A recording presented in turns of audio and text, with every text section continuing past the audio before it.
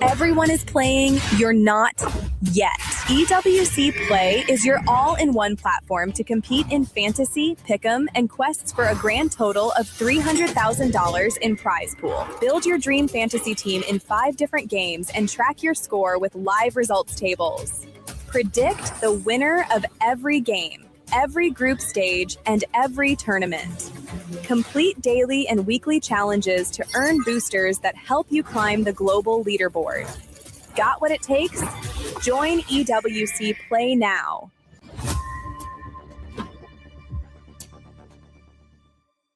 Do you genuinely believe that you are the greatest MLBB player of all time? Do you believe your teammates let you down at EWC 2025? Do you think I'm overrated?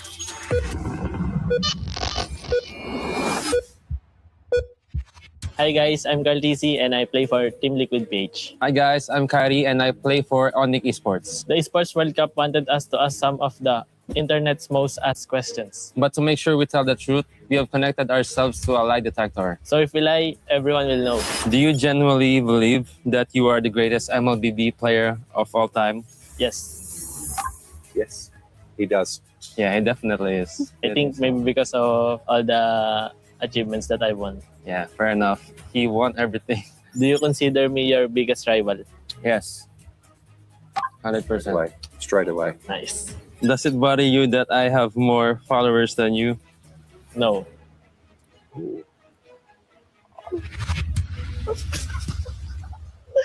I think you're testing me there, aren't you? No, I'm telling the truth. Do you ever look up how many followers you have? No, not really. Because I don't really care. I think he does care about how many followers he has and his fans. Do you believe you are the best player in Onyx? No. I think you are the best player. You believe you're the best player. I think I am one of the best players. I mean, I think I am one of the pillars of Onyx. Is there anything I do better than you? Yes. Which things? In Assassins and also the face. Yeah. I'm happy to hear that. Would you ever join my team if you were offered the opportunity? Your team. Oh no. No. Why would you want to join Team Liquid? Yeah, I think if I play with you, a lot of things would be much easier. Yeah. Good. Yeah. Who's the weakest link on your team? I have to answer that? Yeah, you have to. I think right now You is can just lie. Teddy. Okay. He's not lying. He's telling the truth. Sorry, Teddy. It's understandable because he's a rookie, right? Yeah. Do you believe you would beat me in 1v1? Maybe in some heroes.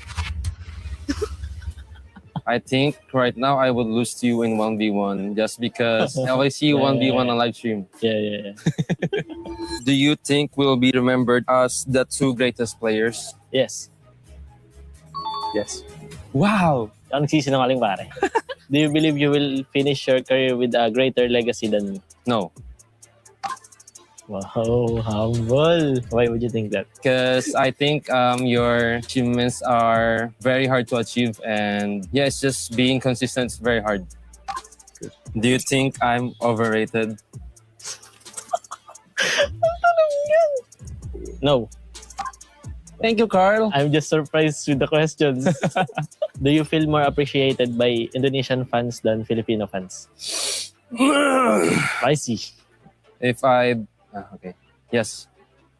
I think you love both of your sets of fans. Good fans in both countries and there are also bad fans from both countries. Do you think you will still be a professional player in 5 years? Yes.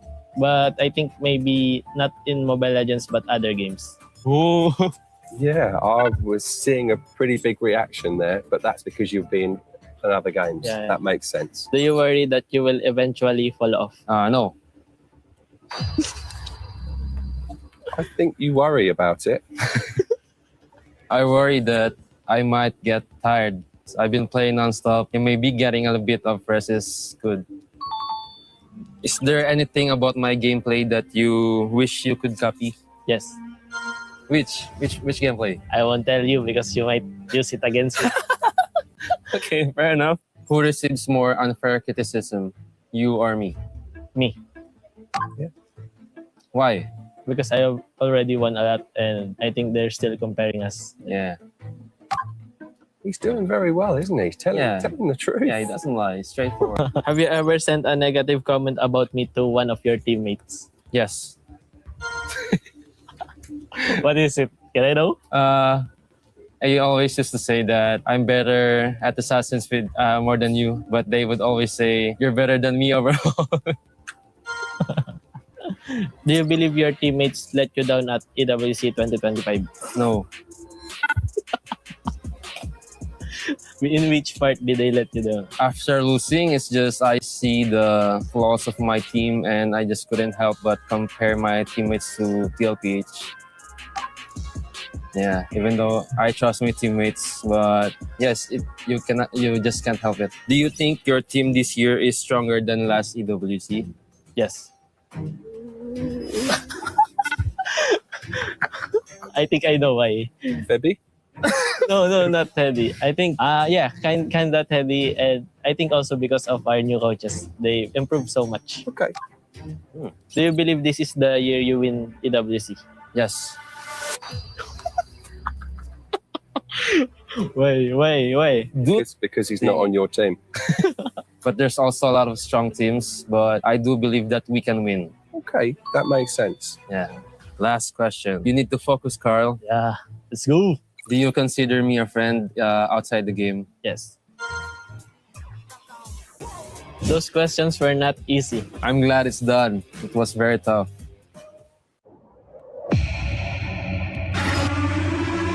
The echoes in the land of dawn continue to resound. The champions who once ruled have fallen. Team Liquid Philippines will not move forward in MSC here at EWC 2026. As the throne stands empty once more, a new era has begun to take its shape, and a new king must rise above.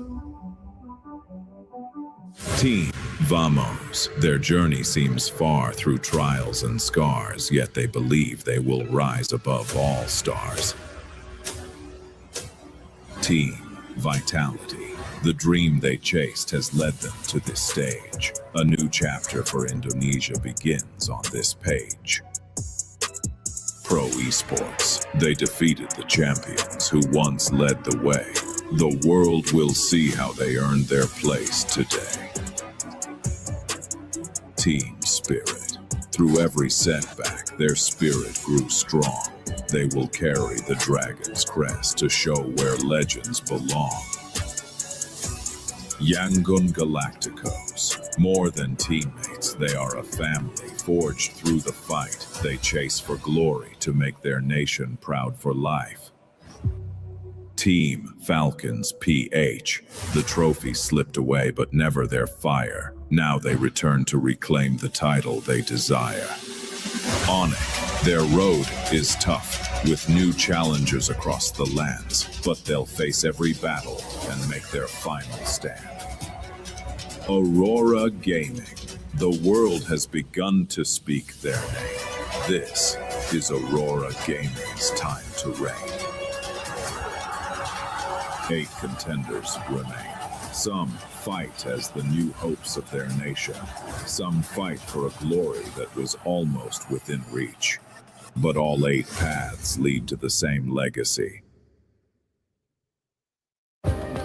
Play is in our DNA. Whenever we let it out, it becomes our superpower. Now imagine an entire city being built to supercharge it. Kadir City, powered by Play.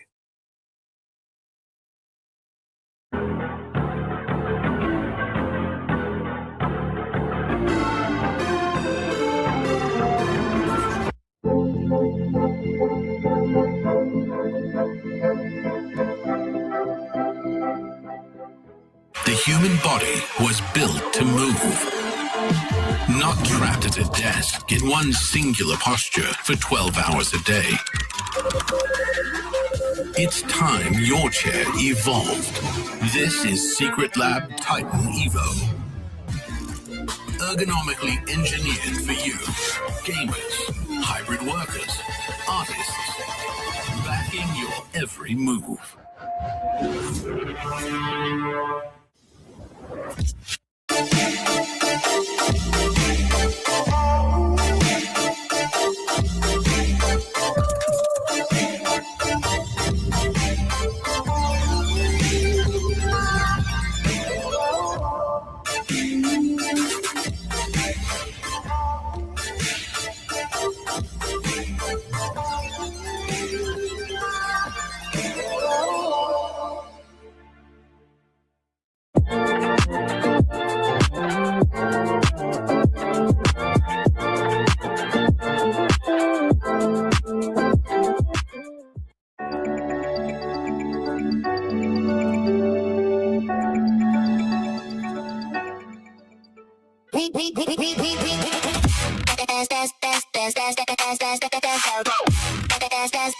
We book Esports World Cup.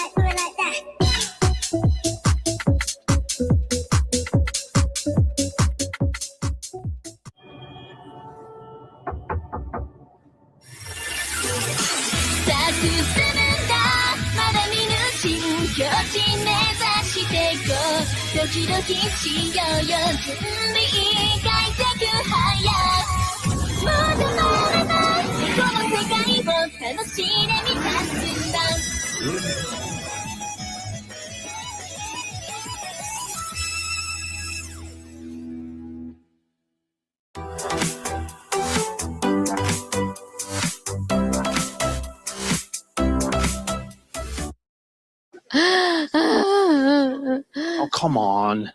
It's not that bad. Oh, I mean, look, I'm not remotely sad about that. I couldn't Now care you less, feel actually. how I feel. I started with TL, they got eliminated. Vitality next, they got knocked out yesterday. And now I only have Onyx, and they're up against Aurora of all teams. Some would say that you might be the curse, actually. I mean, guys. She could be. She could be. Look, I mean, we're into one of our last days. We're losing 2 more teams today. Yes. First game coming. I mean, look, there's some really tight games. We are very much at the latter stages of the tournament now, aren't we? Do you think it's going to be Vamos? Do you think it's going to be Team Spirit? Oh, I don't know. I'm kind of feeling Vamos. I'm riding that wave a little bit, but I also think What are you doing, Chris? Chris! it would be really funny if Aurora did it, though, wouldn't it? Let's get into one of the last days here in the MSC at EWC. What?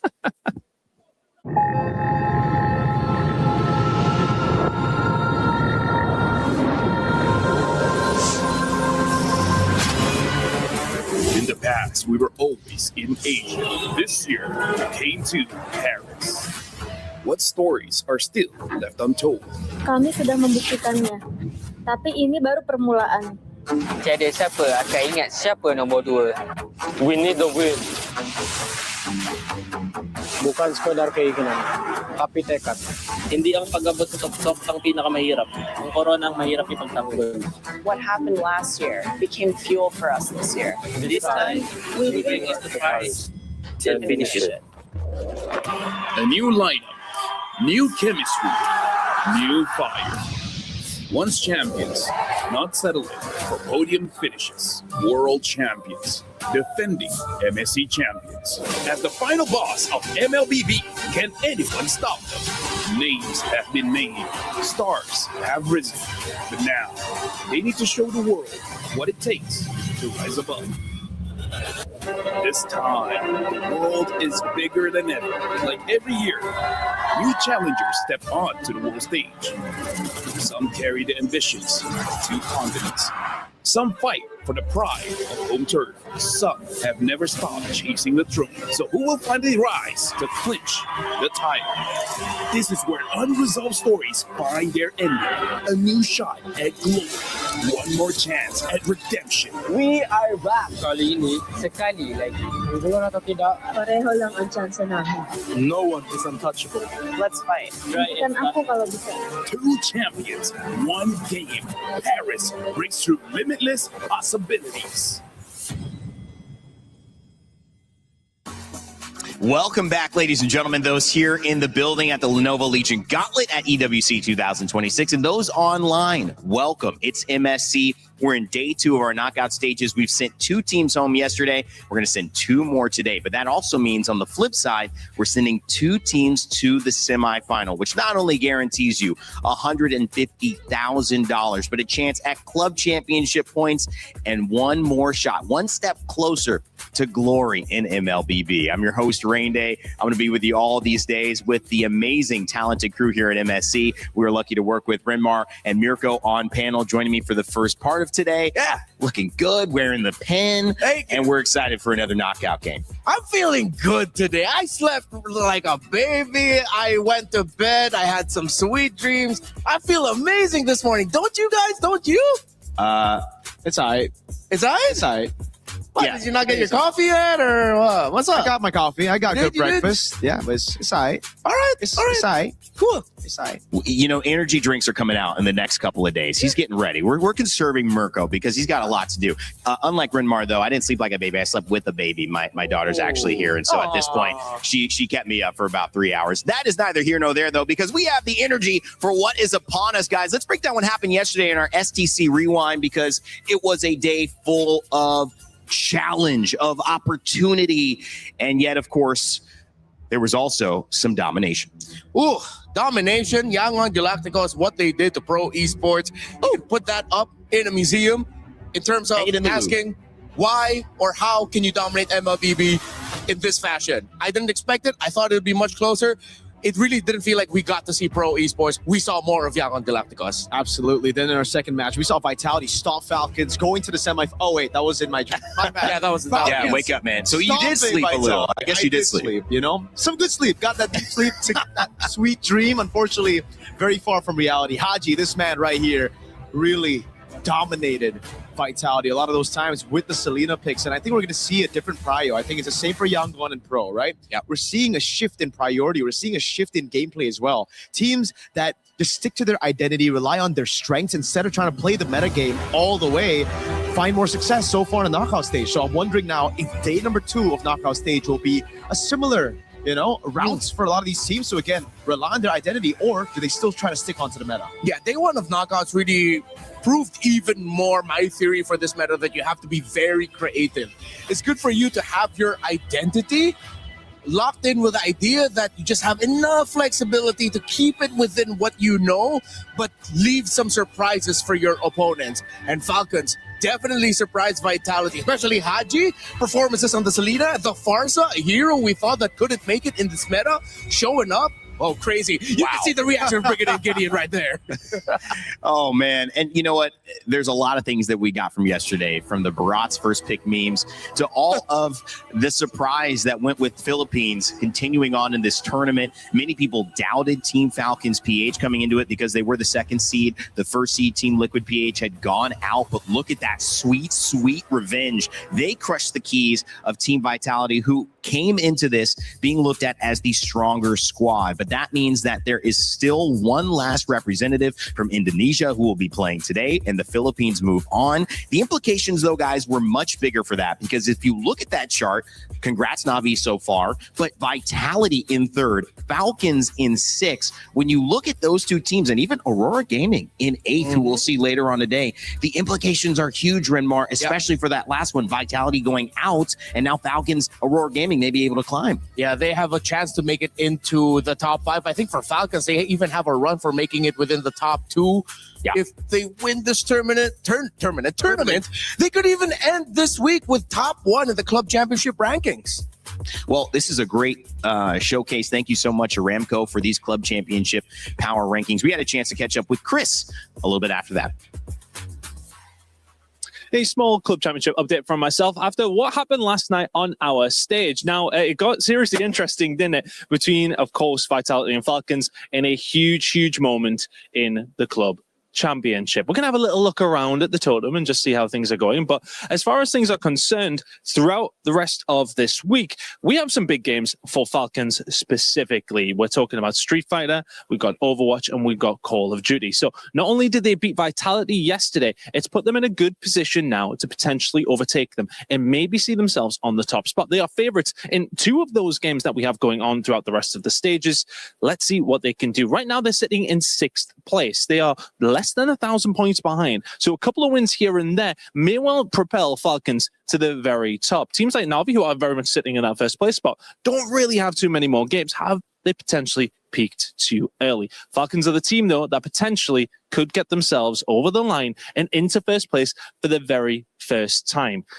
Let's see if it's going to happen. It's a big week in the club championship. We'll be keeping you up to date with everything we possibly can throughout the next few days. Well, the beautiful thing is, those fans as well, very beautiful. We've had so many great fans over these last days, guys. It's been awesome. The energy has been electric here, and I cannot wait to continue to see what today provides. That last match today going to be incredible, but fans already filling in pretty early in the morning, and Rinmar setting the scene. Yeah, it's always a great vibe with all the fans here around. And you really think of MLBB as a European game, but the Europeans are showing up here from everywhere in the continent, and it's great to see. A lot of Filipinos as well. It's just We're everywhere. And they're coming here to support Falcons again, doing such a good job at it as well, especially as they won yesterday. Yep. Just got to keep reminding myself. Yeah, they did. I know. Fun. Yeah. Over Vitality. Yeah, Mirko had some tough moments accepting that key crush. And here it is for one of the teams. Yangon Galacticos took down Pro Esports, who made a great run, but it would be Yangon who would really show their dominance in that set and make a claim for being one of the strongest teams here, undefeated so far. When you look at this one, Mirko, I mean, Vitality, obviously on that side, but to be honest, Falcons from the very get-go showed that they had a better pace and understanding of the meta so far. Yeah, I think all the way from the group stage as well, right? They were the ones actually dictating the tempo of the game. Yeah. It was just Vitality who were able to beat them in the later stage of the game. Yeah, Team Falcons, PH, and Yangon will face off. This will send one team home. That is not going to be an easy match. Yangon, again, undefeated. They look like one of the strongest teams, I kept saying, in the galaxy, because Galacticos, how can I not think that way? But now we go on the other side of the bracket, gentlemen. It's Team Vamos versus Team Spirit to kick us off. You already saw some Team Spirit fans in the house, and we also have Aurora Gaming versus Onyx. That is going to be an incredible matchup as well. And I want to remind you that if you think you know who's going to win, we've had some upsets. This has kind of been the MSC of the unpredictable. Make sure to get your pick'ems in. You can earn your share of $300,000 and the opportunity to just say you were right. I mean, which is, I think every human being wants to say that as well. Also, another thing, before we get started, it's still Rhino Day. This day continues. It keeps on going. Make sure to get your emotes. If you don't get your emotes by now, you just don't deserve them, because we've been telling you every single day. It's Rhino Day. All right, gentlemen, let's start talking about this matchup, get into these players, because, of course, it's Team Vamos and Team Spirit. They arrived earlier in the building. Renmar, what's your take just heading into this one? Well, I'm looking more at Team Spirit and asking them, have you rediscovered yourselves? Was the GZG and, of course, the loss to Vamos the wake-up call that you needed to get you back in form so that you have a shot at solidifying yourself in the top 4 and maybe making a run for the grand finals? Because Vamos look like they're just a team that completely know who they are and how they want to play heading into MSC. And it almost just seems like after seeing their chaotic team fights, after seeing their weird identity, their awkward style of team fighting as well in MPL Malaysia, that they would just do well in internationals, right? Going up against these teams who are just so good at controlling that slow tempo game, playing it disciplined, but then the patch hit and everything turned around. Even for Vamos, they felt the confidence. They played on scrims. They have their own identity now. And it's so weird to see because it's such a big contrast compared to Team Spirit, who, again, coming into this tournament was also favored. Everybody thought about, all right, how is their discipline style going to work out? They're going to probably dominate the group stage, but they didn't. So again, seeing that matchup all over again, seeing Spirit's very slow macro buildup up against a team that just wants to constantly pick these brawls and bring it onto you. I'm excited. I'm excited to see if, again, like you said, Renmar, Spirit have actually done what they need to do to adapt. Yeah, it looks like they're doing some unique new things for setup. It's like they're testing their reaction time. That's a Sawo influence. Yeah, I wish we get to see more of these with our players. Although Sunset Lover with that, hopefully he can catch that. For Vamos, the unpredictability and creativity, I feel like you can also amount it to their head coach and Coach Pakbet. Longtime coach in the Philippines. He was always a guy that we called one of the drafters of the universe, because he would show up with some things that are out of this world, out of this galaxy, and then make it work. And I think that suits Vamos very well in this patch, which is why we see them excel, why we see them being able to translate how they want to play in the game with their drafts. And it's been a beauty to watch. Yeah. But with them, there always needs to be a balance. Sure. If they lean too hard towards one direction, that's where Team Spirit can pounce. Great preview of these two teams as well. Coming into it, Team Vamos have some of the most electric stars that you will expect in MLBB on stage. And of course, I'm talking about Error 404, Sapat, Klakun, Zekeef, and Natko. This squad is ready to make a dent here at the MSC bracket, but will they be able to go all the way? SRG out for Malaysia. It really all relies on Team Vamos now.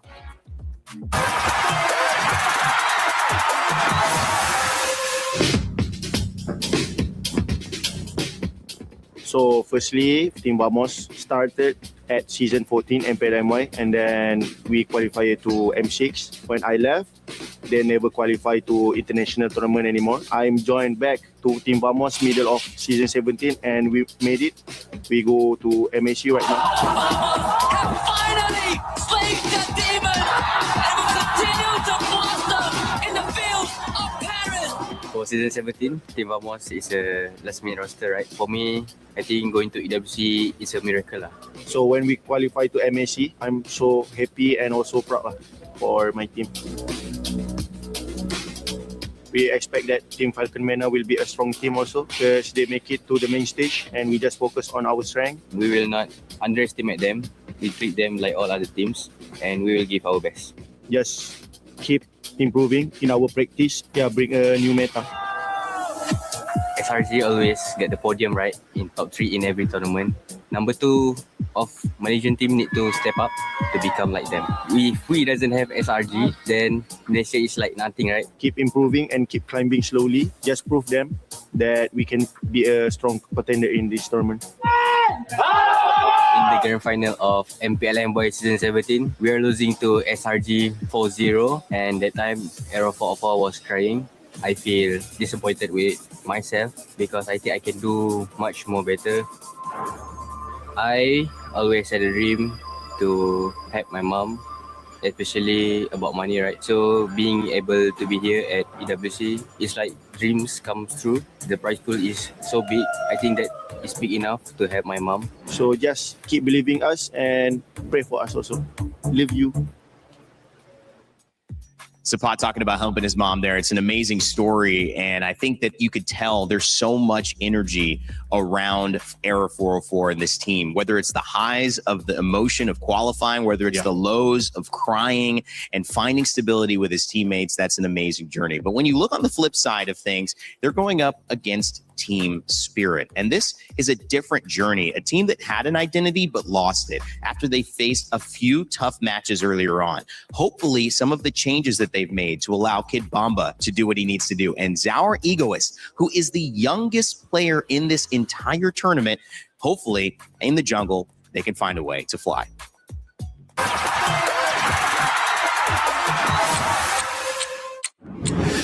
Team still winning, how can I flop? On the rise and I just can't drop. I joined Team Spirit in the very first season and in MCC, and then we won 5 seasons in a row. Bridges burn, tables turn, highs and lows, gotta figure it out. So in this MSC we have Zaur Egoist in jungle and not one shot, and I think Zaur is just a young talent like Donk in CS2, and he have better communication with team. His mechanics are also great, so we trust in him a lot. It's not that we didn't want to work with him earlier. It's just that it so happened that everything came this way, and he's only in the team now. But obviously the good thing about him is that he's 16. And obviously very talented, so I have high hopes for him. It's really going to come down on how he's going to feel. in the game. For Onyx Philippines and a heartbreak for Team Spirit when they had the lead. I mean, if you've been watching MSC up to this point, you know that even if you have a 7, 8, 10,000 gold lead, the game can still turn around. It's very sad to lose like that, especially in the last game where we had a 10K gold lead and then... To the rest of the world, we have been known as a team that's more concentrated on their micro, more on fighting. We tilt, we choke. That's the opinion of the other teams. But this year, this tournament, we have new goals and we really have been working on our attitude to get better in game and outside of the game. So I really hope that we won't let the fans down and that we're going to give a good show. This MSC, we hope to prove that we can beat Tier 1 teams in South Asia, like in a way starting from zero, but also in a way knowing from your past experiences and trying to improve everything. We're always confident, but this time it will be like better results and not only words.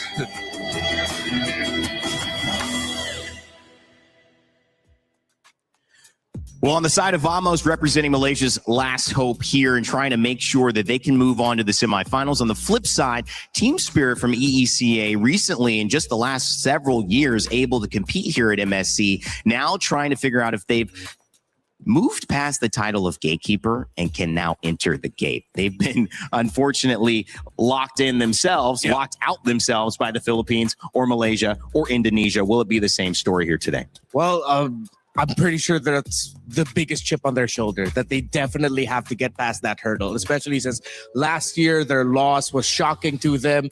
They haven't made it to top 4 at MSC just yet at EWC. And this has to be it, especially after the loss that they suffered against Vamos in the group stage. Yeah. This is the proving ground. This is the time to really step up. And as Hiko said, put action into the words. Yeah. Hey, they had the Vamos run in the group stage, right? They were the ones that actually went undefeated last year. Yep. They were the ones who chose Onyx Philippines, and that's why it hurt so bad for them that they lost earlier. I mean, we saw the clip, Bomba, devastated by that loss. Yeah. Against Vamos this time around, they're coming in as the underdogs. And I always feel like for these regions, Spirit, Aurora even, and Yangon, they do better when not a lot of people are actually thinking they will win. Now looking at the votes, though. There are a lot of people who think Team Spirit are going to win. 73% of you think surprised. Team Spirit is going to win. Why do you think that is? I mean, you mentioned yourself, Mirko, Vamos coming in. I would say Vamos seemed to be the stronger team coming into this. Same. For Team Spirit, they went through that journey of, okay, we are this, but then they went down. It's a journey of self-discovery. Meanwhile, Vamos, it's been consistent. Now they're at that point where they're innovating. Yeah. Our Spirit now at that point where they can match that, because if not, then they're going to be falling behind in the drafts. We are so lucky to be able to see a meta like this evolve. We reached 70 unique heroes. I think 90 is the number we wanted to reach. We still have a few days, and we'll see how many games this goes. Yesterday's games were quite short, but today, do you think we're going to get to our final best of 5? Do you think we're going to see some 4 or 5 game sets here? I think so. I think especially for our second match, right? This match, it really comes down to who gets a tempo. I feel like if Vamos stomp Spirit game number 1, we might be on track for a 3-0. But if Spirit were able to, again, slow it down, then we can get those 4 or 5 games in. Yeah. And you know what? Also, I think Zaur Egoist and Air 404, we talk about this. Who's going to take over? Because initially it was Hirara, Ling. And now that conversation has completely changed, Renmar. Yeah.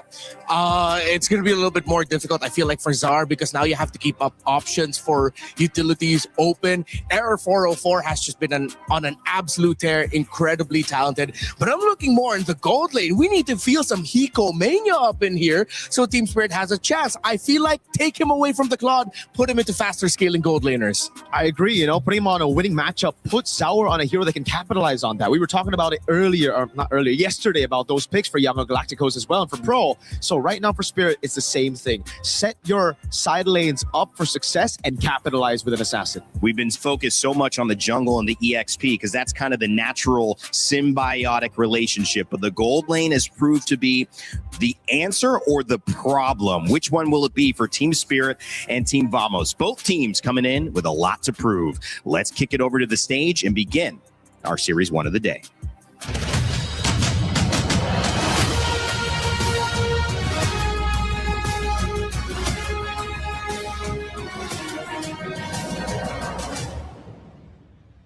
Dude, Milosh, Marco. Oh, are you okay? No, bro. Is it? It's Oh vitality. no! Yeah. Who gave him the vitality key? What? I think he stole it outside. He's You- the My biggest goats, bro. vitality My fan. goats. That's It's- my goats, bro. We know, It's okay. It's look. They'll be so much better. I'm serious, right? It's a few No, months. they won't, bro. Wait, are you talking like vitality? No, you can't say that. I'm sorry. He's I'm already sorry. heartbroken. No, they'll be okay. It'll be fine. It'll be... Look at my goats. Wait, Dude, I think you'd unicorn. be used to it by now. Look, you can't do that. This is a private moment.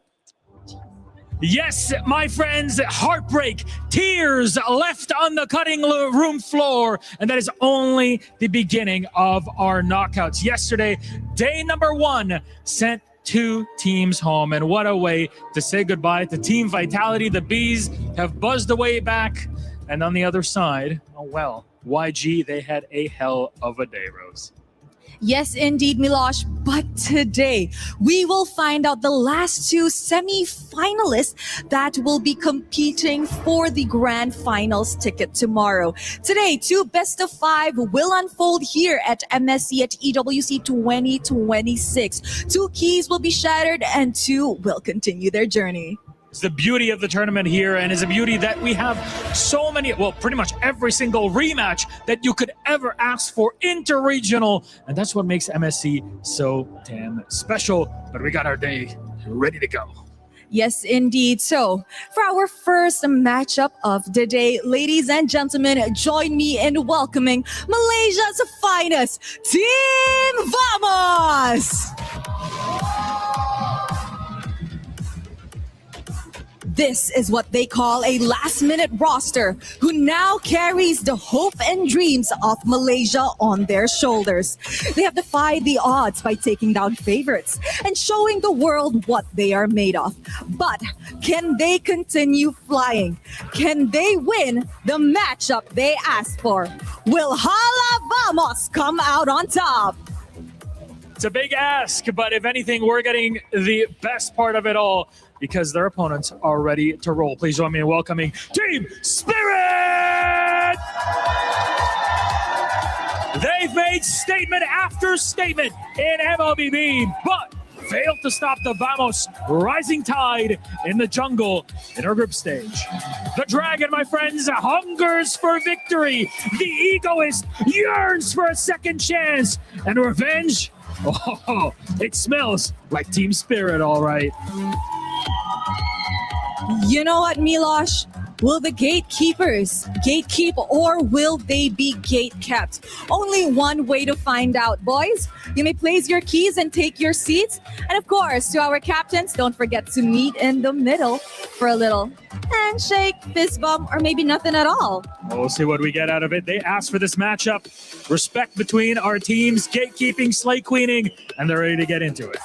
Only one will head to the semi-final, and the other, he's crushed just like their dreams. So, who will come out on top? Only one way to find out. Let's head over to the Land of Dawn. The first half of MSC EWC 2026 knockouts delivered a story of revenge and redemption. Day 1 opened with 2 long-awaited rematches. First, with Yangon Galacticos denying Pro Esports revenge, securing Myanmar's second top 4 finish since MSC 2022 without dropping a single game. And just like that, Yangon Galacticos remain undefeated. Vicious win, a sweep in the quarters. In match 2, revenge was served as Team Falcons PH eliminated Team Vitality. Now, Team Falcons PH are just one step away from returning to the grand finals. Team Falcons, after losing the first game, will now make it to the next stage here in the knockout stage. Our story continues into day 2, first with Team Vamos versus Team Spirit. Team Vamos were the first to choose during the draw. Can their gamble pay off, or will Team Spirit make history by breaking into the top 4 of MSC? Then comes our match of the day, Aurora Gaming versus Onyx, a rivalry that started at MSC 2025. While the MSC 2023 champions still haven't found redemption, Aurora Gaming stands as the tournament favorite to win it all. 2 teams will rise, 2 teams will fall. Who will rise above? I didn't realize what it smelled like until Milos said it, like Team Spirit. That was a good one, my man. We were listening to some jams as well. Shout out Nirvana and shout out what they will be feeling, which is exactly that if they can get a win. Either side stands to gain so much, but also stands to lose it. EECA and Malaysia, Team Vamos and Error 404, can they continue the dominance? They saw that matchup against Zaur Egoist go the way of Error 404 so heavily that they need to do something about it this time around, Mirko. Maybe it was because they were behind in the meta, right? Because for Error 404, they were able to, again, lock into Hiraras, play around these comfort picks, these heroes that are just purely strong. Now that we're seeing it, I mean, in day number 1 on the knockout stage, Ling completely disappear. Yeah. I think that could have been kind of like a misread of the meta for a lot of teams in the group stage, picking up the Ling and doing well with it. Maybe because of placebo, just thinking, oh, Ling's good, dude. Yeah, it seems like teams really read into it because Nolan's even more of an option than Ling now. Teams are willing to completely just snub Ling, looking at the other problem heroes instead. Let's see if that will still come into effect, considering that the matchup is Error 404 versus Zaur Egoist. I just want to point out, again, ever since we got here, it's been that overwhelming feeling of, I can't believe MLBB brought us out here. Who'd have thunk we will be in a live audience filled with a bunch of people cheering for Team Spirit as they go up against Vamos? MLBB brought us here, bro. It's a beautiful thing. And what EWC has done this year, I mean, just incredible. Being in Paris, the quick transition, I mean, how hard must that have been? But it's all led to these little things. And we talk about the little moments, right? The little decisions. And I know it's kind of a meme from yesterday, but the Barats is also a big part of Team Spirit. And Kid Bumba is a big part of making this team be the success that we know they can be. My question is, after seeing yesterday, having gone 3 wins with Barats and no losses, do we see the same prioritization? Does that become an Achilles heel that they play into, or do they go, wow, let's pull back? I feel like as long as they don't stretch it to its limit, maybe for a game or two, if they want to prioritize it, sure. But the moment it stops working, change your priorities. We were talking about it with Vitality yesterday, and Shogun, he was fantastic on the Barons. But eventually, Falcons read into it, and it became even more demanding for the EXP laner to pull off properly. You see, there's one thing about utilizing these flex picks, right? It's great if you can actually utilize it well. If you don't, it just becomes too one-dimensional. That's right. If you look at Vitality, the way they utilize the Barats pick, it was first pick, but it was never played in the jungle. So it was never a flex pick in the minds of Falcons PH either. They were like, all right, the Barats going to go straight XP, especially then with the Paquito, right? They just kept on putting in jungle. The one game they won, it was in gold, but then after that, it was just, again, kind of a habit for them to pick up the Barats, but always put an XP. So now if we want to see Spirit pull up those flex picks, we need to see it in more roles than one. They need to be able to utilize that flexibility of the pick. Yeah, and I will double down on that if ever Spirit want to make this a little bit more difficult for Vamos to read out the draft, then first pick that Barrett and then shock the world by putting it into the hands of Zaur Egoist. You're not going to expect that at all. Wow. Don't expect that. Goes the only Indonesian gold laner still competing in the MSC 2026 knockout stage. Wow. Yeah. All right. One of the 2 Indonesian imports over there on Team Vamos.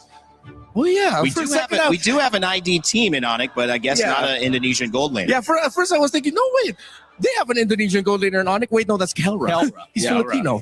So Vero was part of this lineup last year, but no longer. Natco's been amazing, by the way. I just got to say. Yes. In MPL Malaysia, mechanically, even in MPL Indonesia, when he played for Evos, mechanically he's always great. It was just the decisions that he would make in the lane and in around these team fights where it was just too bombastic. Yeah.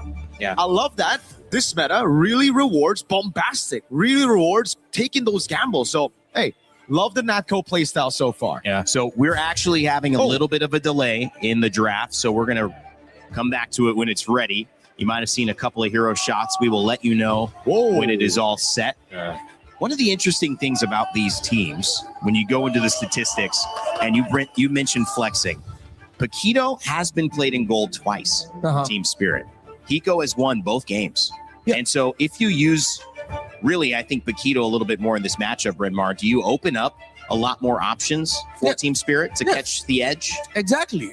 If you pick up the Paquito, you have options to flex it if ever. Right now, though, we're probably not going to see it in this specific game. Yeah, but you're cheating. You're cheating because you're looking. No, but we got Yeah, but we don't know though. The audience doesn't know yet what's happening, so we're just creating questions. Yeah, no, it's okay. We read it out. Here we for go. them. There now, we go. Now Finally. you guys can see. We can see here, but not for you guys. So here we go. Okay, we didn't know that was actually banned out. So even Vamos was considering, okay, the Paquito is an option for Hiko is way too good. So let's take it out. In Spirit, I feel like this is smart. They take away the Freya, but it is quite questionable to me as why they would ban out the Valentina in the first place and why they're willing to give the Atlas without a direct answer to it. That might come back to bite them. But as you look at the bans, even Vamos respected the Barrett's capability, and Sawa was great on the Marcel up against Ignite. I am always a big fan of Guinevere coming out early, and Vamos might be able to set tempo with that high crowd control row mid trio in the beginning. Yeah, they have really crazy crowd control. If they're able to actually land those skills onto Team Spirit, it's going to be troublesome. But again, usually when you go for these combos, you lose out on a bit of that counter matchup, right? And it does feel like Team Spirit are already going to be building towards that. Those strong side laners. They pick up the Esmeralda. The Paquito and the Barats were already banned out earlier. Now they get rid of the Arlet. The Freya was also taken out. I feel like the Valentina ban was more of respect to Clock Kun. He's been having phenomenal games on that Valentina.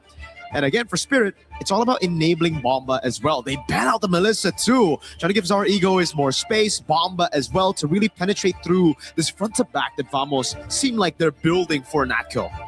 Interestingly enough, some of the pre-show talking points, Paquito banned, as Renmar mentioned, Barat also banned. One of the only games we saw Marcel played and won, that was Team Spirit. So they banned that one out. That's not too surprising. Moskov coming in late alongside the Melissa, focusing on the gold lane. So we probably won't have anything crazy. But one of our only games we've seen Atlas let through. So 3 really strong heroes to start off. Claude joining the roster of Team Spirit. Ooh. And a Brody response.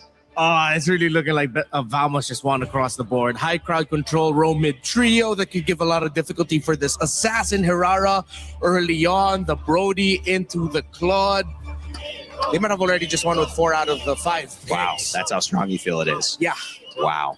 All right, what can Spirit do here? Hiko still has that final pick. Yeah. Gold lane's already picked up with the XP. Now it's all about the mid lane. So what about a Eudora? At this point, I don't think the Eudora she's is not against the Guinevere and the Atlas right now. You're going to have to go for a little bit more poke, maybe range as well. It would be too crazy for them to actually play with the Yves, but the Bene should stop. Wait, that's a Khalid. Never mind. We've been seeing this, by the way. Benedetta Khalid. Wait, so is that is Benedetta?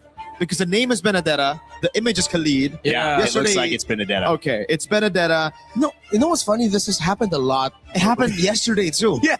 Yeah. So we're looking for mid guys. I think could be. I mean, we saw Farsa showing up really well. I was thinking of Farsa or Yves against the Brody, but the Benedetta should already stop that, and that's why they're gonna have to go with the safer choice in the Vexana, try to peel away against the Atlas and the Guinevere. Yeah. All right.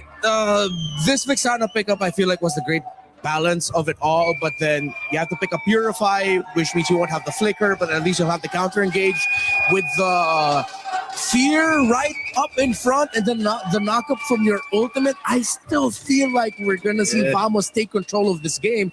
That Roman trio is deadly. If the team fights are all AoE, and if Vamos can force those 5v5s, I agree. But if Spirit can utilize those lanes and punish them before the team fights, they can do it. They've been punished in the lane before. We saw Kimbamba sometimes lose that start. But if he can get it, is Team Spirit the team to beat here? Team Vamos comes in as the favorite, but you think it's going to be Spirit. Let us know in the chat again if you think that's going to go that way as we kick off for Series 1, Game 1.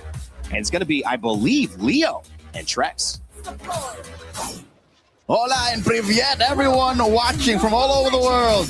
This is the opener for Day 2 of Knockouts. Team Spirit facing off against Vamos. It's Trex and Leo at your service.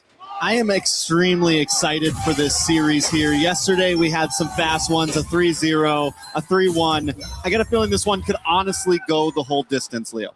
I'm glad to see that despite the rocky road that Team Spirit had to go through in the groups, they've evolved. The past 72 hours since we last saw them in action has seen them evolve their drafting patterns, which our panel actually did well to point out. Looking at the emblems right here. Did you see this Vexana coming through? I mean, debatable, but this is one of those picks that we saw one before. It has worked. It has given some options, especially against something that wants to kind of more walk towards you or dash towards you. it's not the most, and the non-flicker mages are kind of coming back too. And she is forced to flicker here, given all of the straight lines that Vamos are drawing through. The heart of the lineup, Sepat on that Benedetta. Error 404 on a Guinevere that can literally find you wherever you are. And of course, Zequif, who could just find massive Fatal Links, who can only really be purified by Kid Bamba and Hiko. Looking at this matchup, Nako versus Hiko. It's weird that this long in the tournament, we haven't really seen Hiko Mania take off. We haven't at all. And even last World Championship, I feel like we haven't really seen Hiko in that prime state. It's been a couple tournaments, for me at least. The Hiko that we once knew that was extremely aggressive. And I don't know if it's just Team Spirit taking a more passive route. We had that interview with Bamba not too long ago where he was like, I just want to go even in my lane. I don't even need to win it. And I think Team Spirit is trying to get that discipline. But I think right now what we need to see them is the aggression. They need to know when's the right time to push it in. Even 2 minutes in, between these two teams that we expected a lot of aggression from. The turtle seems to be a fragile dance. Sepat gets spotted up by Sawa, pulled out off camera. Sorry, egoist. A very clean off-cam pick, and I think it's a good trade. When you're able to get some traction in the gold lane, sometimes it can be worth giving up that turtle. Zar, though, he's going to take a little bit of damage. Should be able to get away from this. He's on the Harara, nothing major. And Team Spirit, even after losing the turtle, take the gold lead. Zar with a quick gank down. Nako tries to get away, but the red tree gets the slowdown and helps secure that first blood. 2v1 with Team Spirit getting a 500 gold lead off that exchange. I still can't say it's worth it. I can't with my whole heart say that that was a worthy trade, but looking at EXP diff, this puts him up by almost a full XP bar up. Zarigo is off to a great start. Sawa still not at level 4. Zequif has already reached it. So this is something that I think we have to consider. Zequif can just jump in, grab these two since Sunset Lover does not have one. Oh, massive Beautiful knock-up. Sawa goes down. A little bit more damage with Fatal Links as Vamos just tries to get away. Kid Bamba with the rotation down. It's actually surprising. He's out-rotating the Benedetta right now. He's winning out in lane as well. Team Spirit making some plays in the map. Contrary to what he mentioned in an interview, you said he just wants to go even. This is not even at all. He's literally bullying Sepat, moving faster elsewhere, and I think that's what allowed for that 2v1 down bottom. There was a lot that Vamos was dealing with on the other half of the map. But now, with that kill into Vamos' hands as well, things have kind of evened out. Sepat, this is the first Benedetta we've seen in the XP lane so far. We haven't seen a Benedetta picked up.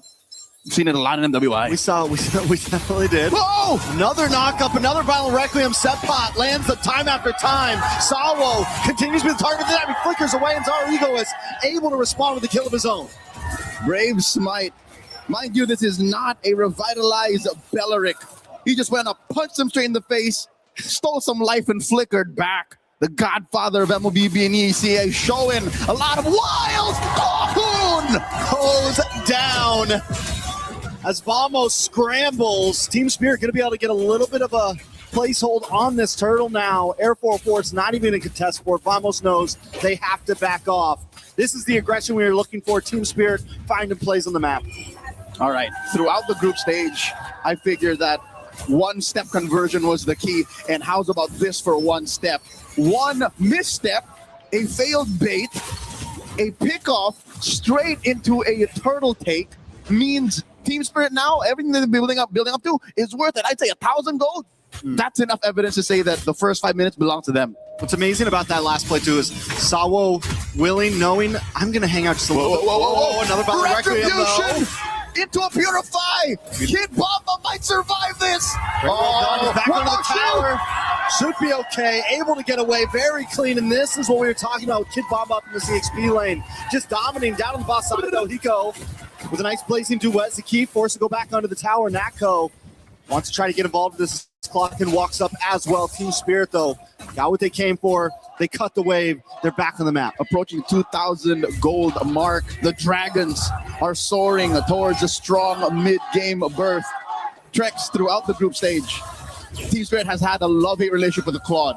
It's a good hero on Hiko. Don't get me wrong. It's just they've always paired it with a weird Ling or a lineup that's always dead on the other half of the map. But this time, I'd say with Kid Bamba finding his new footing, getting a little more of that Bamba swag, I think the Claude is doing much, much better for them. Yeah, and I'm just happy to see Hiko on a marksman again, obviously. A nice pick on Sawo. Sawo will be okay, but the knockup in response to the Eternal Guards. Zakif forced to run away once again. Vamos continue. Oh, but wait a second, from the bottom. Someone comes in with a beautiful blazing duet from Hiko as well. The kill on Nanako secured. There's got to be some part of Vamos that thought, let's not put purifies on our heroes. We're going to be the aggressors, and there's nothing wrong with that. It's just, I don't think they expected Team Spirit to be this aggressive. Looking at this lineup, you're thinking, hey, Hiko won't be as in your face. Sunset Lover will be keeping himself scarce. But that's not what's happening. Team Spirit has picked up the pace. This is not the same Team Spirit we saw in the groups. Yeah, and it's like they see every single attack coming before Vamos can do it. Here comes Kid Bomba, though. Sawo as well with a nice Wrath of Druid. On to Nako and Sepa. Sepa unable to get an angle in, but Sawo taking a lot of damage. Corner part memory secures the kill on to Sawo. Now Hiko comes in, able to find Sepat. Air 4-4 as well. Will go down. Zakif holding back as Team Spirit loses the turtle, but comes out and wins and kills. 1-for-1, I'd say a roamer for an XP laner. 9 times out of 10 is a good trade. Team Spirit now up 3,000 gold, pushing top lane in tier 1. I'm pretty sure it's going to go down. Bottom lane as well.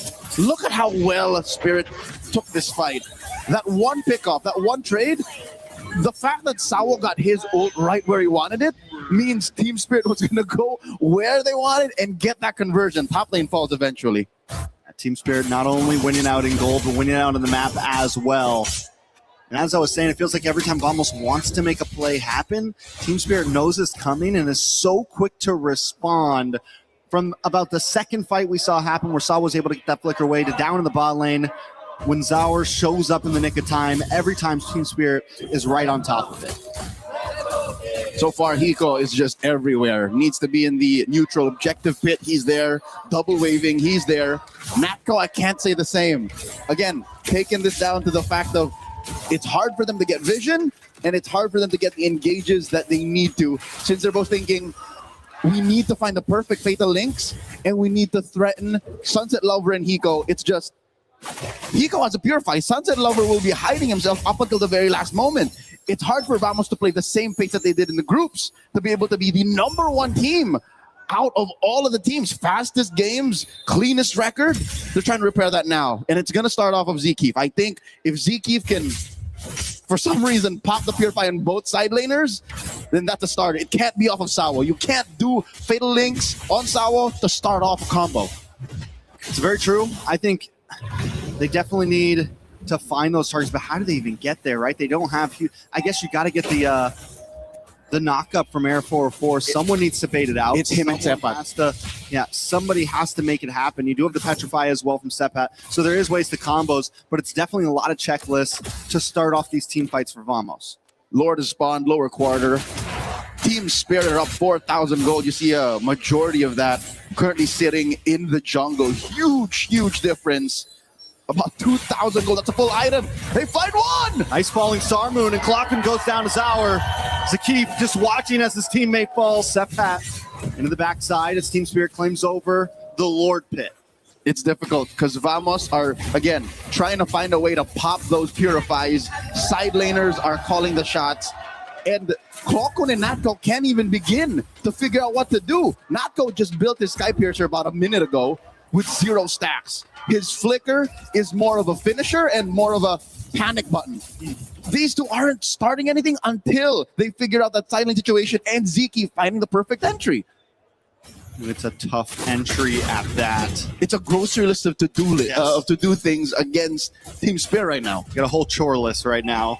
Get everything done, and then you can have some fun after. And they're not able to make it through. Lord coming down the bottom side.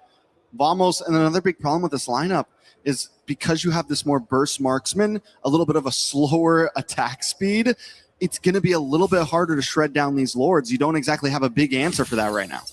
Lord marching through bot, big chubby wave escorted by Hiko. Mid lane, slowly worked on by Sunset Lover. Oh, I think that's it. They're going to commit Grand Theft Orange. Oh, who'd they put it on? Oh, Arrow 404 still gets it. Good use of retribution. So Vamos aren't taking this line down. They're definitely able to at least defend something, but Team Spirit do such a great job of layering these waves. They take the top tier 2, bottom tier 2, mid tier 2, should fall next as Kimbaba zones away Vamos with that falling Star Moon. Sawo keeping vision as well. Luckily for Vamos, they do keep their inhibitors up, but Team Spirit not quite done yet. Oh, even Ziki can't stand under 2 seconds of Hiko's basic attacks. In comes Bomba. Bomba to the backside, maybe a little too deep, but Sawo jumps in and Hiko follows it up with a beautiful blazing duet. Arrow 404 is down, and next will be Sepot and possibly Kakun. But Team Spirit decides to back off. They got what they came for. They take the inhibitor. 3 for 1. Part of the trade, but the fact that Team Spirit are already inside the base, Sour looking for more.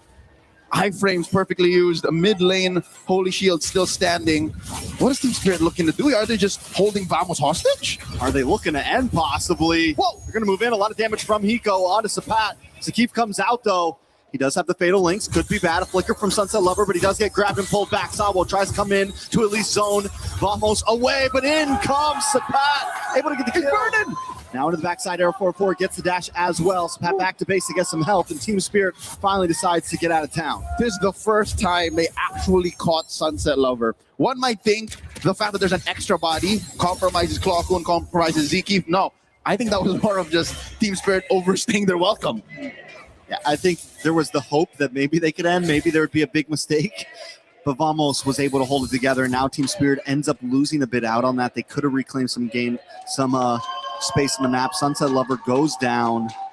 Nako getting that kill as well, which is something they need right now because he's got those Sky Piercers. But look at the damage on a Nako. A nice knockup with the Violent Requiem, and down goes Hiko. Arrow 4-4, able to slow them down a little. So with Hiko off the map, traded out for a roamer, this is one of the first few jabs that Vamos has actually put up against Team Spirit's chin. I don't think that's enough, though, to stop him from actually starting up a slow but dominant Lord Dance, which is something I love. In the knockout stage, we start the dance again. It's definitely been a slower pace, especially even in the groups. We had a little bit of that here and there, a little bit of the macro play.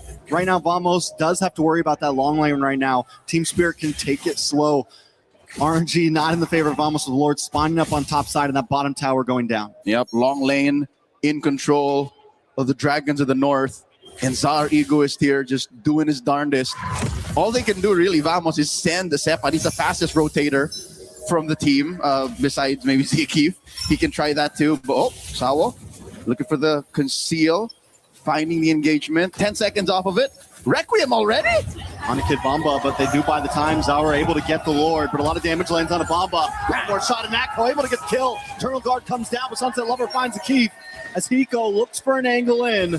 Vamos still not giving up ground just yet. Team Spirit might want to try to push in. Zario goes, able to get a lot of damage down, but into the backside Sepon! Oh, he forced a flicker, but he went it too deep. Clockwood! Crimson Beacon back. Hiko finds him. A nice blazing duet, able to get some nice damage, but Air 4-4 not giving this up, will get taken down for his sins. Staying too long. Team Spirit now looking for the push back in. 3 for 1. Massive win for Team Spirit, holding that 8,000 gold lead, waiting for that Lord to spawn. Kid Bomba will be up. Flying Clouds will be a boon to Team Spirit's final push. This could be it, Trex. Team Spirit, one big hit. They don't have a wave on the top or mid, though, so it's all going to have to come from the bottom here. Sawo comes in. The Purify does pop, but the damage is too much. The Keith goes down, and Lord is getting closer. As Sour Egos takes Nako down to about half health. Sunset Lover low, so he's forced it back off. Sour on the backside, able to find Clawgood, and the Lord connects. Immortality pops. Kid Bomba there as well with Falling Star Moon on the air, but they're locked on the base, and Vamos still can't defend. The Lord does finally go down, though, and Team Spirit just can't end it yet. Wave gets cleared out. Sepot is the only hope. And a Benedetta might be the only explainer to be able to do this. Zarigo is escorting that wave. Top lane inhibitor falls. Arrow 404 and 7 holding on the base up next. Team Spirit clean it up for game number 1. Very well done at this point. Ending that game with about a 7,000 plus gold lead. Vamos scrambling through most of it. So Narmastad winter is here, finally. The Dragons of the North show their teeth and are on the board against Vamos. What a game. I'd say what? A good 80% of that, it was up to Team Spirit. Completely up to Team Spirit. a few moments where Vamos were able to at least fight back, fall even in team fights, or even a few moments that Team Spirit messed up, like when they stayed a little too long in the base there. Just a punish. Just a punish. And they were trying to finish.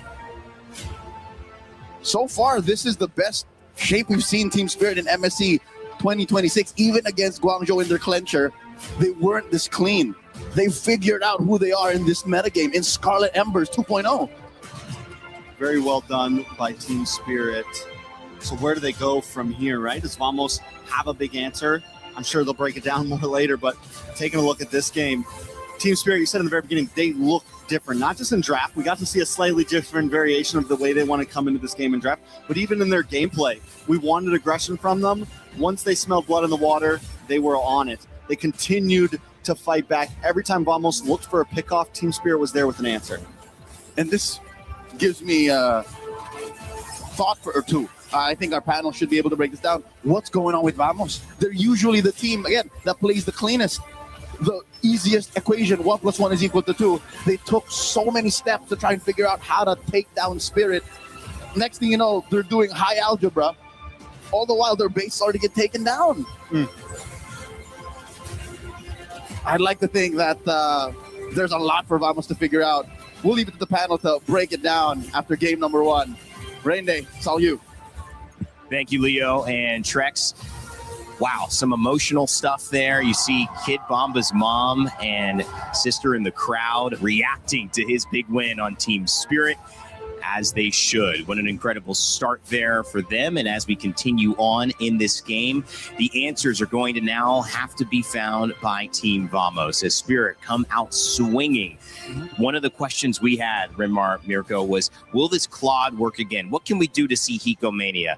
It was a late game pick, they said, but in just a few minutes, that game was a 7,000 gold lead for Spirit. Claude didn't seem very late game to me there. Yeah, Spirit decided to expedite the process. They gave up the first turtle and then ganked the Brody, meaning that Hiko was comfortable in the laning phase. That simple little adjustment made huge differences for Spirit. And it was also just subverting the expectations, right? When you pick up a Claude, it's weak side automatically, the Brody on the other side. You wouldn't really expect Team Spirit to be ganking that lane. Instead, you'd be expecting Team Spirit to actually go and contest for these neutral objectives. So really good eye, really good vision and decision from all of the members there. Because again, even up against the Guinevere, we've seen multiple teams try to double down on neutral objectives against Guinevere, and it doesn't pay off. And it's not that Guinevere is the guaranteed win on an assassin right now. We know Era 404 can do so much, but we have seen more success with the Harara, and we have seen more success with these different choices.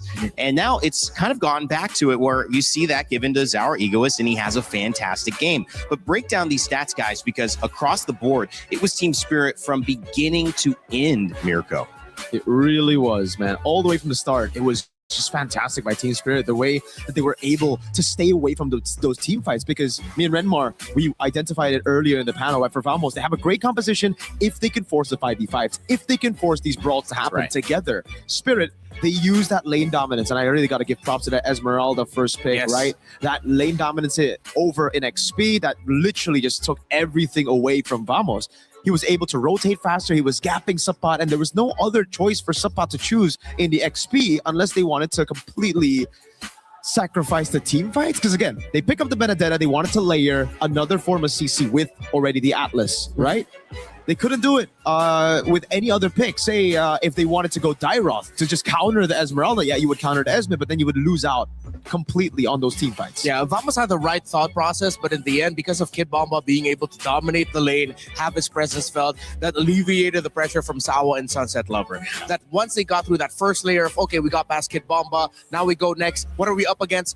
High taunt, high crowd control, Belleric, where of course Sawa was definitely feeling the hype. And then you walk into Sunset Lover's distance, you immediately get terrified, you get comboed, and then you get punished for wanting to dive. We saw that once on the Benedetta. He really wanted to go after Sunset Lover, but Sunset Lover literally stiff-armed him, said no, and then punished Sepat on the Benedetta. Yeah, it was the MLBB version of a stiff arm there. The big problem, at least from what I saw, was that they had a game plan that they knew was coming up. Team Spirit just said, we're going to avoid giving you any opportunity to come in and Fatal Links with the Atlas. And if you do, you're only going to get our Purifies. So you're not going to be able to do it. You've got to burn it twice. And that was obviously an issue, Mirko. Break down what you saw in that game one. I need your help, Mr. Red. All right, I got you, man. I got you. All right.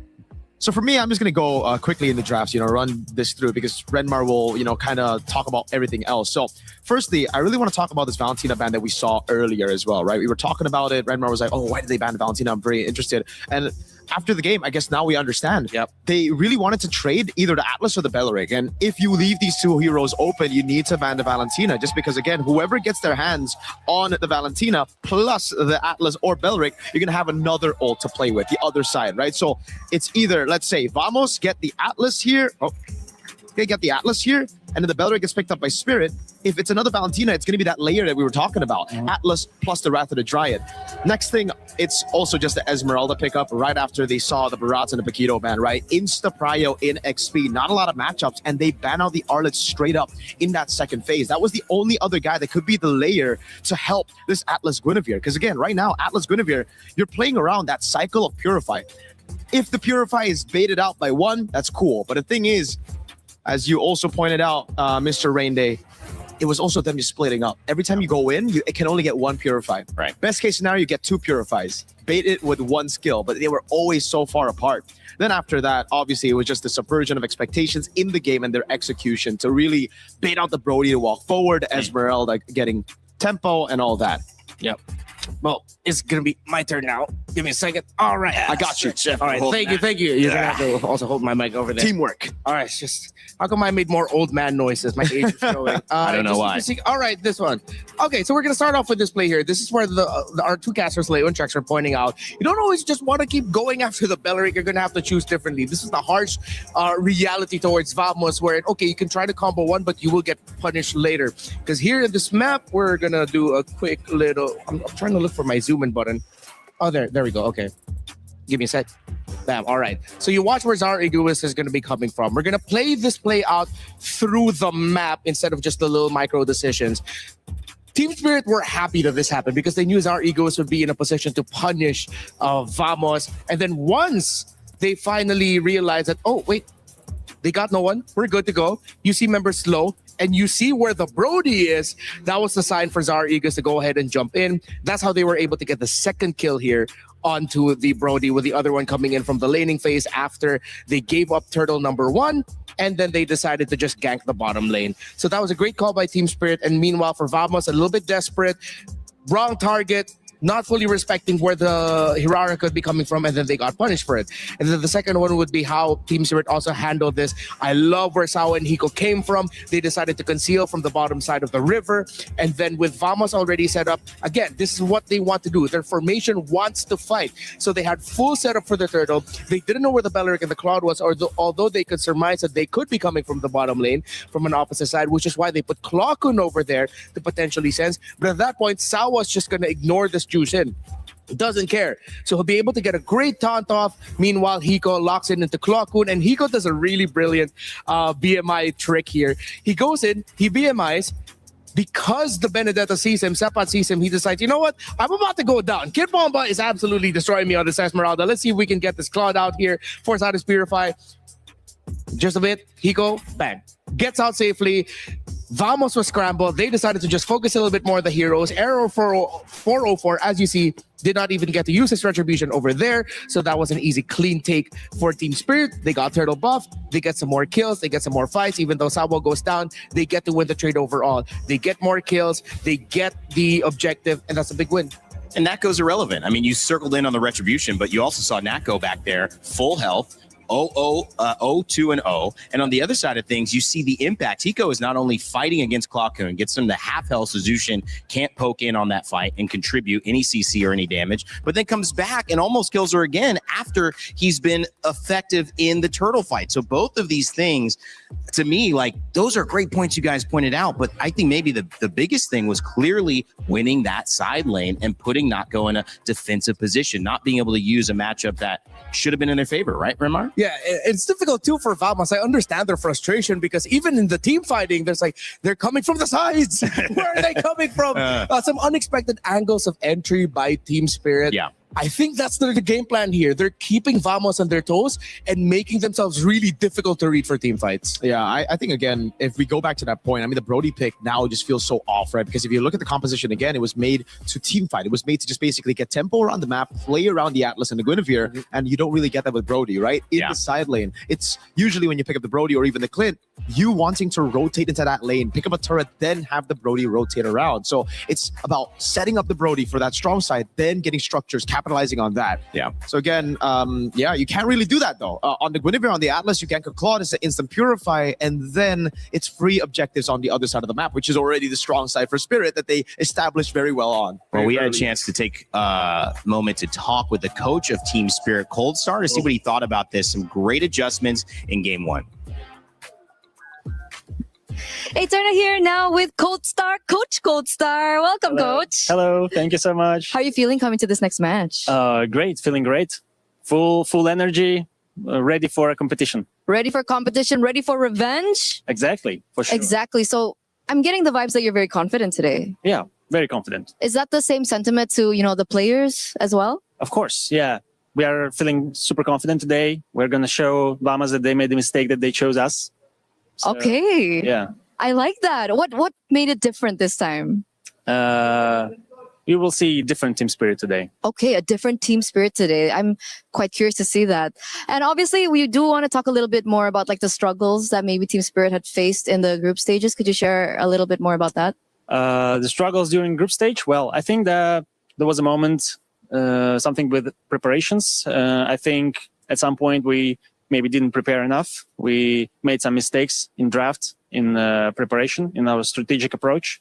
Okay. So we changed that. We fixed, worked on our mistakes during those days. I think against Guangzhou Gaming, we already fixed things and adapted well to that series. And of course, during these days of the break, we had an option and had time to fix the mistakes that we had and work on closely what we're going to do today. We're getting a lot of information from players, from coaches as well, that it's always a lack of preparation. Is it the meta that's causing that, or what's going on? Lack of preparation? Well, it depends, of course, and especially when the tournament is very short. Mm-hmm. I mean, kind of short, comparing to M Series, for example, when you have more time during the tournament, more matches, like when you play the Swiss system with best of ones. You have more time, more days, more games. And of course, when it comes to one game, it's not only about preparation, but also about mental state of the team at exact that day. So I think, well, there is a lot of things, when it comes to a competition of the highest level, it's always about, small things. The smallest things matter. So that's why it can come to preparation as well. And lack of preparation obviously will make it much more difficult to win, but also it can be some sort of mental thing. Maybe some teams underestimate the others. For example, like maybe Team Liquid underestimated other teams, and that's why they made their mistakes, and that's why they're out in group stage. So I think it depends on the team, depends on exact situation, and we never know what happens inside the team. So only them know. So yeah. What about your players? What about your babies? How are they like? Is it something about underestimation? Is mentality a problem as well? Or is it just more so just gameplay and, strategizing? It's a good question because, well, I think that for the group stage, the match that we lost against Bahamas, everyone made a small mistake. It's like a little bit from everyone, from me as well, from players. So a little bit from every side. So, and as I said, when it comes to the highest level of competition, those small things matter a lot. So that's why I think it happened. So we're expecting a collective improvement from Team Spirit today. Indeed. So maybe do you have a message to your fans back at home, the EC fans, just the international fans in general? Yeah, of course. Thank you very much for cheering for us, for rooting for Team Spirit. We're going to show great performance today. Keep cheering for us, guys. We're going to show great performance. Let's go. Thank you so much, Coach, for this interview. Good luck for your next match. And we're going to throw it over back to you guys. Thank you. An emotional performance, an awe-inspiring performance from Team Spirit. EECA, like I mentioned earlier, only a few years of being a part of MSC as it's expanded internationally, and now you could see what it has done to the fans. And that fan right there, Kid Bumba's mom, just really emotional after that first win. You could tell how much has gone into this, how much pride is on the line, how much it must mean to see your child on stage at this moment. Yep. And then coming out on top. You got Kid Bomba on stage, you got Mom Bomba and Sis Bomba. I like that. Triple Bombas. Yeah, they're very proud, and they're very sweet. They came up to me yesterday after the games, and I thought, oh, what did I do? Am I in trouble? I don't know them. It's like, oh, we know you. I'm Kid Bomba's mom, and then introduced me to the sister. They're very great people, and I'm very happy to see them here. Of course, if I'm not mistaken, this might be the first time they get to watch Kid Bomba on a major international. Yeah, I mean, live for sure, and a it's Moontown live. event for sure. Yes, Yeah. like a Moontown like MSC M series or Yeah. And it's so good. You can already see, I guess, the morale boost. I mean, the Spirit fans I mean, are being in everywhere Europe. here as well. Yes. I love it. I love the support for Spirit. I love that it actually boosted them as well. And just like Cold Star said, that positive energy, that mental state coming into the series, everything's looking great. They even called it. You're looking for a great show. It could be one thing, the tiniest things, Cold Star said.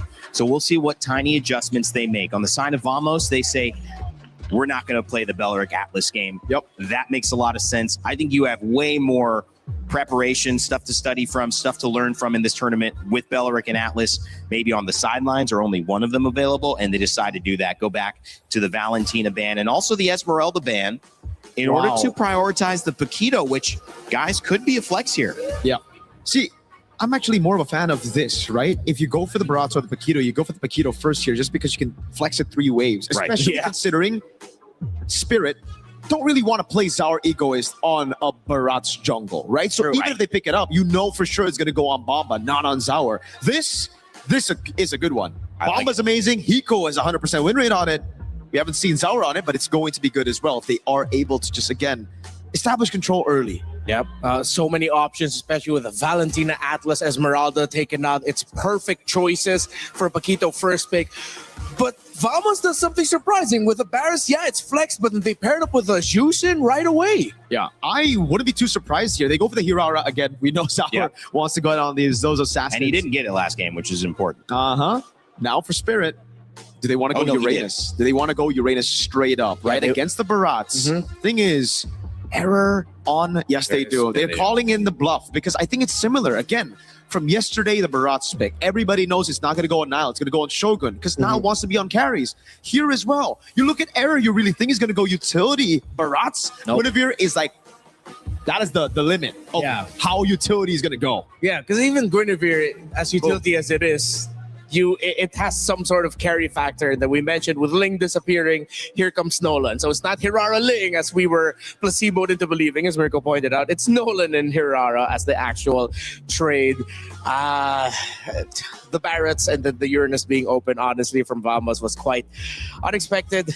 A little bit disappointing. I thought they would just go Uranus there, you know, with the instead of the Barats pick after seeing the Paquito and how it could be flexed to 3 lanes. And Spirit didn't even need to bring it into the second phase. They were like, oh, you're revealing your cards early, so we're also just going to counter you. Well, you know, you can see Hirara and Nolan picked up again. It is the second game, to correct myself earlier, on Zaur for that. But Nolan, probably a lot more comfortable here for Arrow 404. Absolutely. And we've seen Nolan rise in just value generally in this tournament. Melissa banned down as well from the side of Team Spirit, so she won't make it through yet again. I think it's going to be the same matchup now for Spirit. They should ban out the Moskov as well. Try to force Vamos on a claw. They even... Oh, the Clit was a pretty good answer yesterday as well, to be fair, against the Paquito. I thought they were going to ban out the Moskov, so they forces the claw, but this is a very similar thing, right? Yeah. Moskov claw, you can still bully him. It's just that it gets really annoying with the Moskov Spear of Misery. Gord actually gets banned out, which is quite interesting. Trying to take away that... It doesn't really look like a Gord comp to me, though. Bit of stun, bit of damage. Yeah, honestly, at this point, they can just trade the long-range poke mages instead. They can go the Gord because they're so mobile. Yeah, like Eve with the Valentina gone. I think we go back to like Eve Farsa trade. Oh my God! I'm about so Marcel. used to seeing this guy not show up in draft. I did not realize he wasn't banned It just out. usually auto ban, man. Yeah. Oof. Oh, maybe Spirit also overlooked that. Yeah. They're going to hide their last pick, gold lane, for Vamos. Spirit are going to have to reveal all their cards. We know already where the Paquito, Hirara, and Uranus are going. So it's about the mid and Rome right now to deal with the Marcel, to try to get control early. Or do you go on mid and roam? That's the question. You need to go for prio. But is it Cho? Do they really want to go Cho? I've always been a guy to say don't pick Cho into Marcel, even though it is very skill-based and players have gotten better for it. Eudora? They can pick off. Matilda. They can, Matilda. Yeah. Wow. The Eudora, pretty solid against the Nolan. Going to be very annoying. It also enables the Hirara quite a bit. The Matilda's there, and they still go for the Brody. Okay. You can deal with the Paquito somewhat in lane. Yep. But that Matilda, if everybody just comes flying by at you, dude, it's going to be a rough game. So it's all about early game. It's all about that Turtle 1. It's all about snowballing for both. And maybe they have the answer here. Obviously, the Marcel has been one of the most dominant picks when let through. Just alone with that, are you liking Vamos' draft a lot better? Well, I really like the Marcel, but it depends on how they are able to pull off that early game. I can see some angles where the Marcel could give a lot of difficulty for Spirit, but equally, Spirit might just not even care about the golden hour.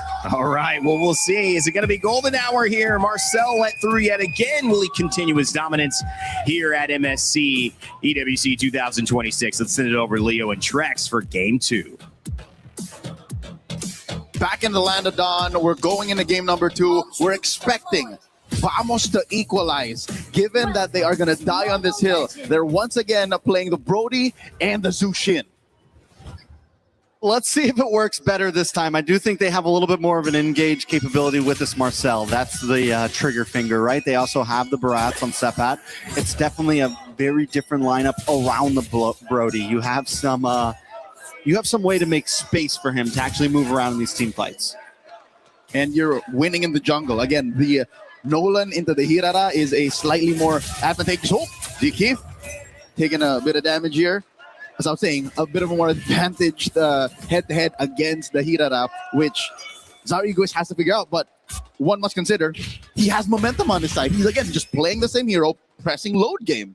And we already see the momentum that he's trying to create, even his routing there. Instead of just going straight to orange, he makes a quick pit stop in the mid lane, looking for some possible pressure.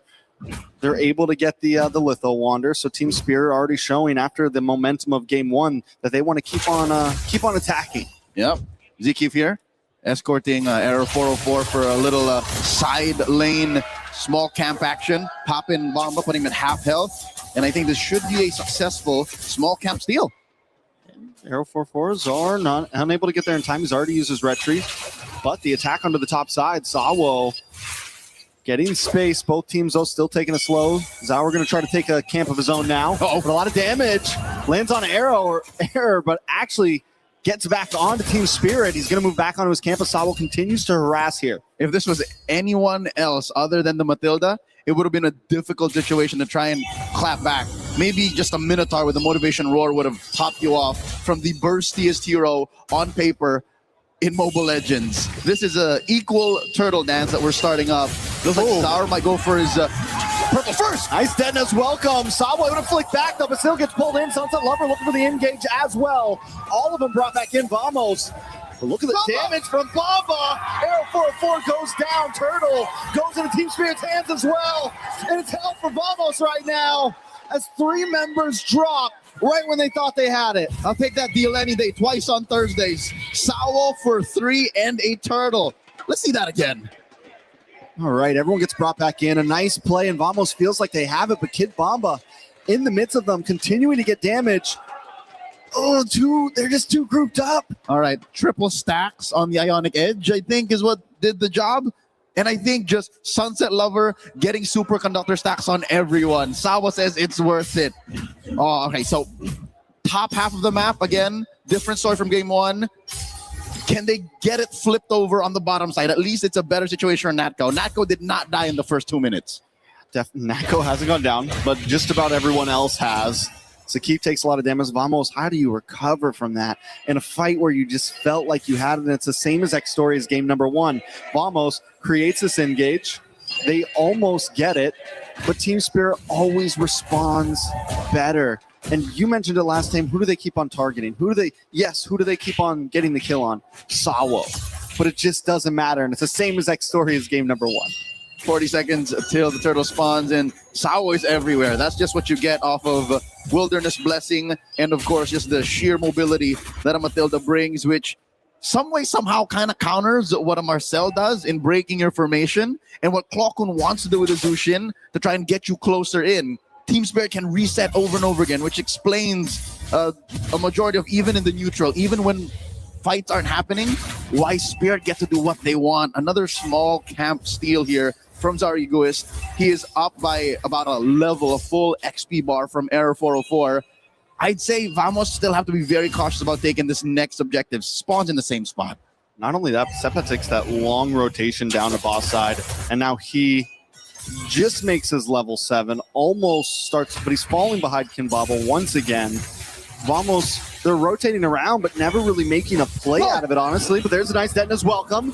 Does land down, and Sawo falls. This time Vamos doesn't pay the price for it, at least not yet, but no, Hiko's there to make sure they get the counterattack to keep falls.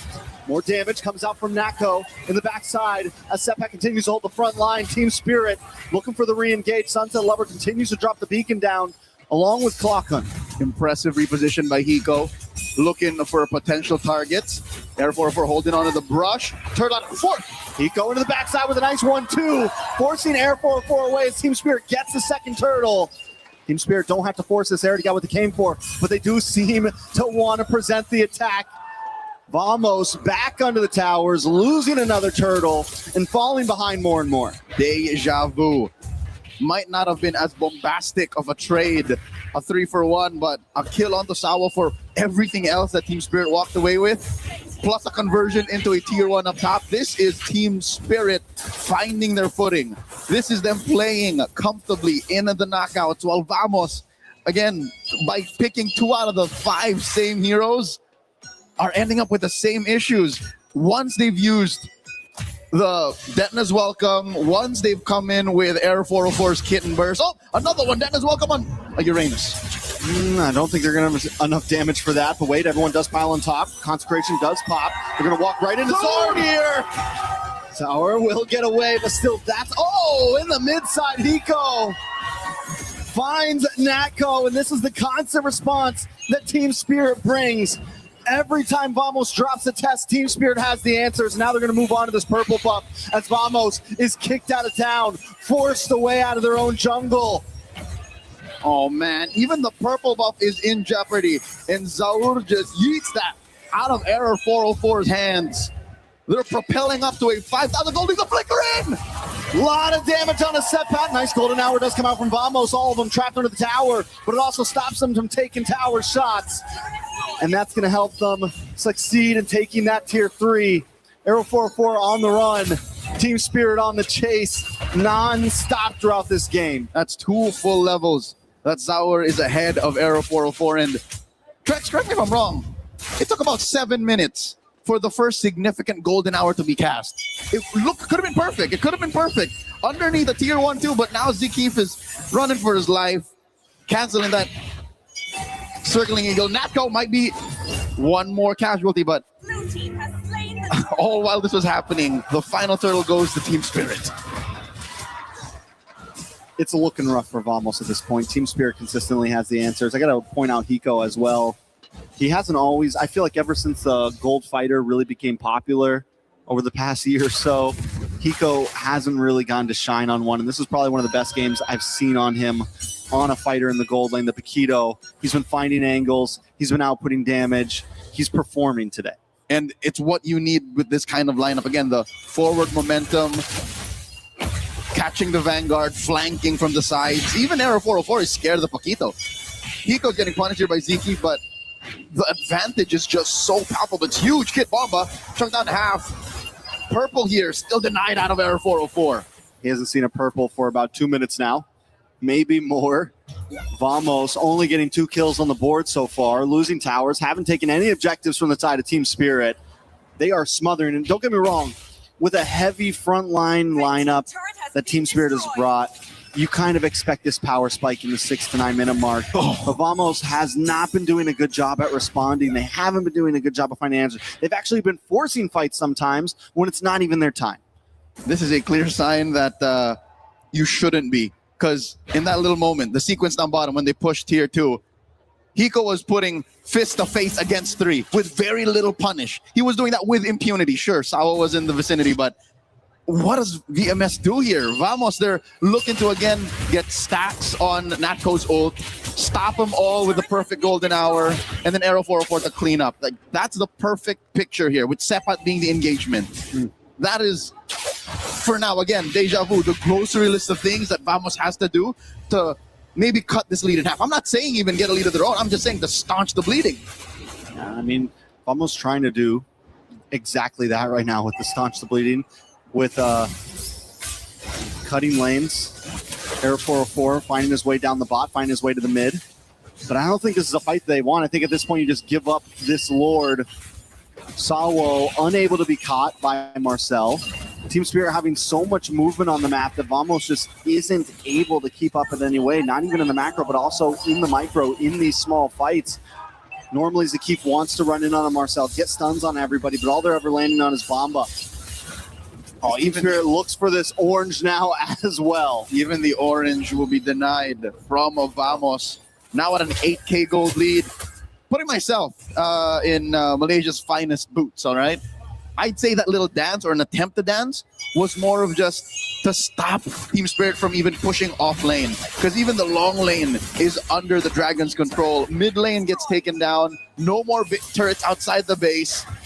Even an ideal flare will do nothing, because Team Spirit is literally 2 or 3 tax brackets above Vamos. Oh, they tried to go for the pop before the Lord connects onto that inhibitor. They weren't quite able to get it, but still down to nothing but inhibitors. Team Spirit could try to really break this down. Another wave comes in, waiting for the top side. Team Spirit builds up as the bottom crashes as well. Arrow 404 taking orange buffs just to try to maybe recall and get back involved in this fight with a little bit of something. But look at the damage done as a Keith. Hiko takes him out as Kid Bomba jumps into the back line. Zaur there as well, able to get a big kill. Clockun bursts back, but Hiko under the base. Team Spirit want to close game 2 out just as fast as game 1. They refuse to give anyone over. They're backing out for the mere fact that there's no more waves, so they can take their time here. Bottom lane does have that chubby wave, taking care of that tier 1. And I think Team Spirit will continue to play Hunger Games. This is where they continue to just deny everything away from their opponents as they push mid lane inhibitor. Oh, another pick by Kid Bomba. Nice golden hour. Vamos trying to output some damage. A nice Detnos welcome. Brings it back under. Sawo does go down. Air 4-4 able to get the kill. Bazaar still there, taking out Natco. Hiko falls. Vamos trying to defend. It's 2v2. And Air 4-4 able to pick it up. But Sunset Lover still stands until he finally drops. It's Clockun left over. Vamos defend the base. A Pyrrhic victory for Vamos. They risked life and limb. Look at all these corpses lay about. And they were moments away from losing, but again, did they die? No, they didn't. They're still in it. Game 2. The base still stands. And with the game being just past the 12-minute mark, about 30 seconds for the Lord, Vamos could bide some time to start to scale. Team Spirit, though, do you think that was an overstep? Do you think they should have tried to end it there? Do you think it, all right, if you're going to ask me, I'd say the smarter move would have just been to back off, wait for it. But this is a Team Spirit we know and love. If they can see an end, then they will try to find that end. Truth be told, if they stay there 2 more seconds, free hits on the base, it would have been over. So I don't blame them for finding and trying to end it right then and there. But still, who's to say that this isn't over just yet? They're up by about 5,500 gold. Vamos looking to contest. Team Spirit secures the Lord. That's a golden hour started up. The beacon comes in as well. Golden hour unable to help Vamos stop that Lord or pause it all. But Hiko gonna get pulled back in as Arrow 4-4. Gets the connection, but Hiko still doesn't go down. Natco finally takes him out. Team Spirit forced to back off. Lord goes down. Zaur looks for the re-engage along with Bomba. Vamos down about 70% health amongst all members. Asawa looks for an angle in as well around the backside. Able to get the knock up. The rest of the team split up. Vamos. Let's go. His trouble all gets found out by Zaur and Kid Bomba between 3. Will go down. Double kill for Zaur. Sunset Lover just hanging it out. Team Spirit Now with an opportunity to fully end this. Now with an opportunity to finish what they started last time. And Zauer on the backside gets the triple. Looking for the Maniac. Can't quite get the final kill. But he doesn't have the ego right now. He just wants to end the game. But in comes air. A Maniac for Zauer. Under the base. Zauer wants to go for it, but he just can't connect. The base goes down. And Team Spirit take game 2. The Dragons of the North are at match point. Game after game, they have pushed forth, and they have not denied themselves the play style that we have known them for years. It's now up to Team Vamos to figure out how to rope their way out of this 0-2 slump. And that's a long road ahead. It's a best of 5 for Team Vamos to do this. We're talking 3 games in a row. And the way they've been looking, the way they've been playing, it definitely seems like a hard road. We've seen some moments of clean play, even in that second-to-last base defense. Some ability to turn things around in a team fight. The big problem right now has got to be the early game. And even here, in this first 5 minutes, looking at some of those highlights, you see them try to go for plays. How many Detona's welcomes did they land? And it just bites them in the back end, you know? It just completely reverses onto them. And it's the same exact story as game number 1. Looking at the math, 3 out of 5. Team Spirit was still winning the lane draft equation. 2 out of 5, and again, in the small moments where Sepat was able to find an ideal Detna's welcome, even an almost perfect missile expert displaced the formation. The math is just a check out. So now, Vamos has to go back to the drawing board and revisit how they ran a perfect run in the group stage, because they gotta get back in that position to try and claw their way out and maybe hopefully get a reverse sweep. Let's throw back to our panel with Rain Day.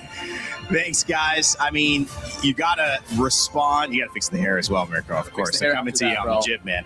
But you got to also respond to the emotion. You know, I would say if you saw that clip, you think the series is already done. But what we know in MSC, despite how good it looks for Team Spirit, is that you have to expect the unexpected. We have seen upset after upset, but guys, Rinmar, Mirko, Rene back on the desk. It's really hard to think that Team Spirit is going to let this one go. EECA having a great performance. Yeah, I think we're just going to start it off like how we started off yesterday.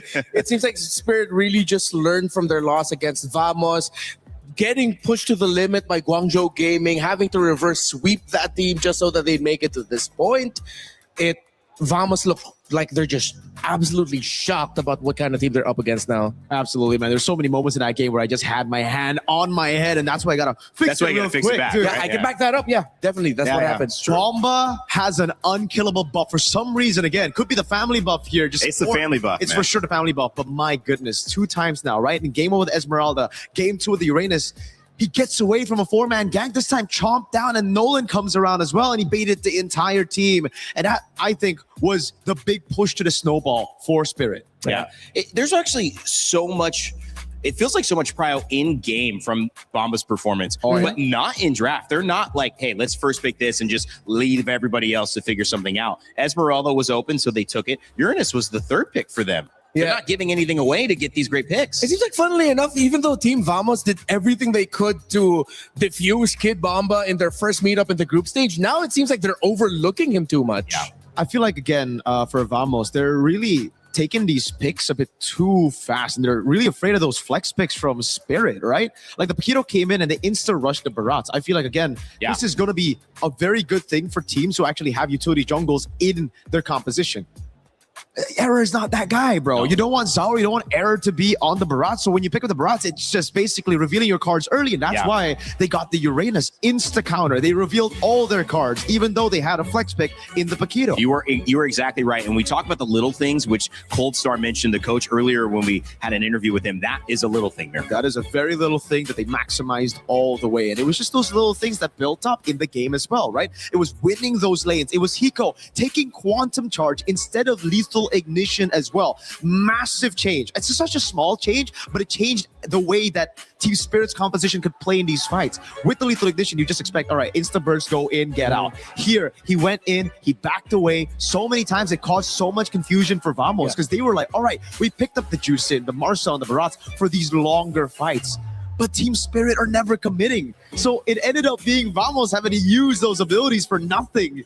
And I feel like that sums up the story of the series so Yeah. far for Team Spirit. They've been getting crafty with it. They're really pulling out all the stops to make sure that their idea is, we know we're up against a team that wants to go all gas, no brakes. Yep. How about we're the ones who set up those little roadblocks, those little checkpoints? Just make them go through the journey a little bit slower. And Yeah. Spirit, they look comfortable with that because they know that they're outsmarting Vamos in every team fight and in every big rotation around the map.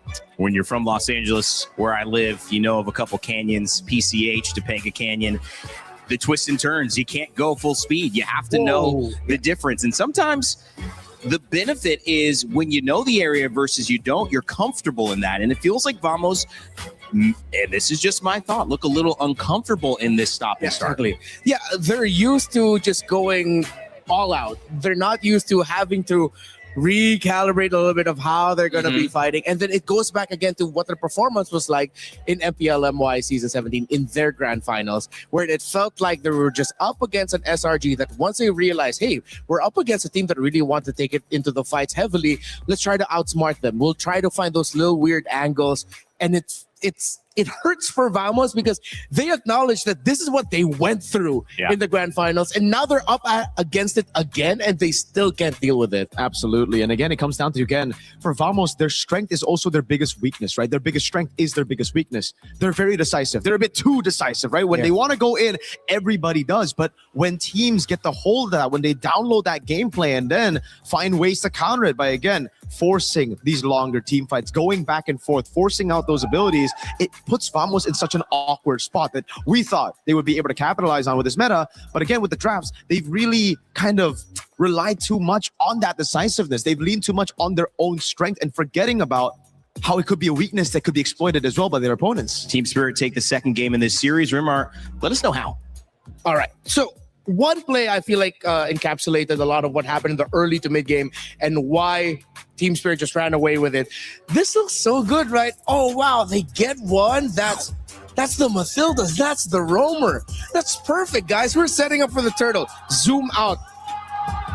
You get the Eudora. That's just right there. Sunset Lover is rubbing his hands together, feasting. Oh, I see 3 members of Vamos all together.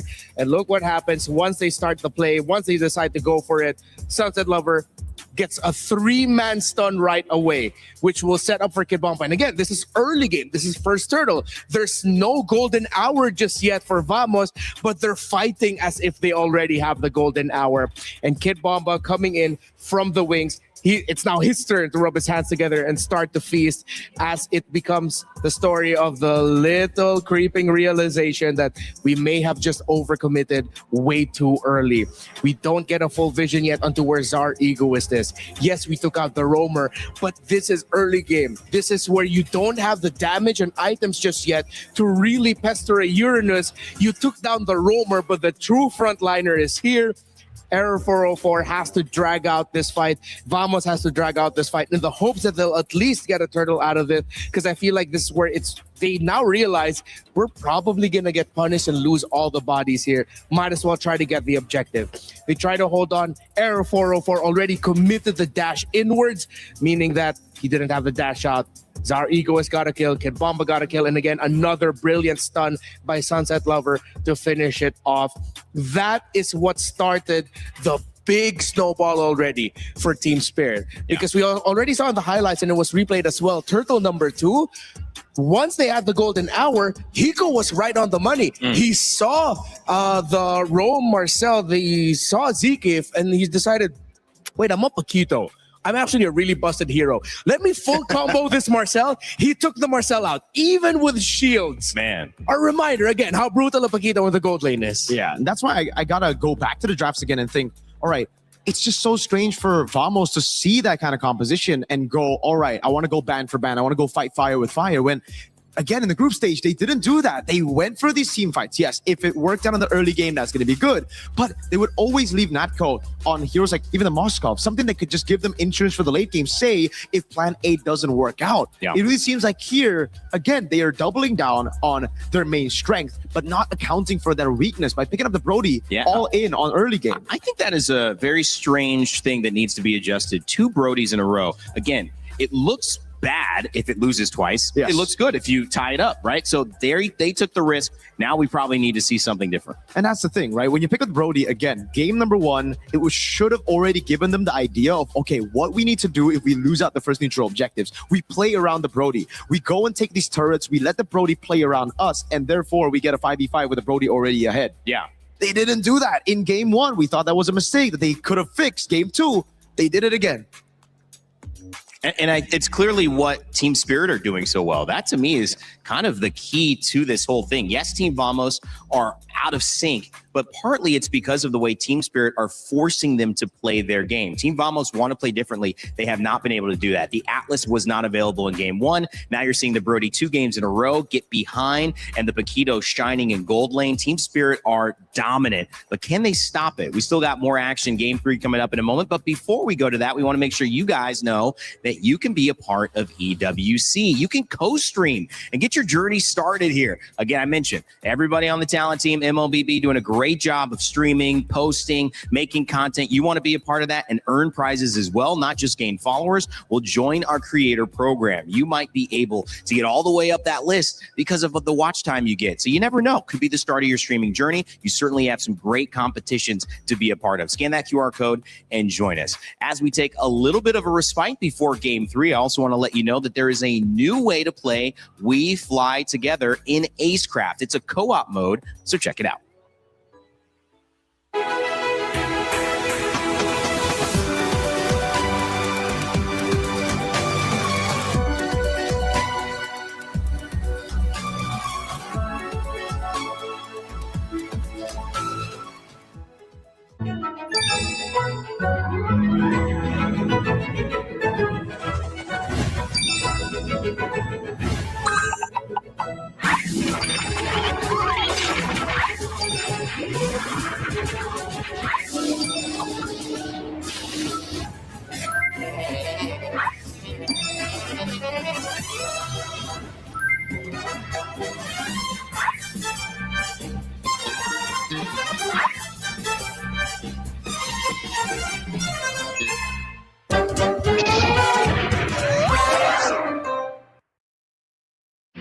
A lot of people are haunted by their past. I'm inspired by it.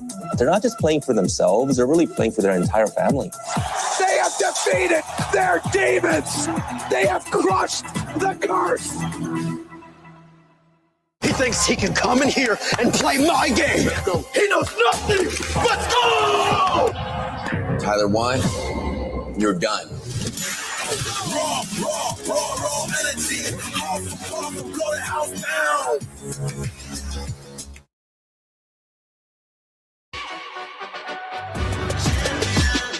This ain't no regular thing. Came for the ring, you know what I mean.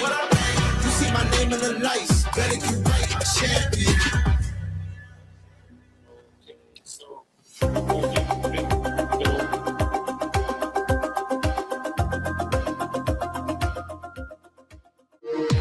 We were there for every click, every clutch, every respawn. We were there for the years of grind, and we're here now, the proud founding partner of EWC, powering the biggest event in gaming, shoulder to shoulder with the world's best, making history. Greatness deserves a stage. Lenovo Legion, reach your impossible.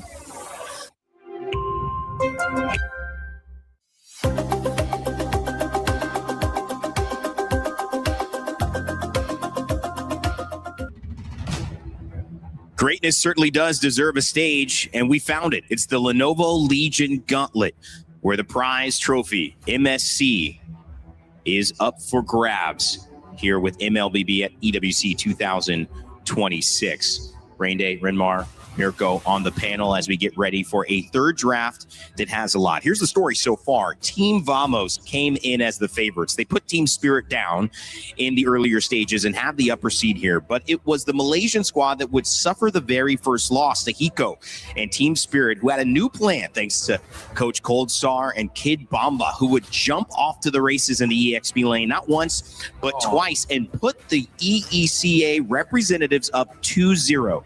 It is now the final game game. If they can do it again, it will be a clean sweep and the farthest we have seen this team go at MSC. And if not, we will have another game with Team Vamos maybe getting back on track. But Mirko, all that stands in between them in that game is a better draft. How do they do it? Oh, it's by setting up those flex picks. It's by picking up those prio picks. It's by understanding the fundamentals of the current meta better. And there's no way around it. Again, for Vamos, they revealed their cards super early, even the group stage, right? You're talking about these picks, the Eudora, the Hirara, the Melissa, all in the first week before MSC.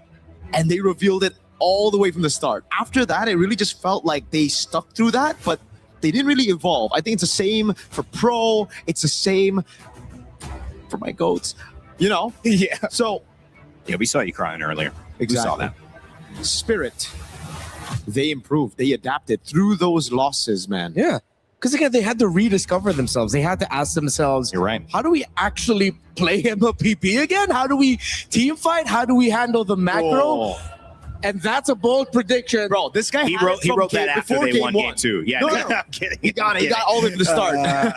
I mean, He just wrote that. it's looking like it's going to be the case unless, well, to credit Vamos are looking, they still look light. You see the members of the coaching staff still being able to share laughs with the players. It looks like they know that, hey, we still have a chance into this. You know, it's all about the mental now. While Team Spirit, knowing Team Spirit, they don't want a first round exit at the Blancouts again. They're gonna want to go to the second phase. They want a chance to either get revenge against Onyx and what they done to them last year, or get a chance to face off against a team that they are always facing off against when it comes to scrims, when it comes to improving in the region in Aurora. I know they're going to be going for the throat. I think you throw out the calculated decisions here, you play decisive. I think right now, Spirit, they're also just thinking about winning the whole thing. If they get past this stage, top 4, I think it's anybody's game. Anybody can win this tournament. I think especially after the favorites all got knocked out, the S-tier teams, what is even an S-tier team at this point? We have teams and that's it. We have contenders and that's it. And right now the lights are so bright that any little thing, we've mentioned it, could be the difference.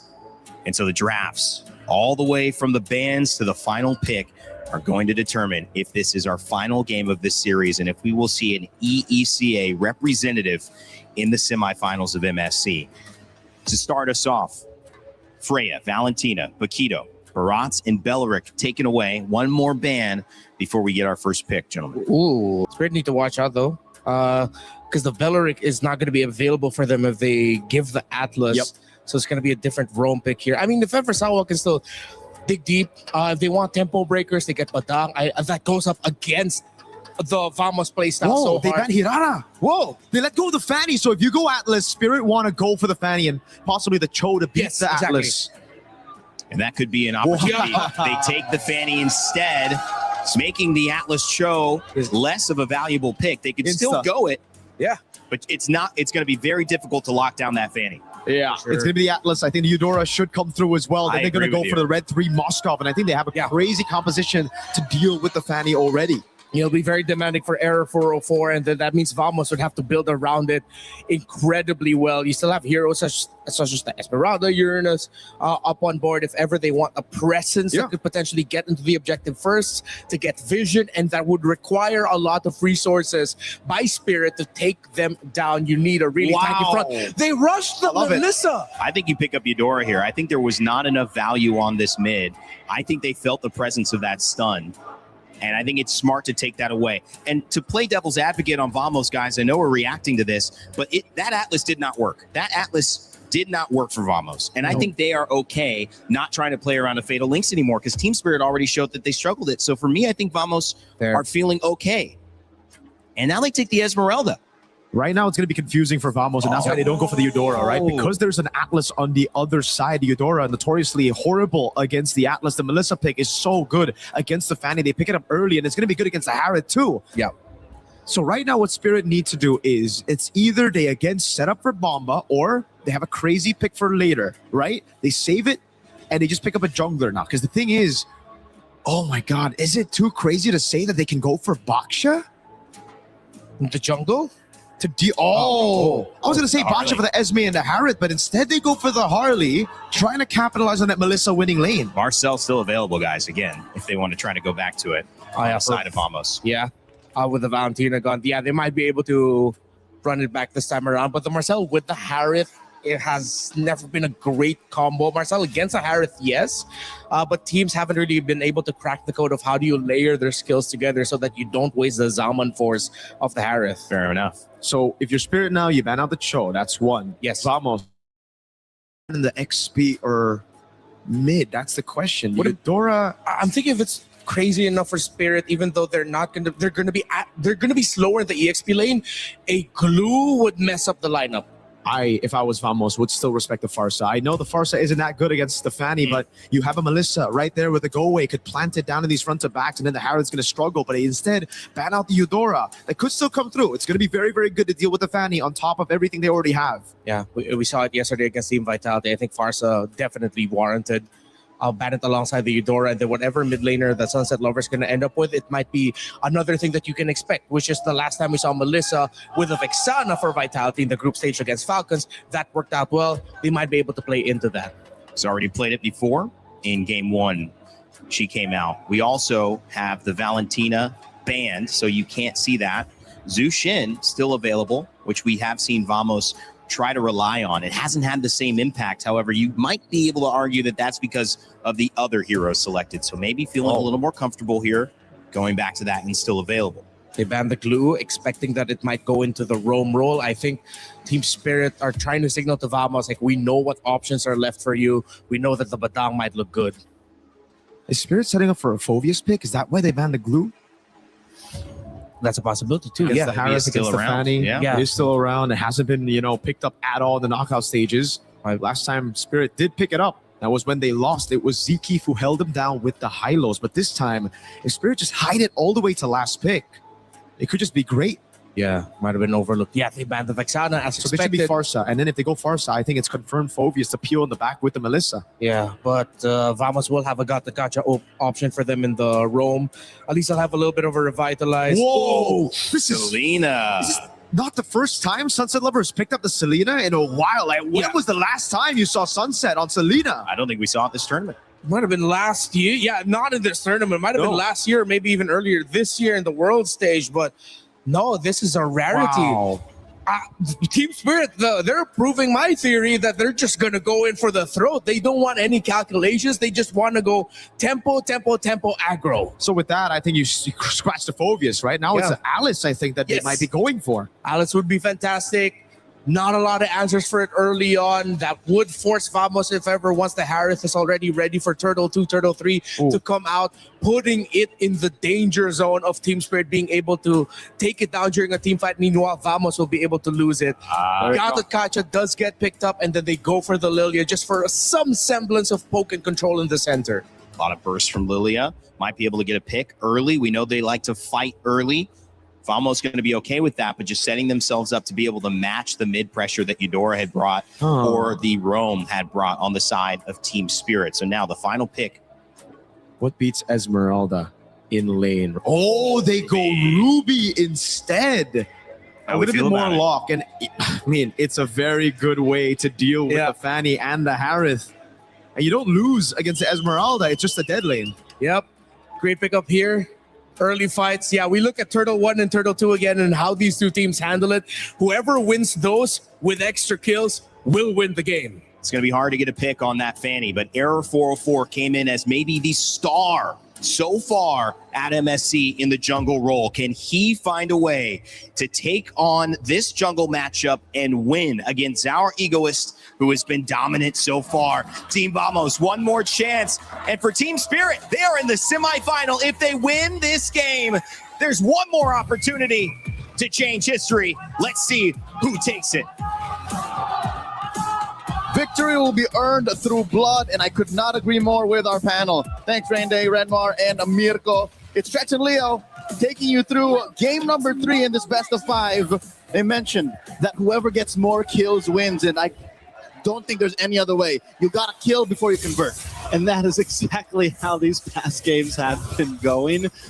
Team Spirit, we were worried they were going to take it slow, but instead they were willing to hit the gas. They were willing to go for the kills and use it as conversion. Not a slow-paced game, not something where we just play for objectives and never try to take anyone down.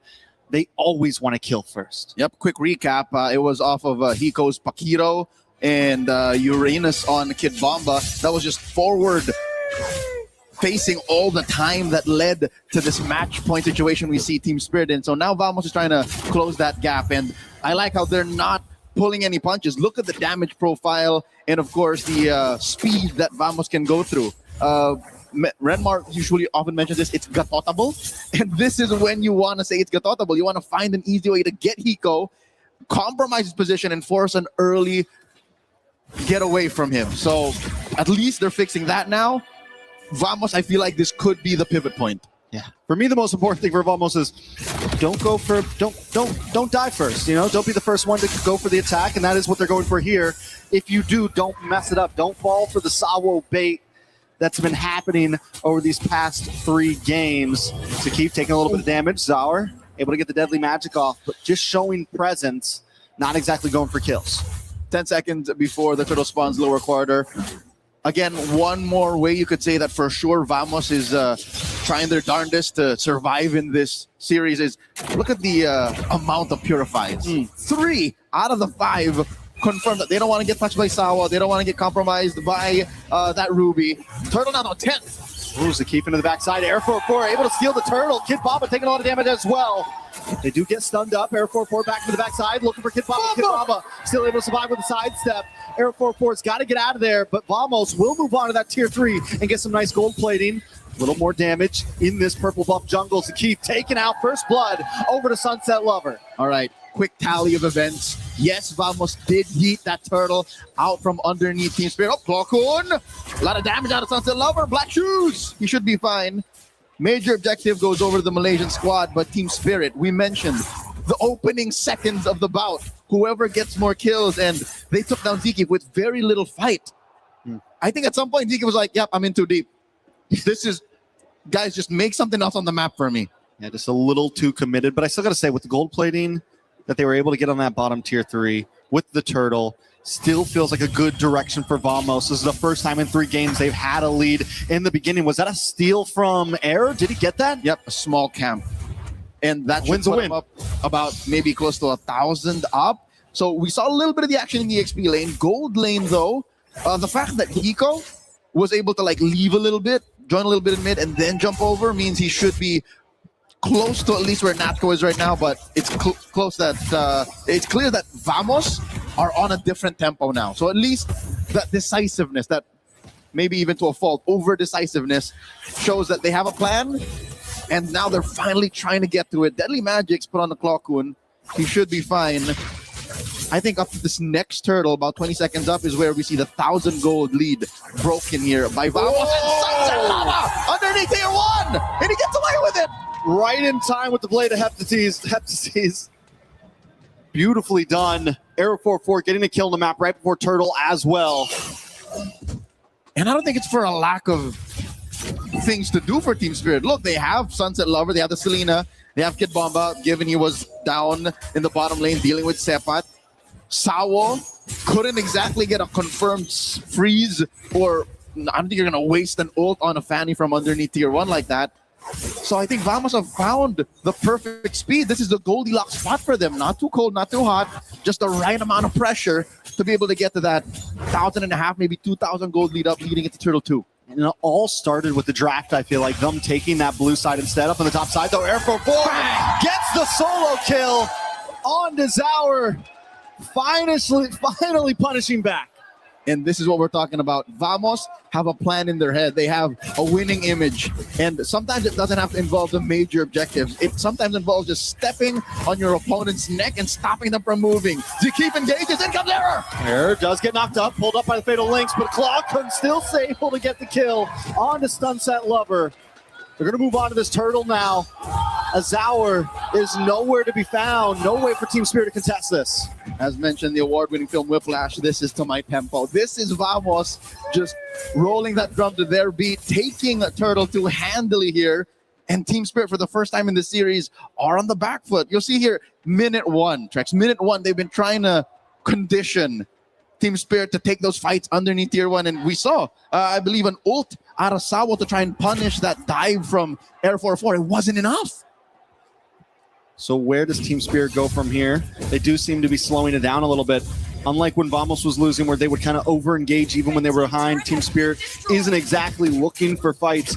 But Vamos, he's closing in its grasp right now. With that tier 3 down on the top side, we're going to be able to start seeing Nako getting involved in these fights. They're going to go for the rotations around the map. It's not just going to be a 3v3. It's going to be a 5v4, something of that nature. More than involved, I think Natco will start fights. Sometimes even with just a rogue Zaman force, because that's how ahead Vamos is right now. Just to put it into context, Sepat hasn't been in the bottom lane for maybe 30, 45 seconds, and that's enough for Kid Bomba to try and equalize. But look at where the turrets are.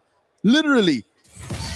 Air 4 can just visit, maybe sneeze on the turret, and it would fall. That would be permanent damage to Team Spirit's potential to farm, because top lane has already fallen. So this is what we were looking for. In the early days of the group stage, this is what the meta demanded.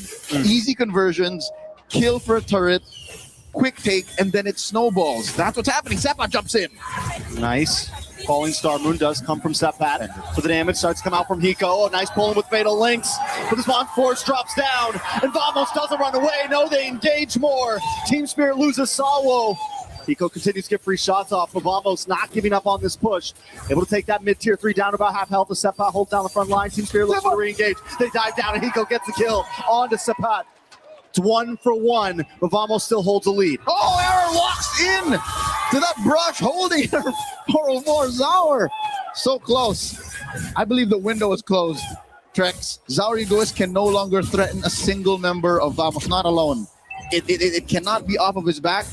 This is where I think we've seen over the past 2 to 3 months the heyday of, I hate to say it, the utility Harley. He has to just either be cleanup or just the gap closer to take these objectives, and then he goes from there. He has to use his space escape to try and push waves, because right now it's all off of Hiko. Hiko might be the only hope for Team Spirit to get a good mid-game berth. Sawo, though, going to look for an engage, even with Team Spirit being behind Air 4-4. Able to get the turtle. Jumps onto Hiko. Hiko does have to go away. It might not be the right target. He's going to move off. They're just controlling lanes at this point. Little poke here and there, but nothing too major. And this is all Team Spirit could do. Make sure that the damage dealt to their side lanes doesn't extend to mid. So they see this big fat wave down bottom. They're standing Kid Bomba. Top lane, it's Zaur who's going to clear that up. And Vamos, all they're doing is finding that next big fight. Finding where Sawo's willing to fade the links, where Kid Bomba might think, oh, I'm offended here. But they know that Team Spirit is short on damage. They know that they can't fight toe-to-toe just yet. So there has to be a crafty way for the math to side over to Team Spirit. Because Vamos right now, look, they're just taking it slow. This is a clear sign that a team knows that their damage is on par. Oh my lord, a single swing over puts a third out of Hiko's life down. A single swipe. Hiko might not even have time to hit the go away if he's not careful. It's getting to a point where we'll have to preemptively do it when these fights start, because if anyone jumps on top of him too quick, he's going down. All right, fortunately, Hiko has been getting some farm, and that's speaking relatively, because look at how well Vamos is freezing these waves. He's just butt down maybe 500 gold away from Natco, and Kid Bomba gets caught. Keith able to set up for Nako. Nako able to get the kill on Kid Bomba. Nako keeps it going, jumps on his hour. Sawo trying to come in and help out, does have the fatal links, able to pull one in. Purity does pop for Nako. Sepat able to get away. The Deadly Magic brings down to about half health as Team Spirit doesn't really want to force a fight. They just don't want to lose a tower at this point. But Air 4-4 does want to force it. Jumps on a Sunset Lover onto the tower with the cutthroat. Gets him, takes him out, and Vamos moves on to the mid side. Nice and easy. Vamos was corralling Sunset Lover. I think they were just cajoling him to say, all right, you could do this, and then says, psych! Throws him underneath the bus. Just like that, the lead has grown to almost 6,000 up. I don't think Team Spirit should even contest. This should be a free Lord, but wait, Sawo, what's he thinking? He doesn't have a Fatal Links. Sawo doesn't know how to not contest at this point. No, it's just vision. But Team Spirit maybe should be using this to take a tier 3 up top side. Do they really want to go? They don't need to go for a Lord right now. Use Zaur to play the map right now instead of forcing Vamos into a fight that you might not win. I agree. Use it as if like a baby Fanny, like a baby Ling. Baby Fanny. Fanny at home. But it seems like Team Spirit, despite the 5,000 gold that Vamos has on top of them, want to keep him honest. So which I get. Because look at this lineup. Look at Team Spirit's lineup. None of them can clear waves as easily as one might expect. So maybe they don't want to defend out of the base. But also, now that I'm thinking about it, an I'm offended inside the base would be lethal. That could be a turnaround that Team Spirit can play off of. Maybe a singular wipeout, but that's neither here nor there. Maybe if you can just slow it down here, right now, in the Lord Pit, they'd rather take that fight. They take their chances here. Speaking of I'm offended, can Kid Baba land something now? He does get vision into that side bush. Team Spirit don't want to give it up. Maybe they do. They finally back off. Someone makes the call of, this is not the play, guys. Let's play the map. Let's let them have it. Let's go for the defense. And guess what? You can't purify the map. That's the thing that Vamos is thinking right now. They have layers upon layers of insurance. Playing the map doesn't force them to use their Purify, which is almost single-handedly the one resource that Team Spirit are struggling to deal with. Because Sunset Lover, I hate to say it, is a non-factor right now. His arrows are landing a little too far off. Zkeep comes in. I'm offended, lands on his Zkeep. Nako with re-engage, drops him on force. The damage still just too much. And Team Spirit doesn't quite have enough. Hiko does drop the goal away. Look at the damage. Nako still gets away. One more shot. He gets the shield and he survives. Team Spirit just can't luck out in this game. Oh! But he still goes down. What was that? He walked into a trap. Is that what happened? It must have been the only possible explanation. So Sunset Lover says, Leo, who's not a threat now, but that's not what we were referring to. We were referring to Purify's getting popped. What? The damage on Sunset Lover, we underestimated. The possibility of a late game Selena turning things around like that. I mean, he had like 10% health. The damage will less than. It was like 4 or 5% with a shield. A trap. I feel like that's fair game. The trap got the kill. Where was it? Somewhere around here. Had to be in mid brush. Yeah, mid river brush, something like that. Okay, so that does keep the Lord push very manageable. Yeah, they still have their tier 2. The inhibitors standing. Yeah, tier 2 in mid. But that doesn't stop Vamos from staying up. And look, you got to respect Aero 404's diligence. This is him saying, we're not so sure just yet, so let me build RGM. We respect that, Selena. I'm offended. Kid Bomba throws his shot out. I think if we get past the 16-minute mark without Team Spirit losing, you might be cooking Seppat here in the middle of 5. That once again taking so much damage. Not going to be able to survive this one. Deadly Match will lock in, but no. Seppat still lives. And Zkeep jumps into the main of all of Team Spirit. Kid Bomba forced to use a flicker just to get away. Vamos hanging on by a thread in every fight. XP laners, the vanguards of their squads, this close to death. All this while, Aero 404 just wanted to commit Grand Theft Orange, so they're continuing to choke out Team Spirit, playing for this Lord, spawning in about a minute lower quarter. Looking at the items, wow, it was just 2 items. Trex, it was literally just a book and a glowing wand. That's all it takes.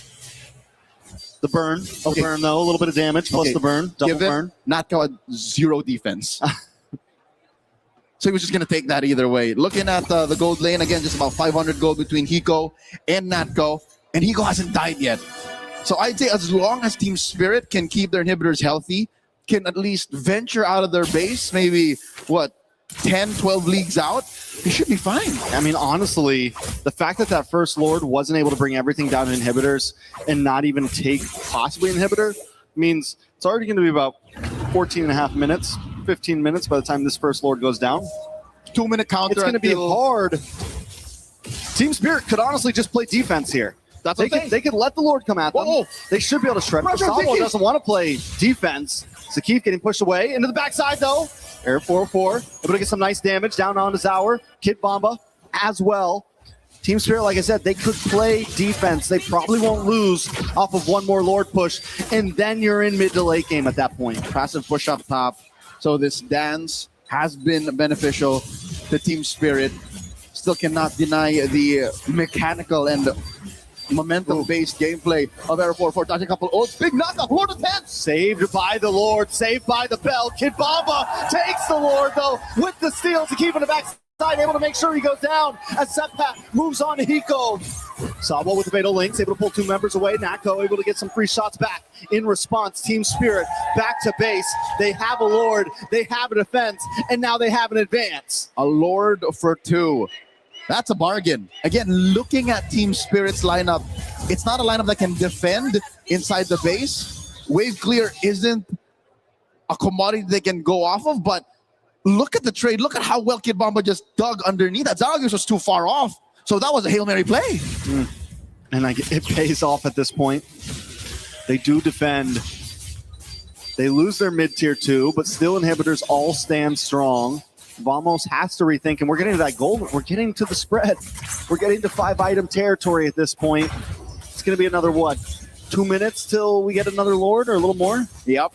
And I think we've crossed the point wherein I'd say Team Spirit can contest that Lord. This last one, I didn't expect for them to steal it. I was expecting them to, just draw it out. But the fact that they stole it made this, again, canon moment in this game a little more possible. And here we are now. They're threatening the push in mid. Massive AOG. Does get the knock-up on it too, but Hiko still has to go away. Air 4-4 unable to connect on to any. Zakif keeps getting caught. Yes, he's able to get that AOG, but his health was too low before that fight started. Team Spirit continue to make him a target. I'd say it's worth it, the fact that they were able to protect their tier 1, because that's another point that Team Spirit has to put pressure on. It did not come for free, yes, but he didn't die. Couple of battle spells, yes, key battle spells, but the fact that mid lane tier 1 is still standing makes this Lord all the more harder for Team Spirit to contest for. They will contest, yes, but it's not as ideal, not as viable for them to convert elsewhere. So Vamos still has more tricks up their sleeve.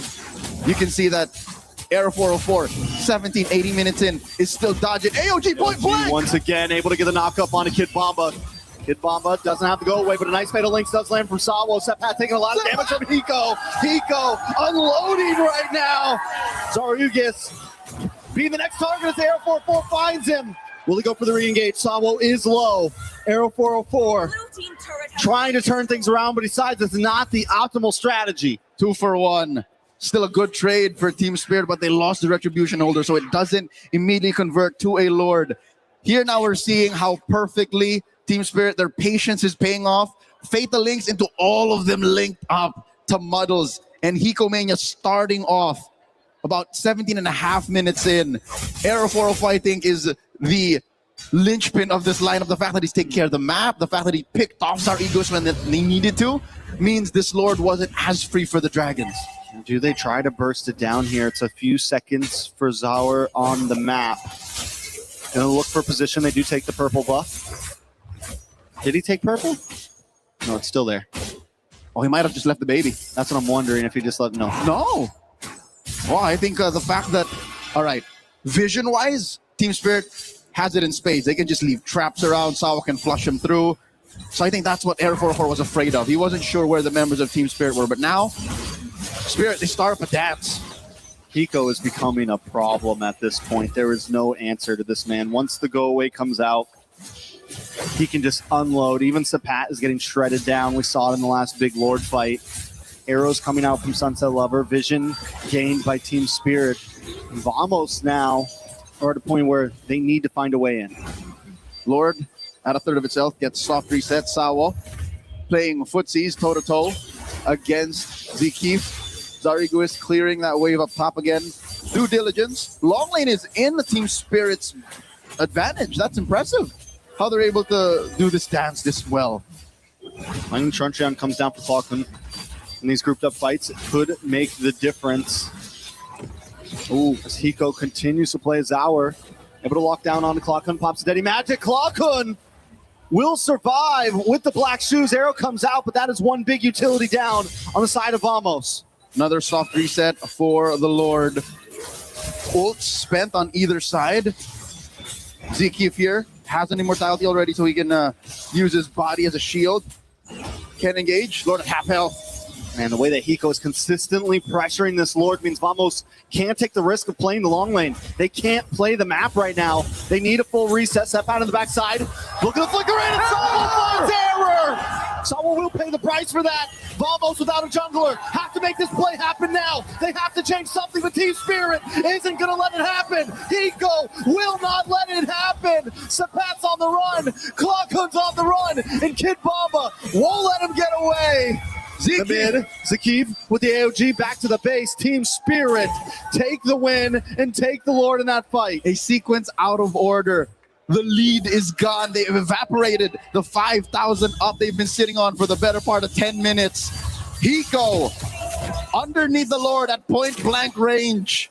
Lifestealed his way to bullying 2 to 3 members of Vamos out. Kid Bomba now forcing a black shoes out of Klokun. Kid Bomba doesn't have the I'm offended anymore, so they should be safe, but he's never going to give it up. Sepat there as well. Lord slowly marching down topside. This is the only advantage that Vamos has right now.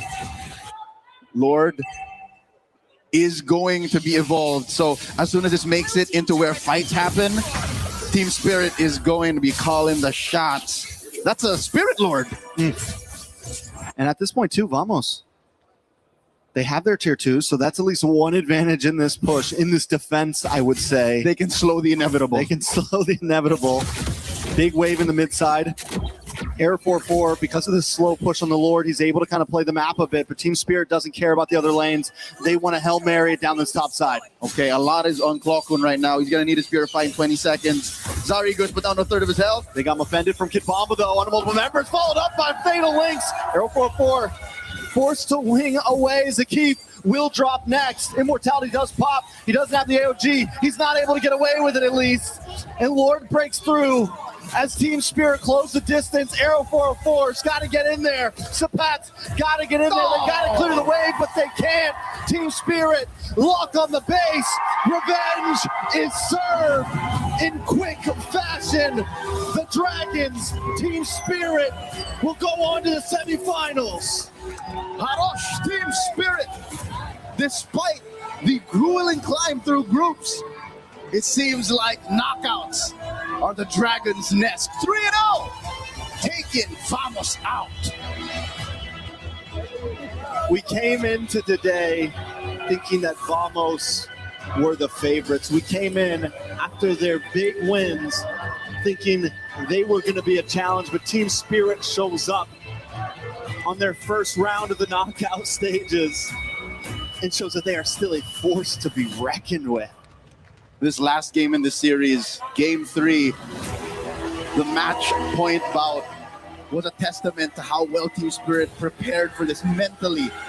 They did not tremble. They did not trifle with what ifs. They played to the late game. As soon as we crossed the 16, 17 minute mark, Trex, they were a different beast. They knew that we know how you play. Error 404, there's only so much you could do to guard your flanks. Klokun, we know you can clear waves this well, but look at the rest of the map. Bottom lane, that was all them. They penetrated with very little effort.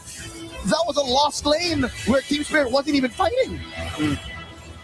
They were able to just buy time, even with that one Lord that Kid Bomba steals. Even before that Lord, when they get the kill onto Natco and slow down the push and stop Vamos from being able to take that tier 2 in the mid side. Every little piece mattered, every small trade to get them into the game where Hiko was just unstoppable, where the team was just unstoppable. You could see the scale slowly tipping in favor of Team Spirit as that game went on and on and on. And I don't think it's for a lack of conviction or for forward momentum from Vamos. It seemed like in 1, 2, 3, Hala Vamos was going to come online, but I guess it's just guarding your sixes. Late game is where Team Spirit comes alive. We forgot that throughout their career, throughout their run, dominating the ECA, they are capable of things like this. And I think, look, even Error 4 was thinking about it. How do we defend? How do we clear? 20-something minutes is what it took. And Team Spirit gave no quarter. Ladies and gentlemen, you see the celebration on stage. Let's go to them now and hear a word from our winners.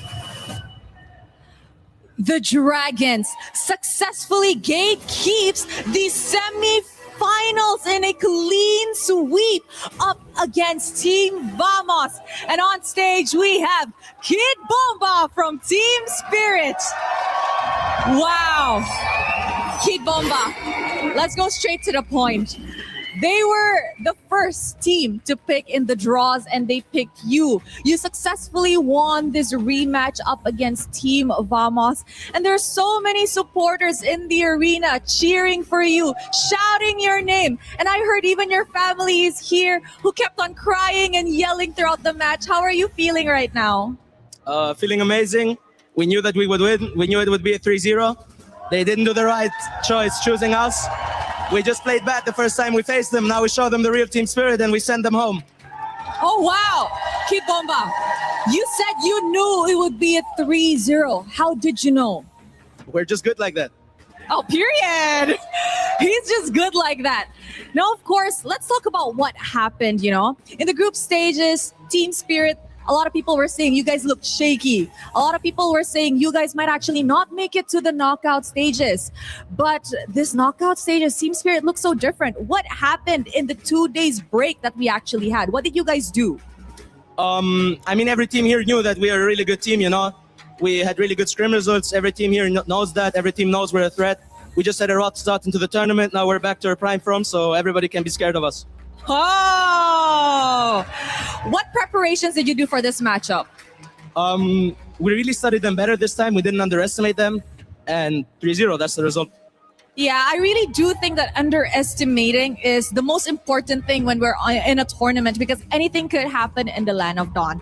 And of course, heading into the semi-finals, congratulations on that, by the way. Your next opponent will either be Onyx or Aurora Gaming. If you got to choose, who do you think will actually make it to the next round? I don't care. We have a clean record against Aurora in International, and we beat Onyx the last time. I mean, I'd rather face Calra again to send him home as well, but let's see. Oh, it is getting hot over here on the stage with Kid Bomba. And you know what? I know that there's so many people here in the arena, and I'm sure overseas, internationally sending you the love. Is there anything perhaps that you'd like to say to them? Thank you for supporting. Thank you for coming here, and keep supporting Team Spirit. You're not going to regret it. Anything you want to say to your mom? Thanks for coming and watching. Aww, so cute, super duper cute. So now, are you ready to crush some keys? Of course. All right, Team Spirit, come on over. My question is going to be the biggest question of the day. Who wants to crush Team Vamos' key? Oh, Hiko volunteered. All right, let's go. Hiko went for it and he said, me. All right, Hiko, you may head to the front, to the key crusher, and push on the lever. Yes, push on it. Push on it, Hiko. There you guys have it. Team Spirit officially eliminates Team Vamos in MSC at EWC 2026. They have destroyed the dreams of the Malaysians, but the Dragons continue their journey. With that, let us throw it back to the desk to break down this series. The emotion is so real as a parent, but more just as a person. You can tell what it means to see the success from mother, sister to son, from region to EECA to organization, from the coach all the way down to the gold lane. And Hiko, it was Team Spirit all the way with a 3-0 victory to move on to the semifinals. $150,000 at least secured, maybe $200,000, and of course still fighting for that major prize pool, $1 million on the line at the end of things. What a journey, guys. Welcome back, Renmo, Mirko. After an amazing set, it was dominant again, but this sent a different message, I think, than yesterday's Yangon Galacticos one. Yeah, I think Team Spirit, this is a proclamation and an announcement. They're back. The Team Spirit that we expected to perform from the beginning of MSC. They had to rediscover themselves. They had to be honest with themselves. Even Kid Bomba said, we just knew we played bad up against Team Vamos when we faced them in the group stages. We've gotten better. We fixed that. They said they were confident it would be a 3-0, and they delivered. Yeah, it wasn't just the match against Vamos. It was also back-to-back matches after that, Guangzhou Gaming as well, where we saw that shakiness of Team Spirit. But it was through that hard run in the group stage where they learned, where they improved. And I think we are seeing a pattern right now, except for Yangon Galacticos, right? They're the only ones that went through undefeated in groups and then just popped off. Spirit, Falcons, adjusting, adapting, improving. All that through the losses, through the fact that they got reality checked early. And maybe that reality check is the reason that they were able to come into such confidence, such clarity about how they wanted to play this matchup. We said they were the gatekeepers, and that's true. The reason why is they kind of are the limit test for teams to get into the knockout stages. But what about them? Them holding out the gates, but not being able to turn and walk through themselves, often stopped by Malaysia, the Indonesian teams, the Filipino teams. And now all of a sudden they have taken down the last hope for Malaysia. They have turned this into a story about EECA.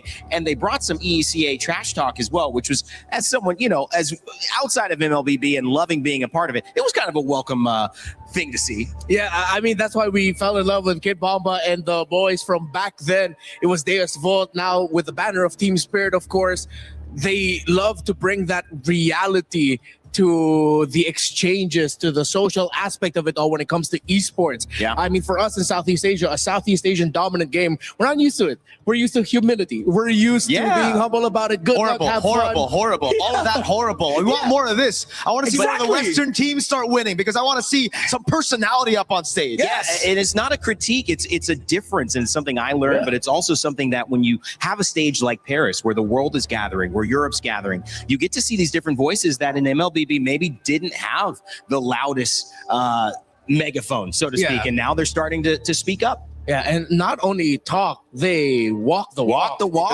They deliver the how their personalities are. You can see it in game. Again, Spirit is back. How'd you like that matchup call out with Kelra? Send him home. Oh, dude, I mean, send him home. I mean, Onyx got to win, but I mean, we just love the personality. I mean, even for Lunar, right? Lunar, a little bit of a diss back at Kelly. You said you were going to get revenge the first time in group stage. What happened? You didn't. I love it. I love how Spirit played this game, though. Again, we saw how dominant they could be, winning an early game, having plan A go smooth. But I think the real question mark for Spirit would be, what would happen if you were put into the same position as that group stage match against Vamos, against Guangzhou Gaming? What would happen if you lose out on plan A, right? They, through the group stage, have never really been able to stay composed like the previous Spirit iterations of rosters. This time, they showed exactly how good they can be with Sour Egoist. I love that Hiko already kind of teased it to us in the interview before the match. He's like, Donk. Hey, Donk won a major in his first international, in his first major with Spirit. Now, if Sour can do the same. Yeah. Whoa. I was going to ask about legacy here. It's maybe not too early to begin the conversation. Certainly still a lot of question marks, but a win at MSC after debuting at 16, coming in, that's a big setup there. And to think about the storyline, because just last year he couldn't play in the wild card because he was few months away from being 16 to qualifying to play at MSC. It's so sick. Yeah, just when we thought we knew all the stories, we knew all the narratives, we're reminded yet again, wait, there's a little bit more. There's a little bit more the Spirit and other teams could show up with. I'm going to say that I thought this was definitely a mom and sister buff for sure. Front row. For sure. Seeing your mom crying. I mean, you're going to play your best anything at that point. And obviously Kid Bomba delivered. On the other side of it, the story up until now had been Team Vamos and Error 404. There's no doubt even in that final game, he showed his prowess, his ability technically, mechanically, and his will to win. But it was unfortunate because he was not able to get the job done. We have an exit interview with Error 404 to hear what he has to say. We are now backstage with Error 404. Error 404, how was everyone handling that loss? It was quite hard because we're expecting a win today because we beat them right in the group stage. So yeah, it's quite hard to take the loss. Is everyone handling it the same way? I'm not sure about them, but for me, yeah, because this is my first experience on the knockout stage in the international. So yeah, it's really hard. So I would try to take it as a lesson. Take it as a lesson. And despite everything, I think everyone is saying that you are a potential jungler that will go to many lengths in the future. Do you agree? Are you satisfied with your performance? I feel like I could do more, but I think I try my best. So yeah, for the next tournament, I think we'll do better, we'll improve more, and yeah, we'll promise a better result. I'm feeling a little bit of like overthinking on something. Is there something that's bothering you? Was it the last game that we saw? No, I just think that we made a lot of mistakes, like not like our usual gameplay, because we're normally very disciplined, but today I think everything went wrong. So yeah, I think just we lost because of our mistakes. You lost because of your mistakes. Did you feel like Team Spirit were a different team in this match? Did they study you too much, or? I think they're just the same. It's just they maximize our mistake and they know how to punish us. So yeah, they are the better team today. So what happened? What was it? Your preparation, or was it the adrenaline that was happening on stage? I think it's just the consistency of us. Like we're not really consistent, so that's a thing to fix. Okay, so in coming future, you're gonna take that lesson with you. Yeah. Error 404. What's next for you? We'll just try to win another tournament, and for MPL, we'll do our best also, and we'll come back stronger.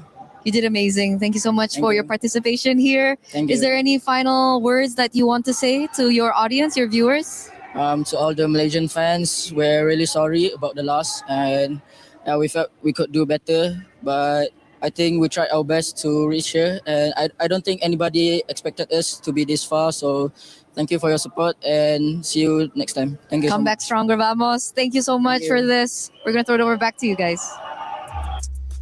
I mean, we might have to stop calling them exit interviews, start calling them therapy sessions at this point if Eterna asks any more questions when somebody is that down, because they're processing. It's like grief processing right there.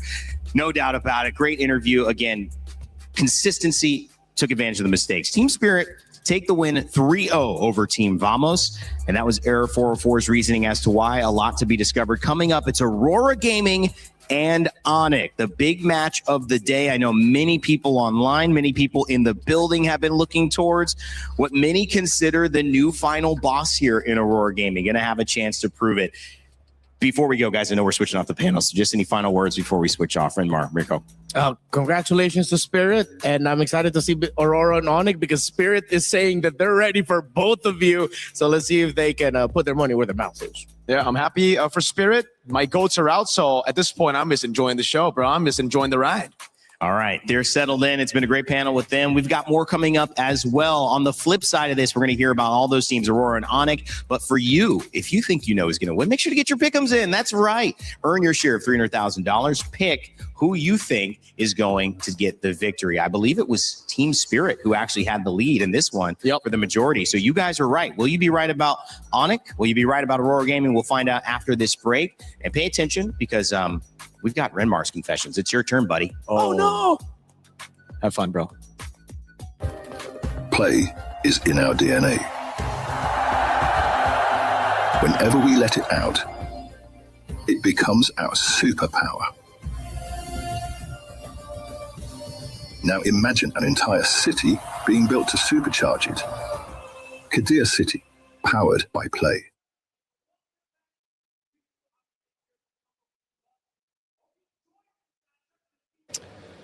This is Renmar's confessions. He doesn't know we were doing this.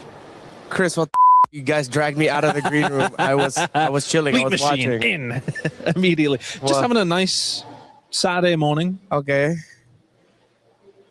I'm not going to ruin it too badly. These are not as bad as I thought they were potentially. Okay.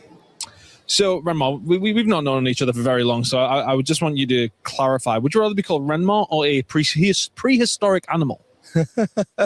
Renmar would be good. So not Reptar, no? No, that's my old name. Yeah. What was the theory? The what? The theory behind that. Why Reptar? Yeah. I think. Oh, I know. I remember because someone in a work group chat wanted to type out my name, and they typed out Reptar, and they said it was a typo. But I don't believe it because there's no way you can typo Reptar typing out Renmar. No, it's completely The letters from the keyboard are too far. So I think they just called me that on purpose, and it stuck. You don't like that anymore, no? We've moved away. I still don't mind getting called it. It's like a throwback. A throwback. Okay. Yeah. Okay.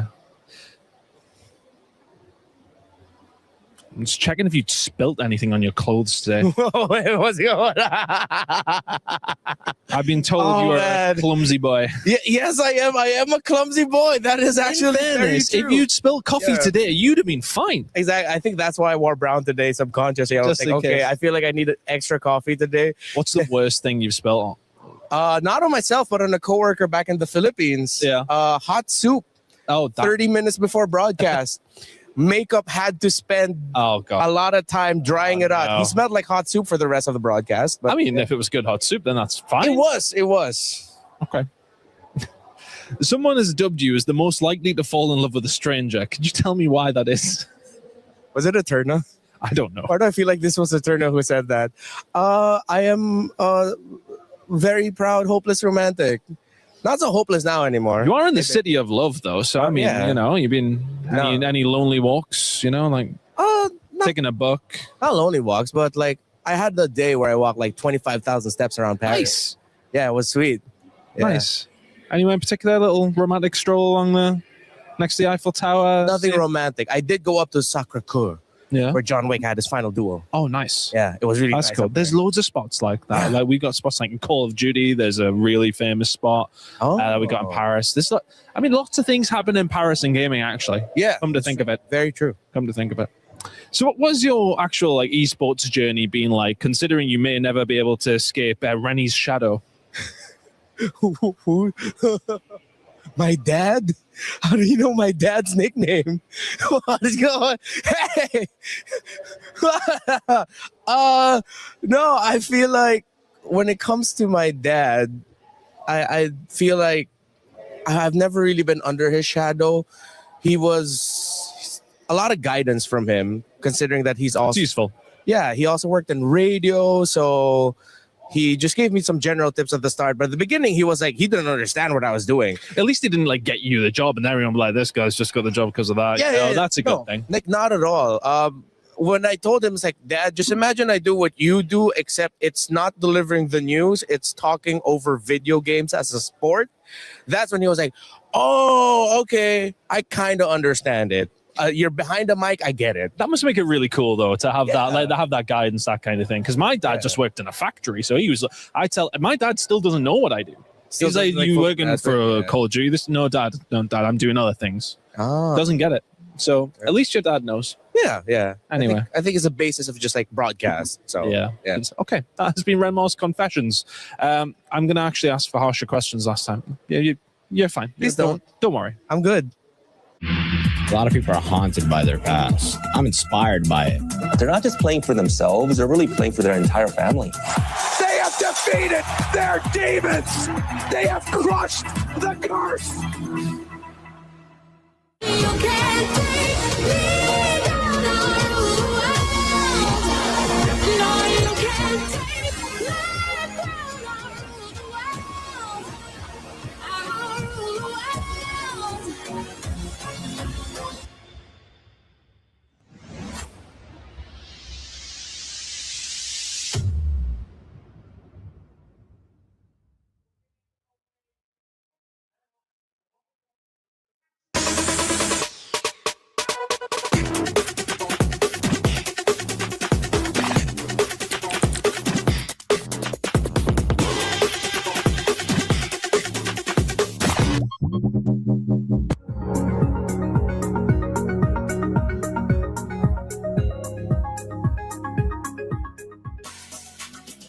It's Turkey A versus the defending champions of 2023 MSC. If they lose, that means we will for sure see a new MSC champion coming up at EWC. So excitement for this second match of the day. It's going to be Onyx going up against Aurora Gaming, and we have so much to talk about. I'm Rain Day. Welcome back to the panel.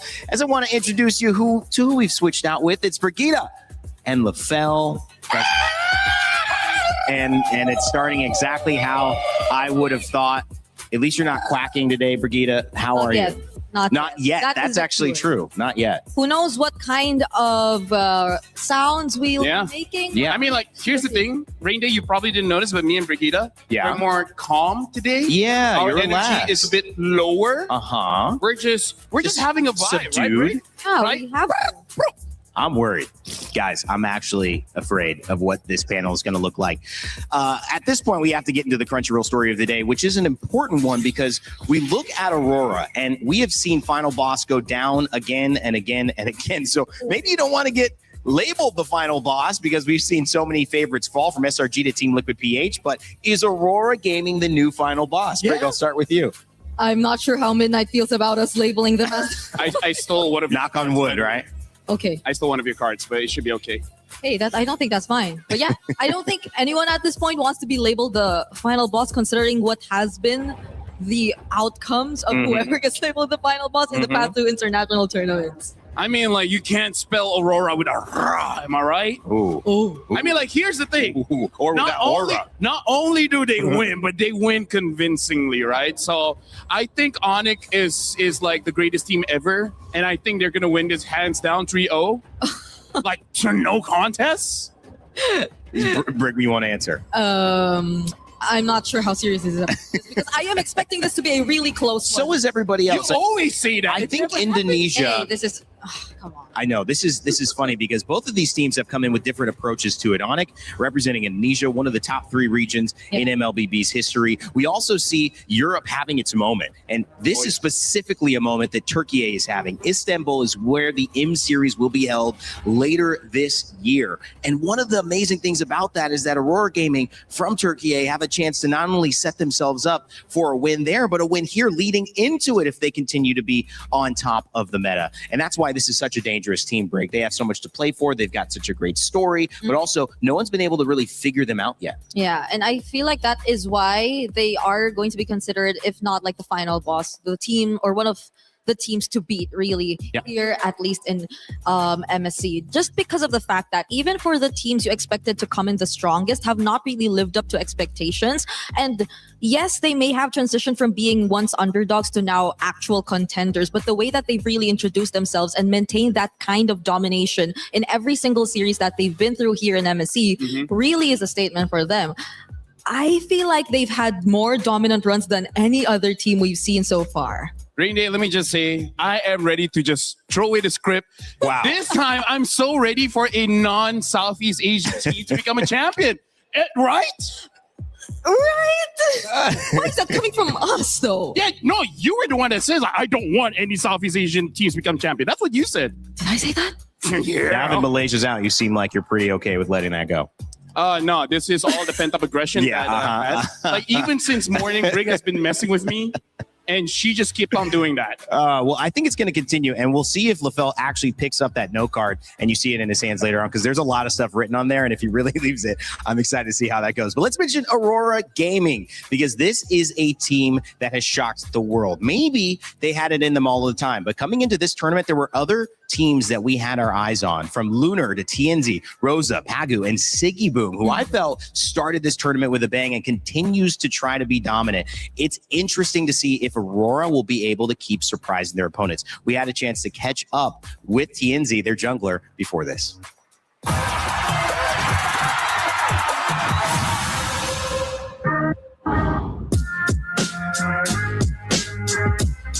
Hırslı ve kazanmaya açık bir oyuncu olarak tanımlayabilirim. I think TND is very obsessed with the game. Is very obsessed with like winning. He's always trying to be the best. He likes to gossip a lot.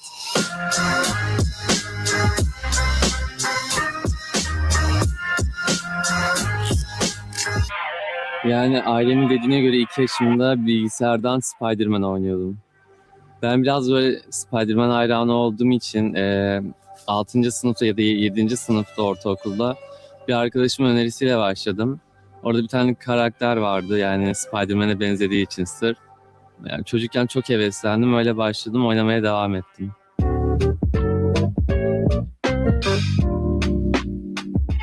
Önce e-spor olmadan önce başladım. O zaman e-sporcu olmadan önce böyle e-spor hakkında çok bilgim yoktu ve e-sporcu olacağımı da düşünmüyordum. Yani normal bir çocuktum, yani diğer çocuklar nasıl öyle bir çocuktum.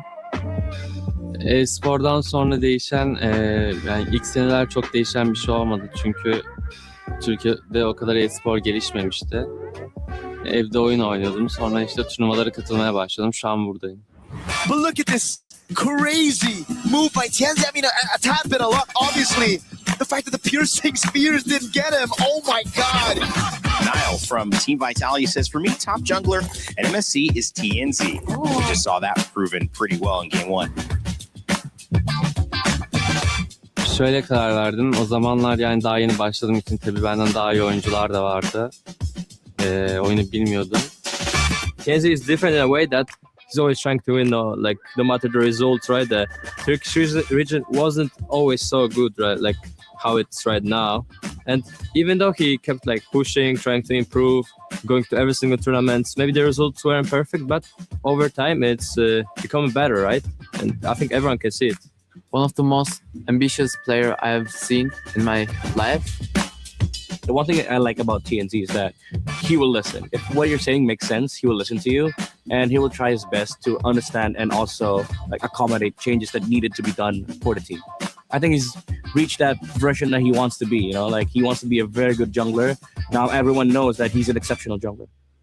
In the current meta, I think micro-wise, TNZ is the most skilled jungler there is right now. Gonna be next, chopped off, taken out, and Sanford falls as well. A double kill into the hands of TNZ. It's Aurora Gaming advancing to the knockouts. What a story. Onyx, they're gonna have to work through it. Kişilik olarak çok değişmedim yani. Kişilik olarak değişmediğim için buralardayım bence. Yani dediğim gibi baştan beri nasılsam şu anda öyleyim. He's a fun kid. Like honestly, I believe he's a good kid at heart. He just doesn't know it yet. Playing with TNZ, we're trying to be very perfectionist. We're trying to fix every small detail, trying to improve as much as we can, trying to be basically the strongest. Bu turnuvada birinci olmak istiyorum ben. Bunu da başaracağımıza inanıyorum takımla birlikte. Bu kadar.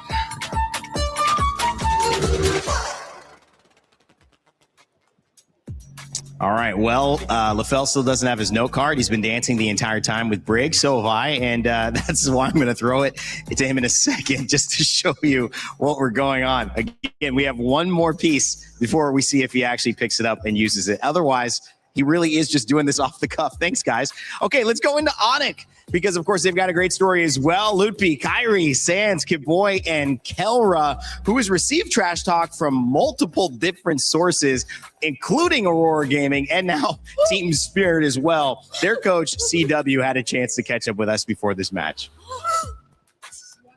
Hey, Turner here, and now we are with CW, Onyx coach. CW, we haven't heard from you just yet. How are you feeling? Pretty good. Pretty good. Yeah. What about confident? Are you confident? Very confident. Very confident. See, that's a mentality that we want coming into this elimination. But speaking of mentality, there have been a lot of discussions out there, especially some podcasts that have discussed a lot of Indonesian teams. And I think when it comes down to, micro, macro mechanics, everything is like on par with the rest of the world. But sometimes mentality plays a huge factor. CW, do you think that Onyx has been struggling with mentality problems? I think if we're saying Onyx, maybe 3 or 4 years ago, before like Coach Chip coming. So when you were still a player? Yes. Okay. Yeah. And now it's better. It's better because I think Coach Chip taught us many like confident factor that we have to bring in the competition. So Coach Yeb has taught you guys a lot about mentality. Yes. So how do you though as a coach handle that now? Like is it still Coach Yeb or are you now taking that role on? Yeah. Probably, Coach Yep is like my mentor, right? So I ask him a lot. Oh, you ask him a lot. Yeah. Is it pressure for you, stepping into that position? No, of course, before I was a player, right? Yeah. Right now, I will have a different learning into the coaches. So that's what I bring here. It's a different journey for CW here. Yes. And speaking of journey as well, ups and downs for Onyx, this MSC. What's been the big struggle? What's been the obstacle for Onyx? I think many people would see this meta is like, it's like, one day it's Eudora is good, the next day Eudora is bad, and the next day when you pick like something like Link, it's work, but another day it's bad. Like it's a unique patch. In this Do you think, is it because people just haven't really figured out the meta yet? It's like who bring the most confidence with your strat in this meta. So you can play anything. Anything? Anything. So there's no priority heroes and different roles right now? Of course, there's some like priority hero, but if it doesn't suit the team, I think it's not working. Okay, so that's the struggle that Onyx has been facing right Yes. now. No, I mean before knockout. Oh, before or the knockout. So now everything's okay. Yes. Yes. We settled it. You settled it. Yes. 0 to 10 confidence level, coach. 9.9. 9.9. That's so high. Because 10 is like it's perfect score. It's perfect, and There's no one perfect in this world. that's why he's coach. It's wise. CW, does it stand for coach? Like you're wise, a wise coach? Coach wise? Coach wise. But speaking of being wise and all that, were you surprised that Vitality got knocked out? Kind of. Kind of. Because I think they are really strong, especially Nanail with the assassin meta. Yeah. Yeah. Do you feel pressure now that you're the only remaining MPL ID team? No, we just No. want to play. They just want to play. Yeah. And if you want to play today, what do you want to say to your opponents today? What do you want to say to Aurora? We are. It's okay. It's okay. We'll give you some time. Go ahead. We are ready. 100%. I thought it was To beat you. 9.9%. I mean the ready is Oh, okay. So he's 9.9 confidence out of 10, but he's 100% ready to face you. face Aurora. All right. Thank you so much, CW, for Thank this you. interview. And we're throwing it over back to you guys. Eterna stays trying to get him, man. He's trying to get him. I thought it was 99. What's wrong with you? What's really wrong with you guys? That's what I want to know. That's what Eterna's asking. I'm not good at math, so I think I would make the Same. same mistake, right? Apparently nothing, though, with the math being on the side for the fans. 68% think Onyx is going to take this one. 1% off for Onyx to have a nice number. Wow. Now that's a disappointment. I think it's still a pretty nice number. Lafayette, I don't know what I'm you a mean. disappointment. No, you're not. Hey, thanks. Either way, one up or one down, you guys would have made a joke about that number. Yes, exactly. Yes. I would have seen the hands flapping, or I would have seen. Oh God!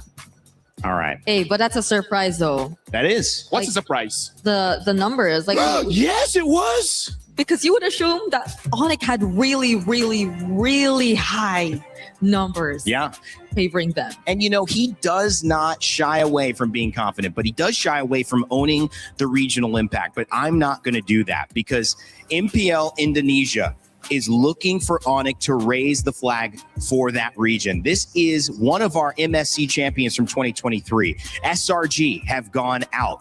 Team Liquid, PH have gone out as well. And it's no shy conversation on the side of the other side of the bracket with Team Falcons Philippines saying, we are the last one standing for our region. I believe Onyx has that pressure as well.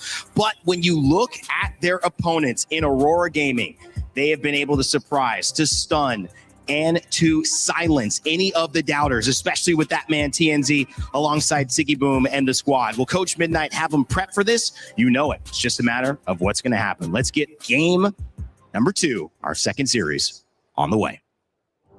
Hearts, dreams, and keys were shattered in the first match of the day. And I'm not gonna lie, my heart was shattered too, but the show must go on as we continue with our second match of the day, where Onyx goes up against Aurora Gaming. Very much so. I'm sorry, Rose, but that's the nature of competition. It means the better team on that day advanced. And in that sense, that was Team Spirit. And what a game they gave us. But as you said, we have to decide who faces off against them in our next semi-final. And it's two teams that both really have their own incredible story coming into MSC at EWC. So let's not dilly-dally. Let's bring on our first team. Please join me in welcoming Aurora Gaming!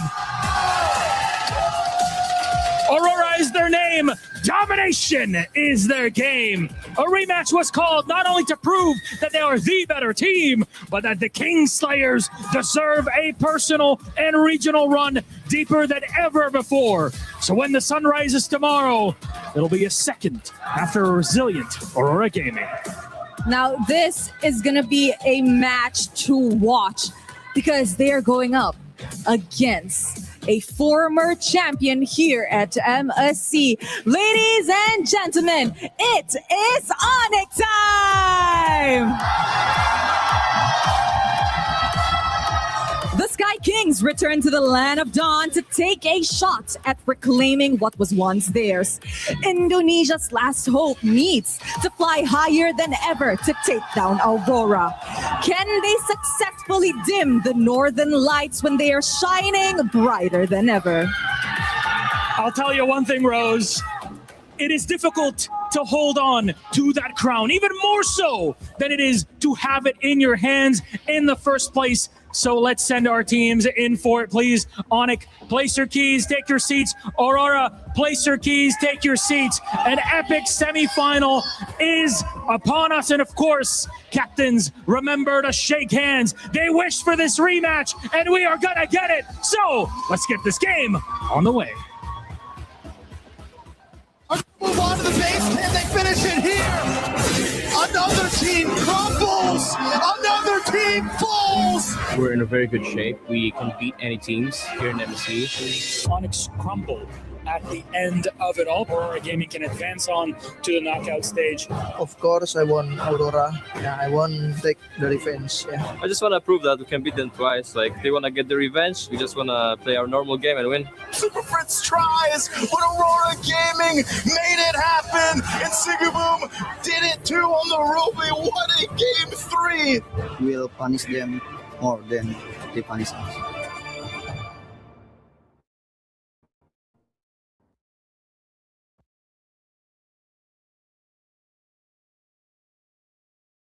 So when we beat Onyx, like, it proved to ourselves that we can actually win the whole thing, and hope that we don't choke in the playoffs. We kind of miss our tempo. We met them 2 times and then we win. And this time they win in the group stage. Semua about in early sih. Dia kalau early-nya dapat, press-nya dapat, snowball dia udah kuat banget, jago di early. Maka kalau dia nggak dapat early-nya, mungkin udah GG. I feel like if they sometimes get the snowball in early game, then they can use it pretty much. Like, when the crowd laner can play the game, I think it's kind of hard for us to play. Whenever they struggle in the mid lane, it's kind of over for them. I was a bit surprised when they stole some of our heroes when we played our first match. So I think this time Onyx is going to be more ready. They're going to come more prepared.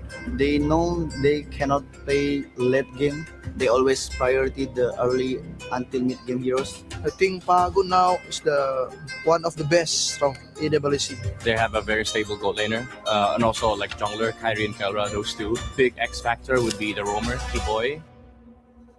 I just take my revenge. For our group stage match, you also said revenge. You want a revenge earlier, you failed. You want a revenge now. You don't expect too much, right? I think we are aiming for like a 3-0 win or 3-1. We just do the same things that we've been doing before. We can actually just win. I hope we can show the full potential of our team. One of the best group stage runs ever. TL then Onyx, are you kidding me? For Pagu, my friend, tunggu pembalasan dendam kita dan kita akan kalahkan kalian di knockout stage. Don't cry. Aurora have just taken out 2 of the biggest teams in MSC back to back cleanly. For T-Boy, I would say just hope you get your strong heroes. It's the battle of the last and closest rematch that we had. Among all those quarterfinal rematches, this was the only upper bracket decider that went down to the final match. It's one of the reasons why Aurora was a final pick, and one of the reasons why they were actually going up against Onyx again. We were doing some theory crafting as well. We said if they had actually won, they would have had the fastest time. They would have picked first. And the question is, would they have picked Onyx again? Because the rematches went before them, they were forced into this rematch, but I think they're both happy to say, we want to prove we beat you for real, or to give Onyx a chance to say, we want to get our revenge. Yeah, I can feel it. I can see it. And I think would all agree that Onyx also want this rematch to happen just because of how things really went for the past series that they've been up against each other. And even Midnight was very vocal about how he was already surprised with how Onyx stole away a couple of the heroes that they were planning or expecting to use themselves. And he's just expecting that Aurora or that Onyx this time would be much more prepared to go up against them. And here's the thing, I feel like it's warranted to be a bit worried if you're an Aurora fan here, because we saw how Onyx in their second game, first game, sure, they lost in the early game, but then come second game, they matched the aggression. Keyboy on that show was able to have a lot of forward momentum, and then they got a lot of kills in mid. So I feel like this time Aurora should not have an easy early game. Which I think is something crucial to note in this matchup. it was mentioned that, at least for Aurora, they've observed that Onyx, everything crumbles, especially when things go wrong in their mid. But Onyx acknowledged that Aurora probably also doesn't want to play for late game. Yeah. So the drafting might be something that will reflect that, and whether or not they've already adjusted to these things that are probably a bit lacking from their playstyle. I mean, here's the thing. If you want that to happen, you kind of have to take down Sigibum. But here's the thing. I don't see Sigibum losing any of his lane. So, I don't know. So far, Aurora, in terms of marksman, they only use the Melissa. Yeah. I don't know if they have anything else. I think that's another thing to take note of, because I think a lot of question has been put onto Onyx and their gold lane. Yes, he is indeed acknowledged as one of the most stable gold laners there is out there, but we're yet to see how stable he is when you're forced to put him on a fighter gold lane. On the other hand, though, Sigibum has been nothing less than stable, has been nothing less than consistent in terms of the gold lane, regardless of whatever hero you decide to put him on. Speaking of the gold lane, Kelra, he's had 7 different heroes that he's played over the course of 7 different games. Hero pool is one thing, but effectiveness is another. And that gold lane matchup is going to come down to if they can figure out a way to get him flying. And on the other side of it, make sure that he has a chance to get to late game. The Selena was one of those conversations in mid, so was the Rafaela. The Selena banned early from Onyx. They're already taking away one of the plays. And I'm really liking that because you got to respect Rosa on the Selena. Unless you yourself want to pick up it on the second phase. But now Aurora, they kind of equalize the whole ground. They ban out that Eudora. I feel like for Ani, they got to open up the draft a little bit. But if you want to ban anything, I feel like Hirara would be a solid ban. But instead, they banned the Fanny. And yeah, that's the thing. If you ban the Aurora, it shows your intention that you do want to have an assassin. And you being on first pick gives you the Hirara. Yeah, they'll get their hands on that finally this time. But for Onyx on the other side, I would immediately assume or think of a Belleric, but this is Onyx, this is Keyboy. He was mentioned to be the X factor here for Onyx, but they still decide to pick it up. It's going to be a safe option. Here's the thing, Aurora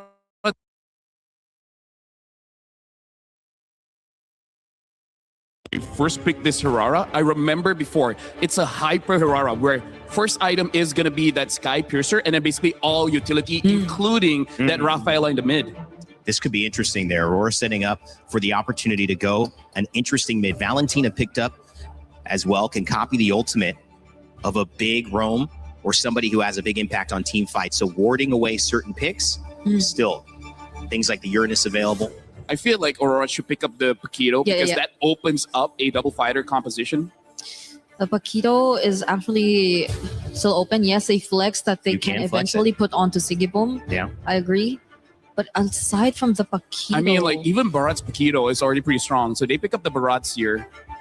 And the Cho instead. And again, I feel like this is just them showing that they just want a lot of early game here. And do they want to take it away from Keyboy, who had a really good performance as well? Yeah, you got to be very careful about their jungler here. There's just so much setup potential, and it's very specific. It's a lockdown type of composition from Aurora. We haven't seen the Ling, and hearing from scrims, it looks like Ling has really fallen off. So, I don't know. The other junglers, Nolan is still pretty good. If you want to go for utility, which I guess you kind of can, but or the Harley. I think the Harley would also be okay-ish. Yeah, there yeah. it is. Go for the Harley. I think this is better. Because if they went utility, it's still not going to have a great time. Yep. Even the Akai is just going to get chomped by the Barats. And any other assassin, because I think Kyrie's only used 3. Yeah. So now in terms of the ban here, I feel like for Aurora, just ban... I think banning out a Paquito already helps you out quite a lot here because I feel like for Onyx, one of their win conditions is to force Aurora on a traditional marksman, giving much more value for this Harley. And the Belleric.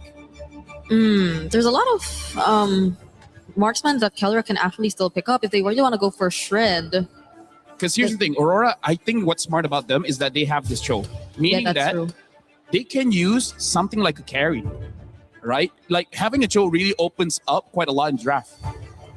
Uranus banned out from and Aurora. The Rafa. Yeah. But it's Onyx picking next after this phase. So fun fact, Uranus and Rafa, they have a relationship together. Did they really? Yeah. In the land of Dawn? Yeah. Are you like lying? Uranus is fond of her for some reason. Yeah. Brigitte can't believe it. Yeah, I mean just play the hero. You're spilling the tea. Yeah. Spilling the tea. I mean, Did they want that coming out at MSC or trying to keep that on the down low? Well, It's now out now. everyone knows, yeah. It's out now. Nolan also abandoned his daughter. Okay. Nolan and wait, who's his relative? Layla. Layla. Why'd you point at me? I didn't abandon my daughter, man. She was took her to breakfast this morning. You're a great daddy. Thanks, bro. I appreciate it. Just dad. Oh, even the juicing. Okay. I think an Alice would be an okay ban as well, but they banned out the Lapu here. So I feel like they're just going to have... It looks like they might go for a traditional marksman. Right? This will tell us a lot here on the side of Kiboy picking up. We see the Zushin ban, the Lapu Lapu as well, which is... I thought it looked amazing yesterday. Esmeralda is there if Onyx wants that to deal with the Barats. Yeah, they might just Honestly, match the lane. Even the Yuzong would be pretty okay here against Aurora. My question is, are they doing something funky? I mean, that's my question on this. And I know it's going to be very clear probably after this that they're not. But Belleric EXP, I mean, it would be weird. Yeah. But if you get something that can win outside of that catches Aurora off guard, I'm just wondering if Onyx are trying to play this in a way where they surprise Aurora. No, honestly, that's a good point because Belleric is not great if you're going up against a very fast EXP laner, right? Like a Benedetta, like a Lapu, but you're going up against a Barat, so you're equally slow. It makes it so that it's not a bad pick. So, yeah. Onyx can still flex the Belleric, honestly. And you can pretty much say the same for the matchup in mid. If they really want to rotate faster and utilize their advantage, then maybe just put something alongside the Valentina that can just be as equally aggressive. But Aurora, pick up the Paquito since it wasn't banned. But the Luyi is the surprise here. Actually, I really feel like if they pick up a Yuzong, they can win this matchup quite hard because it wins against the Barats. And then the bad thing about the Luyi is you have no dash. So once an EXP laner gets onto you, he's going to stay there forever. Final pick here. Onyx, to me, could make a statement. Come out here, try to catch Aurora off guard. And they don't. They go Esma. That's a very safe pick. It kind of nullifies that lane. Yep.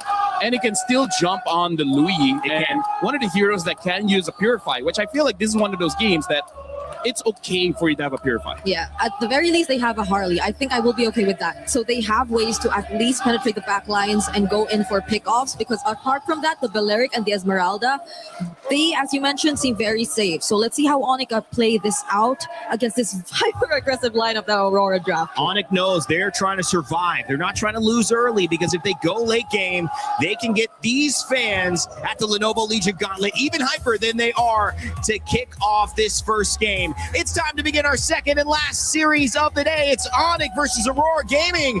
And to call the action, we've got Naisu and Gideon. Fellas?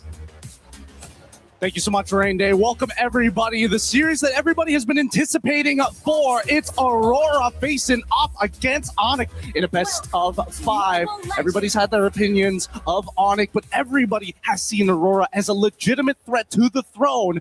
But who is going to come up on top here? Man, you know, today and the past couple days have been a whole lot of sweep action that we've seen, and hopefully this one goes the distance here because, you know, moving forward, semifinals next, you want to go ahead and see them bring it the distance, and the drafts will have the distance for Aurora. I mean, the Louis Yi pick has only been brought up, one time? This is now the second time Louis comes through. Again, leave it up to Coach Midnight to make these drafts interesting, right? And sometimes that can work for you. Sometimes it works against you. But we have seen some amazing setups with that diversion play. Yep, some really great stuff across the board. And I want to see how creative they actually went through. We saw, Coach Midnight already talking very expressively to the rest of his players about what exactly may or may not happen or certain mechanics. We're not 100% sure here, but really that diversion could be the difference maker. They're playing a double fighter comp, which is already pretty scary when you don't have like a dedicated scaler, so we know that Aurora are the ones on a timer in comparison to Onyx. We're seeing Wilderness Blessings, we're even seeing a Brave Smite coming out of Rosa, which is atypical for low Yis nowadays, because dear Lord, like LaFell mentioned, once Lutfi is on top of him, it's going to be difficult for Rosa to get away. I would say if you look at this for Aurora Gaming, one of the great things about the composition that can go against that setup from Lutfi or anything else is they have a ton of options to just set things up, between pick-off potential here. Looks like Tianzi's going to do a little bit of damage to Keyboy, but just keeps him at bay. And whether that's the kick, from Pagu with that Way of the Dragon or, Lunar jumping in. I mean, how many times now have we seen the Barretts be placed into that XP lane? The amount of ground coverage Barrett's has, especially with a flicker in Daytona's welcome combo, is kind of insane. It is. It's really good, but at the same time, right, there's still also the Valentina coming in from Sans. Now, this fight could be a make it or break it here, as we can see that they don't have first position, but here comes the TP. Whoa, Pago just trying to buy some time for that diversion. As Aurora comes through, there's the Daytona's welcome. There's going to crash on the wall. Sans is gone, but Kyrie will be able to secure the objective. And now Lunar going to try to fight it off here, but gets taken down. So Onyx winning the trade. Really nice trade so far. It's a little sad for Lunar, but somebody has to take the damage, right? Really nicely played by Onyx side. This gives Kelra just a little bit of time to actually breathe for the moment. Let's replay one more time, right? Because Aurora understood one thing. We are going to fight for this neutral objective. Unfortunately, we don't have Pagu to actually open up the map any further. Yep. But at this point, trading out against them just isn't worth the time. We already got that one kill onto Sans. At this point, we just need to make sure that we're minimizing the losses. Because unfortunately for Lunar, despite Lutfi eventually going to outscale him, he manipulates the waves really, really well.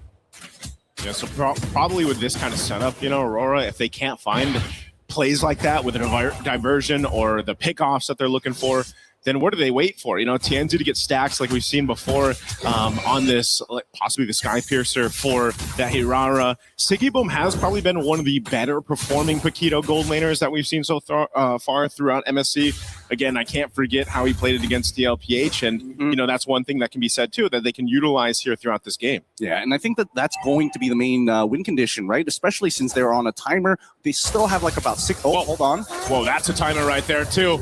Kyrie's going to be able to get away, taking out Pagu. Man, it's just, again, all you have to do is play around that deadly magic once it's up. Yep, and most importantly, wait, hold on. Gonna get a quick TP here just to open up the map and get a good idea of where TNZ might be looking to hide, knowing that the purple buff is going to spawn in about 12 seconds. This next neutral objective is going to be difficult to contest for. Lutfi has so much of an advantage against Lunar because of the previous interaction by Turtle side, so I think this should be a no contest overall, but that depends on what Aurora is going to do with this, because I'm seeing members making their way up towards this top side, and Kelra, he's only got the Purify, so once BMI is down, he's sort of a sitting duck. They just want to go ahead and trade it out, right? Objective for potential play across the map. Oh, delivery service? Yep. Diversion's going to be used right to that mid lane. Pagu this time, the difference here is he's actually got the kick available. Last time they fought for this, he was only level 3. Lunar is going to jump it. Daytona's welcome. Pagu trying to zone out Sans. Already using that Keyboy now. Half health gets kicked right to the team. Will deliver Keyboy up.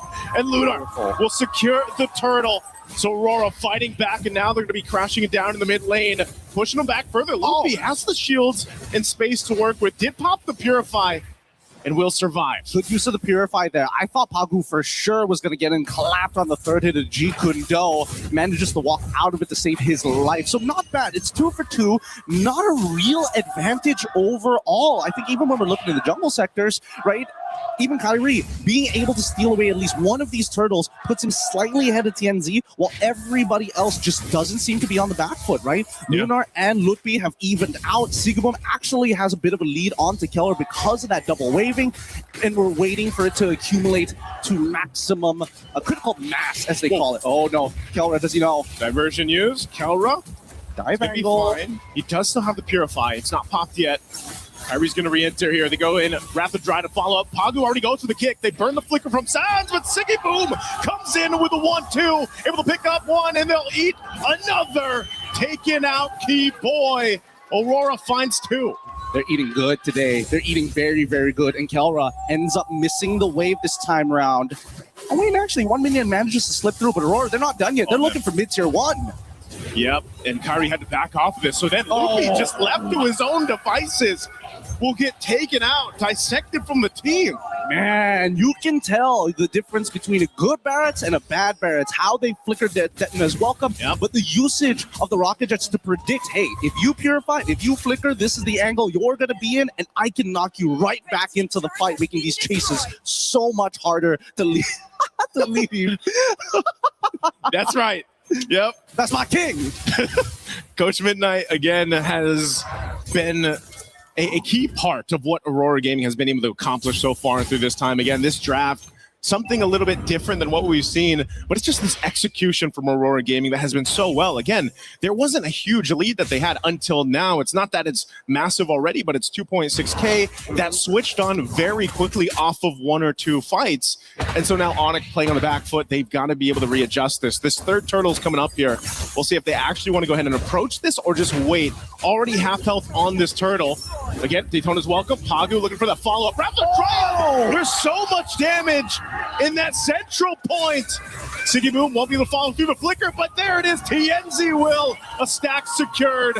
And now he's going to be able to get away here so easily as they look for another. Oh my God. Oh no. Kyrie gets kicked. I know you're a wizard, Harley, but you can't get away. Oh my goodness, Aurora playing out of their minds. The red herrings, they make it look so easy right now, but they're just not missing a single beat. They're not too tunnel vision. They're still open-minded to the way that these fights need to actually progress. Let's look at the replay one more time, right? Because again, this was an incredible catch here, spitting him right into Keyboy's face, making sure, despite the fact that Sans tried to flicker on out of there, dashed twice to make it all happen. The chase, the rundown from Aurora squad, it's difficult to beat. Once that major impact is landed and Keyboy doesn't have that Wrath of the Dryads, it's so much harder for Onyx to peel them away. The unfortunate thing is once the Wrath of the Dryad is dropped down, that's also just a clear signal for Rosa to be like, okay, you want to fight here? I'm just going to go ahead and get these yin-yang interactions procced off, you know, and pump out enough damage. Everyone's centered around that Wrath of the Dryad setup anyway from Keyboy that the Luigi pick is actually a great counter into that. And that's the thing. It's about finding the anchors here. So far, Aurora, Rosa has been generally untouched this entire game. And, you know, given the caliber of player, Rosa just doesn't seem to ever be out of position. And that's where Pagu comes in saying, I'm willing to die for the Thorn Queen every single time, if necessary, just to make sure that Rosa doesn't fall behind. On the opposite side, right, Onyx doesn't necessarily have a dedicated anchor. When you are pulling backwards, who do you fall back to if not Sans? Yeah, that's why one of the things, again, if you look at what Onyx can do here as they fall further behind, man, 7,000 gold deficit for Onyx. You've got to play into the Claude, right? You've got to go ahead and let Counter get to that point. But then even so, if you already have the Trinity, you walk into those team fights, it's going to be the same case where you're just overloaded with that damage, that front damage that Aurora has to play around with. And this Lord is going to go freely over to Aurora Gaming. Well, that's a really good point here. In just a little bit, Zipper, could you pull up the items? I mean, we need to know how far Kelra is from that Trinity as of right now. I think he should already be done with Golden Staff based on the total amount of gold the team has, but I'm not 100% sure. In the meantime, though, Sigaboom, this is probably the strongest he is going to be throughout the game. He legitimately can 1v1 Kyrie, Sans, and Kelra if they just walk into a bush, and I think that's the big fear for Aurora. Opening up the map, especially with Keyboy, he's died 3 times opening up the map and fighting for that space. It's just really hard to get back up for him. We'll see how they play this out. Lord slowly walking up here to this mid lane. They still have the Holy Defense Shields to play around with, but Onyx, again, with this kind of lineup, can they still defend this? 10 minutes into the base, the Lord charges in that mid turret. They're going to have to deal with this wave pushing in as the bottom also turret. Shield pops. Mid turret down. Aurora stays disciplined for now. They'll let them clear out the Lord here and see if they can get more. I like it. I like it a lot. Onyx says, you know what?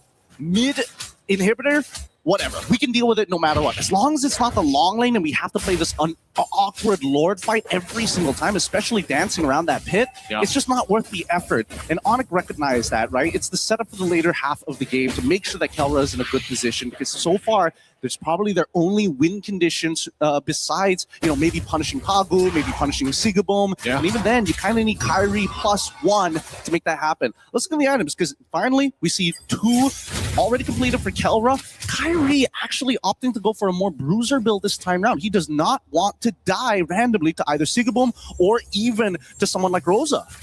Yeah, he's kind of has to, you know. We've seen it how it happened in the first fights. I mean, that first hurdle, it was just him being patient. He went in with a retribution, but every single team fight after that, you just see how quickly he has to go back in time to survive, you know, and that brute force is going to help him a little bit. Few stacks here for TNZ. This is what we were mentioning earlier on. You know, you're going to pick up that Harari, you're going to be able to get those stacks. You're a threat in itself. And honestly, if Onyx puts too much to try to deal with TNZ, that's where, you know, again, they're not paying attention to the rest of the side, the side attack here from Sigiboom or even the diversion from Rosa.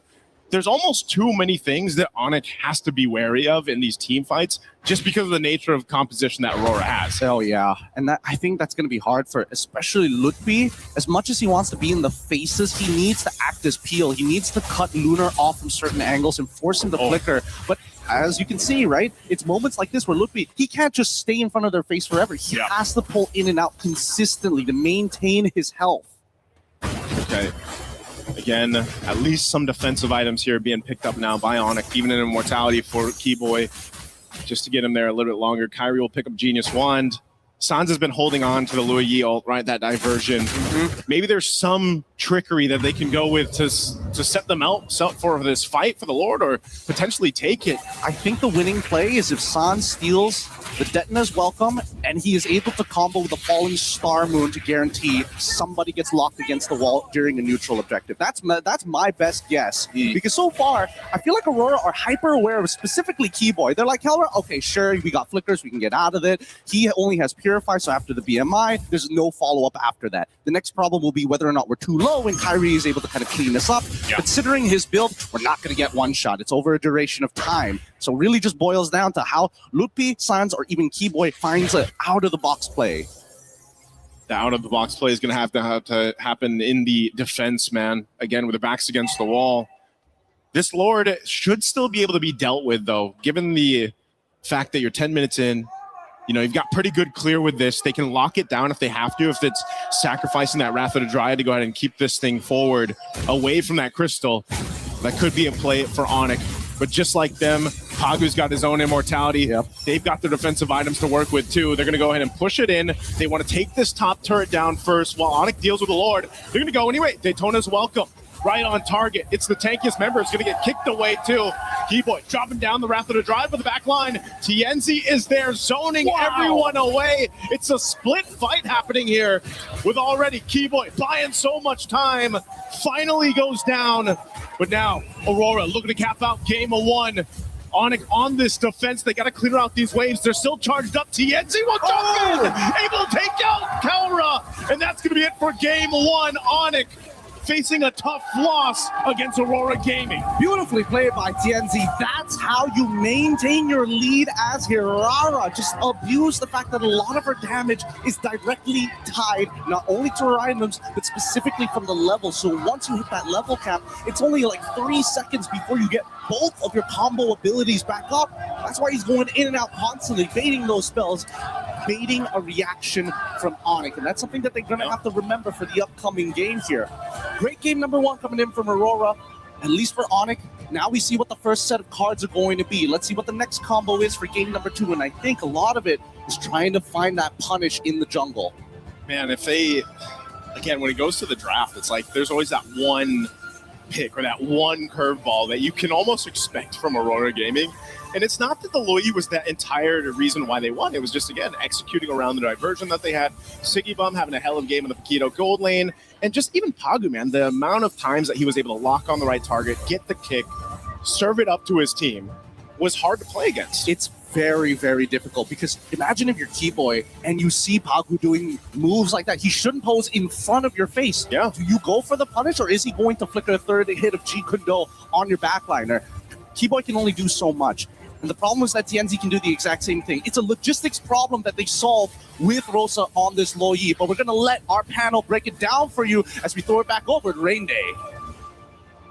Somebody call it, man, because they need an answer to this Jeet Kundo in the gold lane. Paquito and Siggy Boom continue to dominate. No kills in that game, under 10 minutes. And Aurora Gaming prove with game one that they certainly are what we think they are. The new final boss. It's just a matter of can Onyx respond. Welcome back to the Desk Rain Day here, Brig. LaFell. I mean, like, here's the thing. Like, sure, we might see the telestrain later on, but here's the thing. Technically speaking, why Aurora has been winning, I feel like in that game has proved it, they're using two things, which is number one, wave management as well as timing. Because you're going to see after 5 minutes, they completely abandon the lane because at that point, Aurora is playing a draft that is strong off of one item.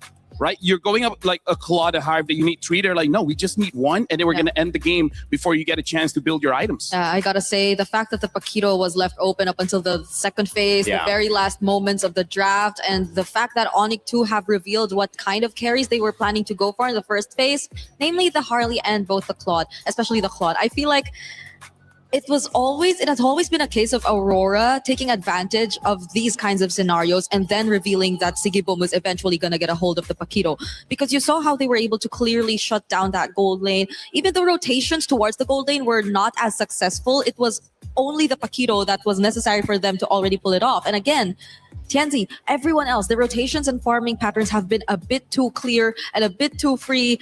Onyx, I think what we mentioned before heading into the game was true. They were a bit more safer in terms of their gameplay. And I think this is where the mental part starts to happen, because we heard Onyx repeat to us, we said it about them, yeah, they get an early game start. When they do that, we could be in trouble. And then they get an early game start. So now what? I mean, you still got game to play, but you've already mentally spoken it out loud that if this happens, we're going to lose. So then that comeback seems a little harder to me, Brigitte, because they've already basically proclaimed that if they don't start well, it's over. And they decided to reveal with which heroes are they planning to start the game with. They picked and prioritized the Belleric and the Valentina. We did consider that the Belleric might be flexed eventually later on, but I think they were just forced to settle with it in Rome. And the Belleric Valentina could only do so much if you're up against the Luyi, who I think even in the first few minutes of the game have shown us very unintentional yin-yang combos that really put Onyx in a very difficult position over the long run. I think this could be one of the stars. We're not talking about him enough. Sigibum has played phenomenally. I know Aurora Gaming are barely on screen because they're winning in 9 minutes almost every single game, but he has played phenomenally, guys. And I will say the Lu Yi, it's already come out once. They won with it once, make it twice now. Yeah, honestly, I really don't get how Sigibum still gets the Paquito. Yeah. I mean, despite his name, he's not a bum. He knows how to play that hero. Right? Yeah. Yeah. You gotta back me up whenever I say I agree. I mentioned it. That was the first thing I talked about. How is he still able to get a hold of the Paquito? Yeah, I agree with you. Yeah. I mean, this is just, it to me, I felt like Onyx were really worried about what they were getting, not what they were taking away. But LaFell, it's very hard to take away a situation where Aurora Gaming are coming into it almost knowing they're going to have one up on you. They're going to have a double fighter. They're going to have a character you haven't seen before that's not quite in the meta. I feel like that's why Onyx said, let's just get stuff that's good, and then hopefully we can win this and draw it out a little bit later. But what'd you see? I mean, like, the problem is, I feel like even Team Liquid said the same thing, right? They were surprised that Aurora played that fast, and then they're like, we're trying to fight it by having late game. But TL did it, and it didn't work out. We see Onyx trying it, also didn't work out. So you got to fight fire with fire. You come to me. I'm not gonna stand up. Okay, here. Whole posture, man. Here's the line thing test that we got to talk about. What's important in the draft of Aurora is actually, yes, the Paquito, but also the Cho, because here's the thing of what Aurora has been doing. They need at least 2 people, which is this, to open up the map. So that's step number 1.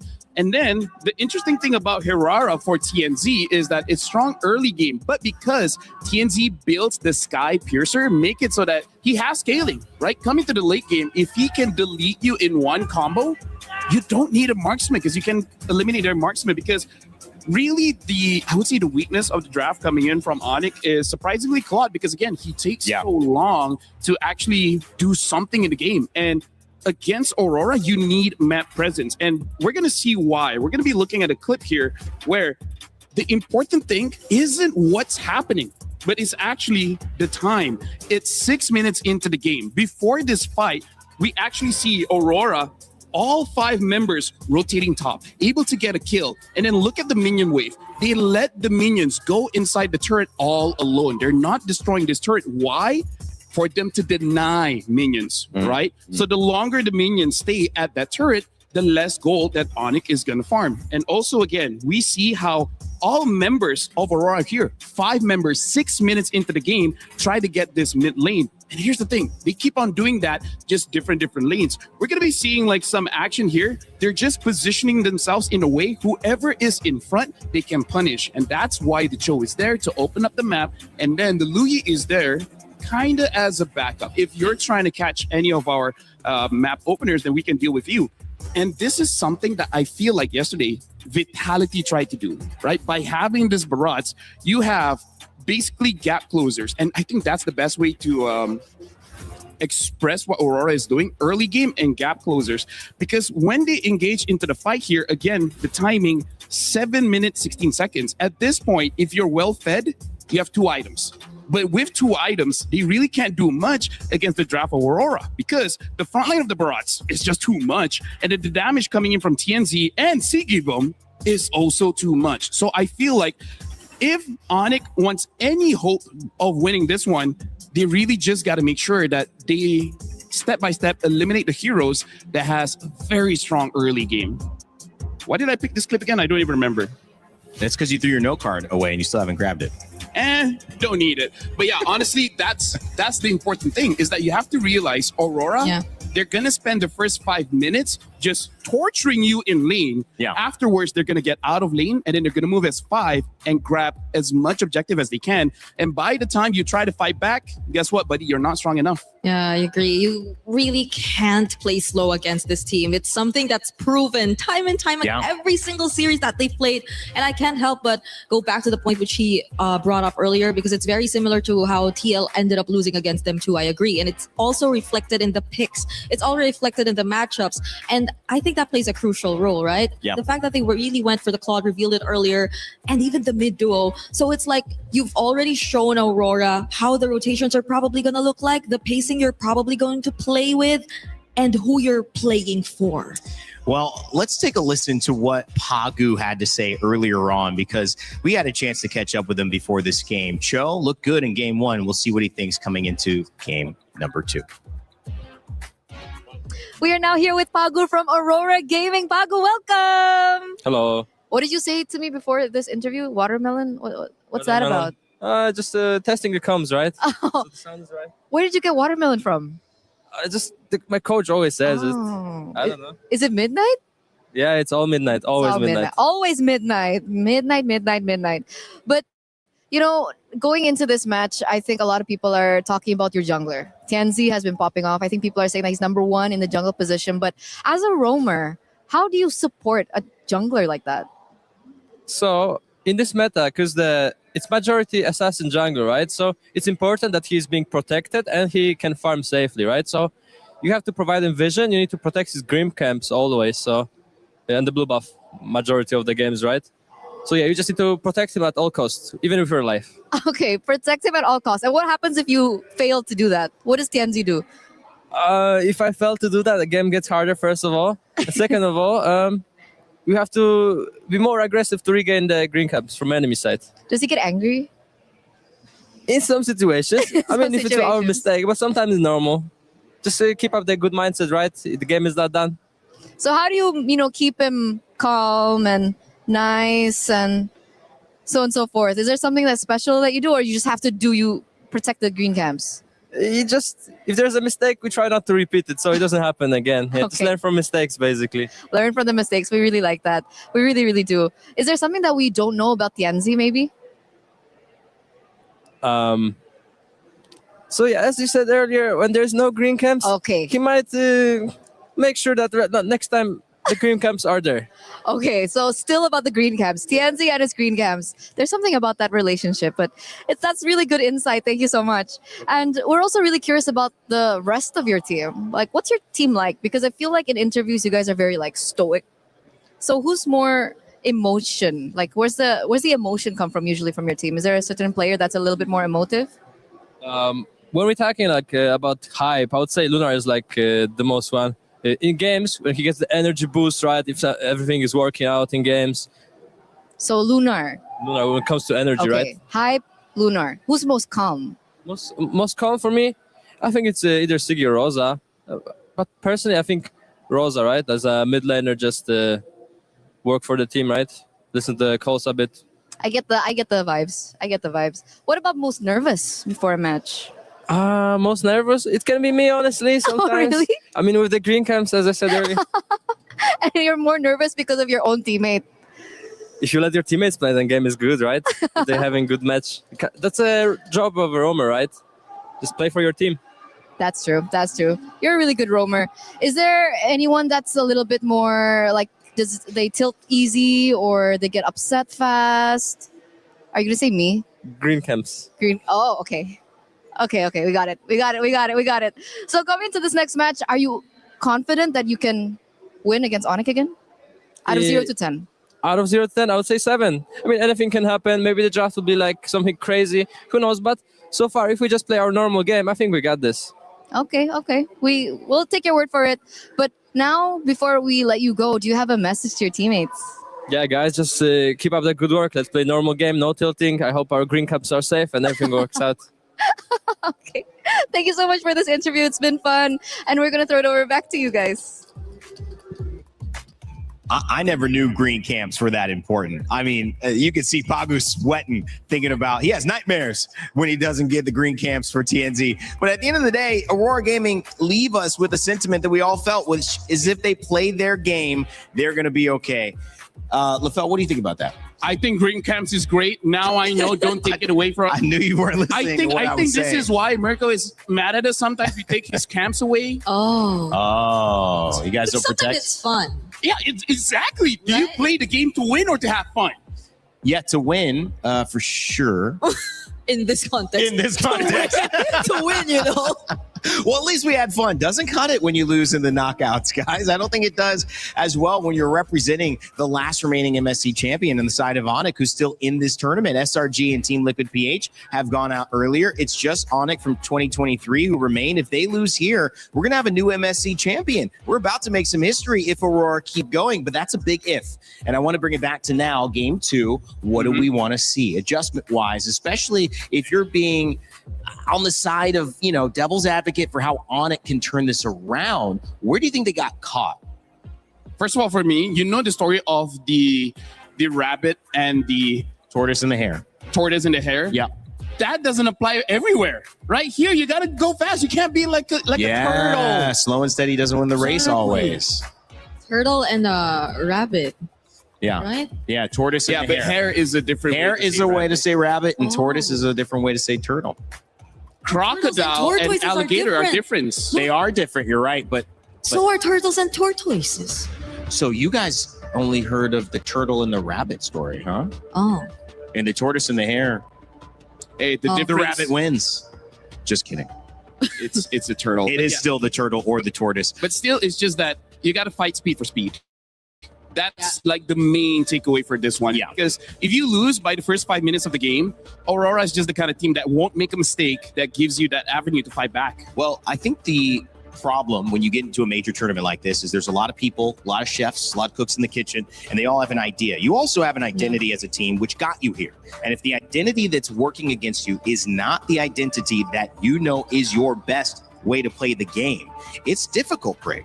I actually agree with that because I feel like Onyx still just played with their identity. They played to their strengths, but it's something that's being exploited again and again by Aurora because, again, they have so many cards up their sleeve. They have so many ways to deal with what has been considered the meta and the strengths of Onyx for the longest time.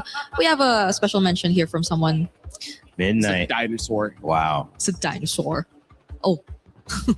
Speaking of dinosaurs, the Barat does seem to be quite a problem. It's just that, hey, I feel like the reason why Aurora keeps on winning, they keep on winning the side lanes, right? So stop that. Stop that.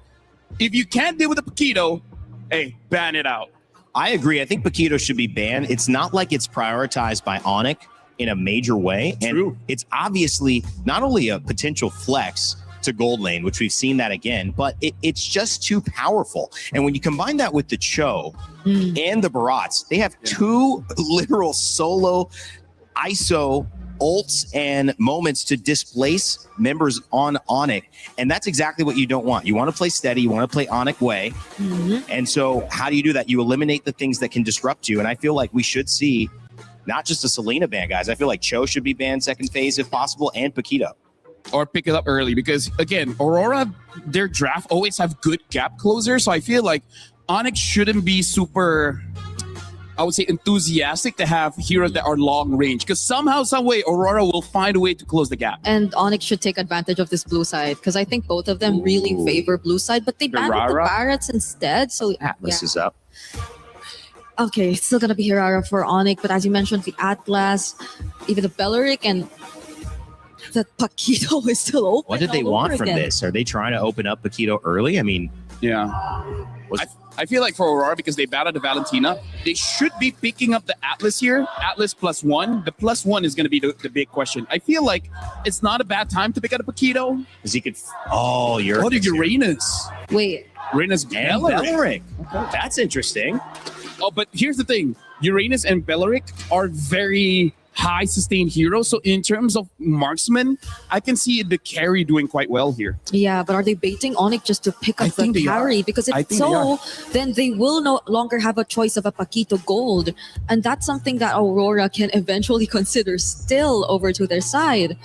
So Onyx have to be very particular about their choices here because the carry really looks good, but you also don't know what other range options would come out from Aurora. You don't know what Rosa's playing in mid just yet. So they will go for the Esmeralda. This is looking like a dead lane in the EXP, at least for the matchup. The Golding is really what matters at this point. We also saw the Atlas picked up, and it did not work. It was Vamos trying to do a lot with the Atlas, and they're actually going to go away from it. Sushin, and then the Rafaela right back. We see you, buddy.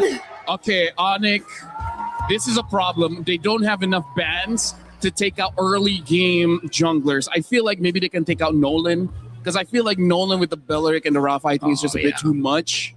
That was a very fast Rafa pick, and I feel like it's going to be good to deal with all three members of Onyx here. Just the slowdown by itself, speeding up the Uranus, he's going to stick onto them, and here's the thing. They won't have enough damage early game to potentially deal with the Uranus. Yeah, because you're already seeing the Juicin. That's that.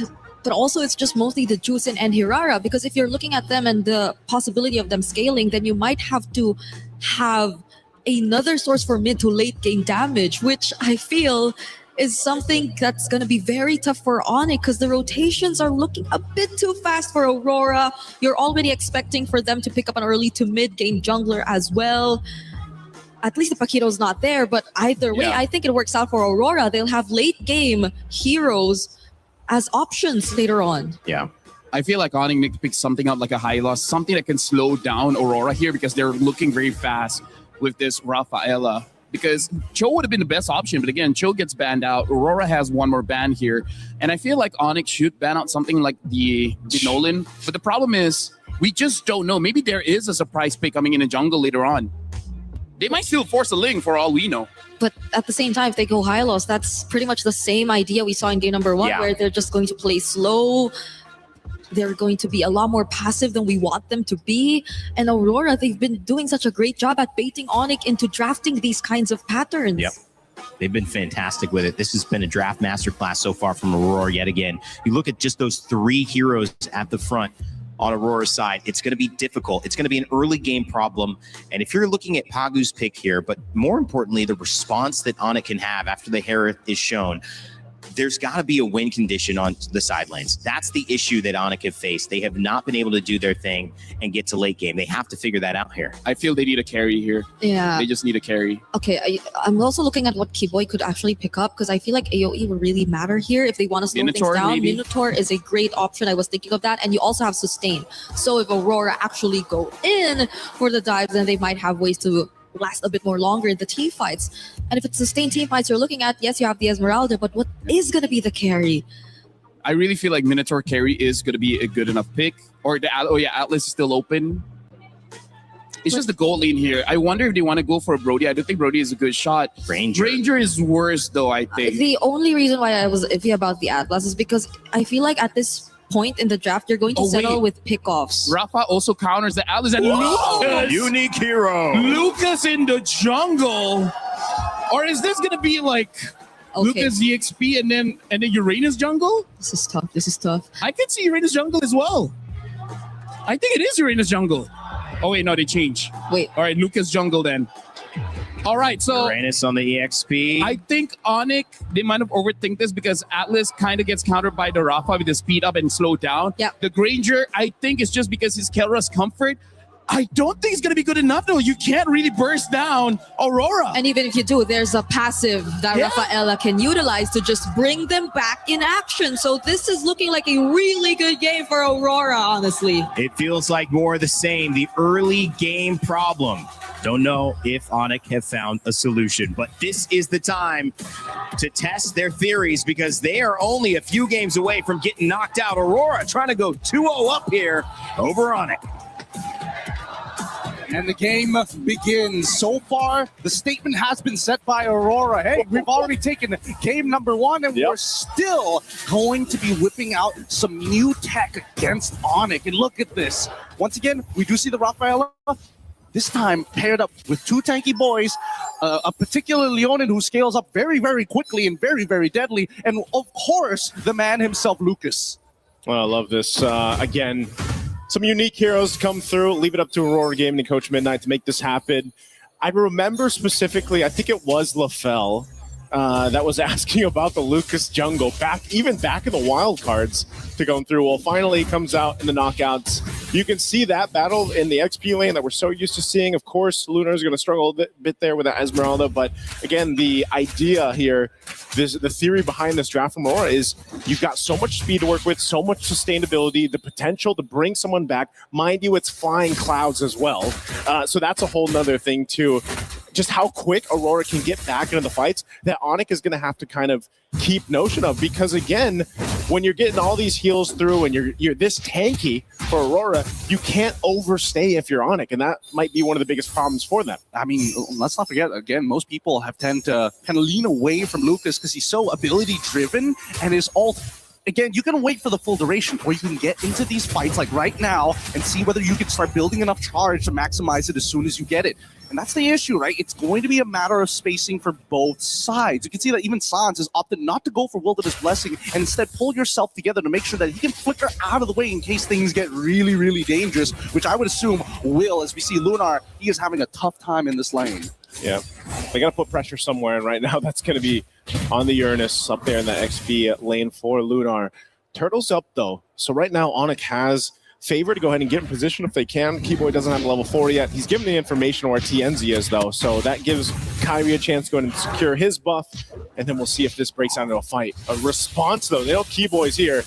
Sigibum rotating up to allow this buff to be secured, but the fight for the Turtles already going to start up, but it's less than half health. Secured up by Kyrie. Let's see if they disengage here. Pagu too low, so objective secure for Onyx. Oh, that's a bit of a waste here, and honestly, a pretty huge win because now Kelra at least gets some gold shielding here, just to get a little bit of a lead against Sigabum at this point of time. And not to mention that I think that Onyx also recognized that, hey, we got to be careful. We cannot underestimate this Lucas. There's a very good chance that he can just power through a lot of our abilities, even if they do have the Fatal Links here. Keep in mind, anti-CC is going to be a big mechanic here for Tien. Oh, this is dangerous. Wait a second. Oh, Pagu.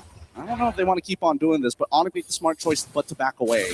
Hey, you know what? Hey, you can still say, Pagu, that wasn't a green camp. You know, that was a buff that went over in the hands there of Kyrie, but still kind of trying to maintain this jungle. Skypiercer is picked up by Kelra. That's kind of what we were thinking with that Granger being picked up here. Again, it is a comfort pick, but also if you can start to build those stacks for Kelra, obviously that's really going to help. And he has to play at range against this kind of lineup here that Aurora Gaming has. So off to a pretty steady start for Onyx, building up already a nice little lead. And they don't mind not interacting in these early stages of the game until everybody's got their ultimates and they find the right position to do so. And I think as long as Aurora recognizes this, hey, we need to fight on our terms and only our terms. There's a lot of things in the early game that actually don't matter. Here in the mid lane, this is going to matter. Keyboy fallen. First blood to the hands of Sigibum. We're going to rotate here through. It's not over. It's not over. Oh, Lunar's going to get thrown around. TNC, though, they're on this side. He wants this purple buff if he can take it from Kyrie.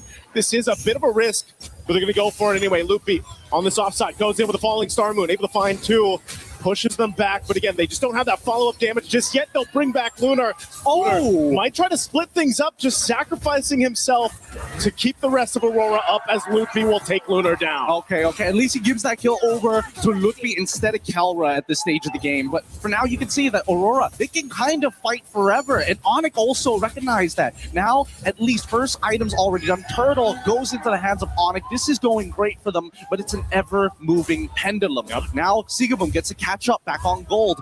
Gold here, he's got a kill in hand, but now that he's got the extra flaming as well, he should finally have a slight lead against Kelra. Okay.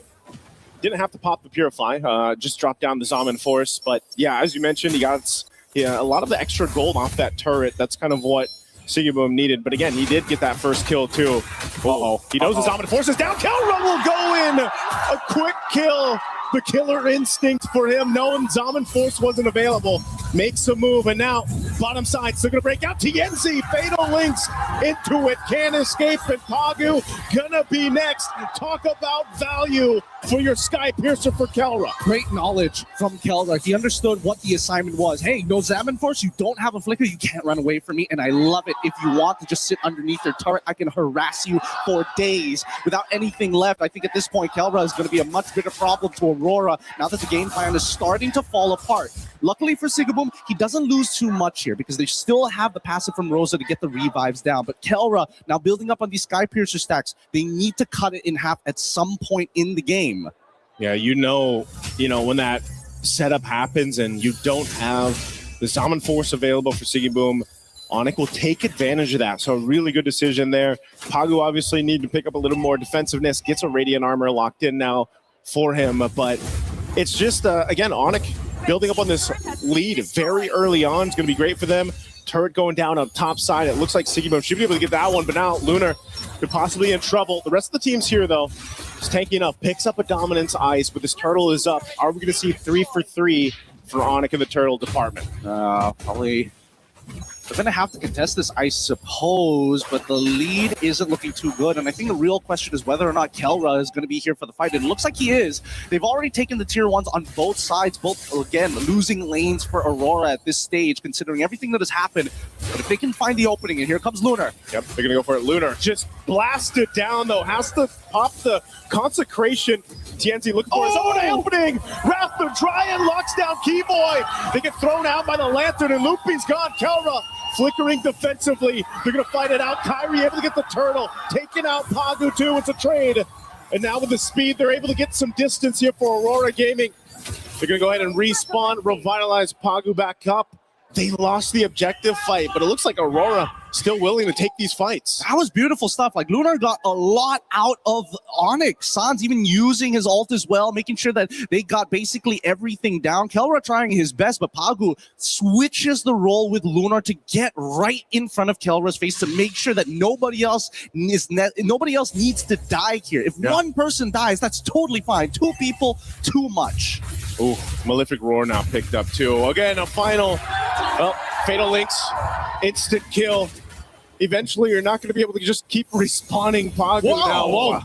Again, Sans up here in the front of it all. Rosa trying to get away too. This is a messy fight in between 2 turrets as they back off. Meanwhile, up top, Sigabum, he's been dealing with a lot of pressure on this Harith. I mean, Onyx now is not letting up in the jungle. Yeah, it's really tough for TNZ at this stage. Unfortunately for TNZ, in this matchup against Kyrie, on Hirara, I don't think it's very easy because unfortunately for TNZ, a lot of Lucas's moveset, it's one-dimensional. You don't have a way to kind of delay the timings of it. You don't have a way to kind of come from different angles. It's very straightforward. I run you down. I'm pushing you back either into my team or away from my team. But Hirara is so different, especially with the items as well. Oh, this could be a punish. Pagu could be in trouble again. Doesn't have a flicker available. The rest of the team has to help support him up. They're going to throw themselves into the fight. Lunar trying to get away. And now Pagu on the disengage too. Loopy up in the front side. They call it off though. They don't want to overcommit to this. They see the purple buff is up. They're going to put some pressure here. Kyrie goes in and TNZ doesn't have the purple. Yep, but that means that Kyrie doesn't have Retribution. So far, this could be a forced fight here. They know that Keyboy doesn't have the Fatal Link, so they have a very short window to try and punish. But so far, Lunar has not been able to open up the map convincingly because of the fact that he's been losing. Oh no. Flicker forward, Wrath the Dryad, Lunar taking some shots, the Rapsy shots. Kelra gets a kill. Sky Piercer proc. TNZ gonna follow by Kyrie's hand and looking up to load up Rosa. A double for Kelra. They ignore the Lord. They go for Pagu. Pagu, where's the tree to run here, man? Being chased down by Sans and Kelra. Couple shots of the Rhapsody, and boom, another. Man, Sans and Kelra are playing out of their minds right now. Sans, hyper aggressive, your really big punishes on TNZ, making sure, like, even though TNZ has anti-CC, doesn't necessarily mean he's safe, right? He still needs Rosa to bail him with the extra movement speed to help close that distance, because that's Lucas's biggest problem, right? TNZ jumps into the middle of this fight, tries to make something happen by pushing Lukpi out of the way, but unfortunately the entire time Sans is just building up the butterfly stacks on top of him. Rosa can try and bail him out of there, but once you are committed to the lightning, to the quick step, it's just too much to handle. And I think they just need to take a breath here. Think about it for a moment. So far, their main win condition is going to be Sigaboom. The early game is done for Aurora. Yeah, this is tough too, because meanwhile, when all that happened, there was a great kind of split push happening with Onyx. You know, Lupi taking out that top turret, that defense shield. You can see it here in the mid too, being down. Max stacks here for Kelra. Just so much value on this Granger. It's comfort for a reason, and now they're knocking on the base turrets of Aurora Gaming as the mid turret falls. Lord makes its way down bot. Lunar, half health already. Even on this Uranus, he's going to pop the Consecrate. All turrets are going to be stripped out of the base of Aurora Gaming. And now with Onyx, a 10,000 gold lead. They dealt with this in game one, and now it's their turn. Keyboy looking for an opening here. Lord's going to be worked on. Keyboy jumps on in. Fatal Links comes through on 3.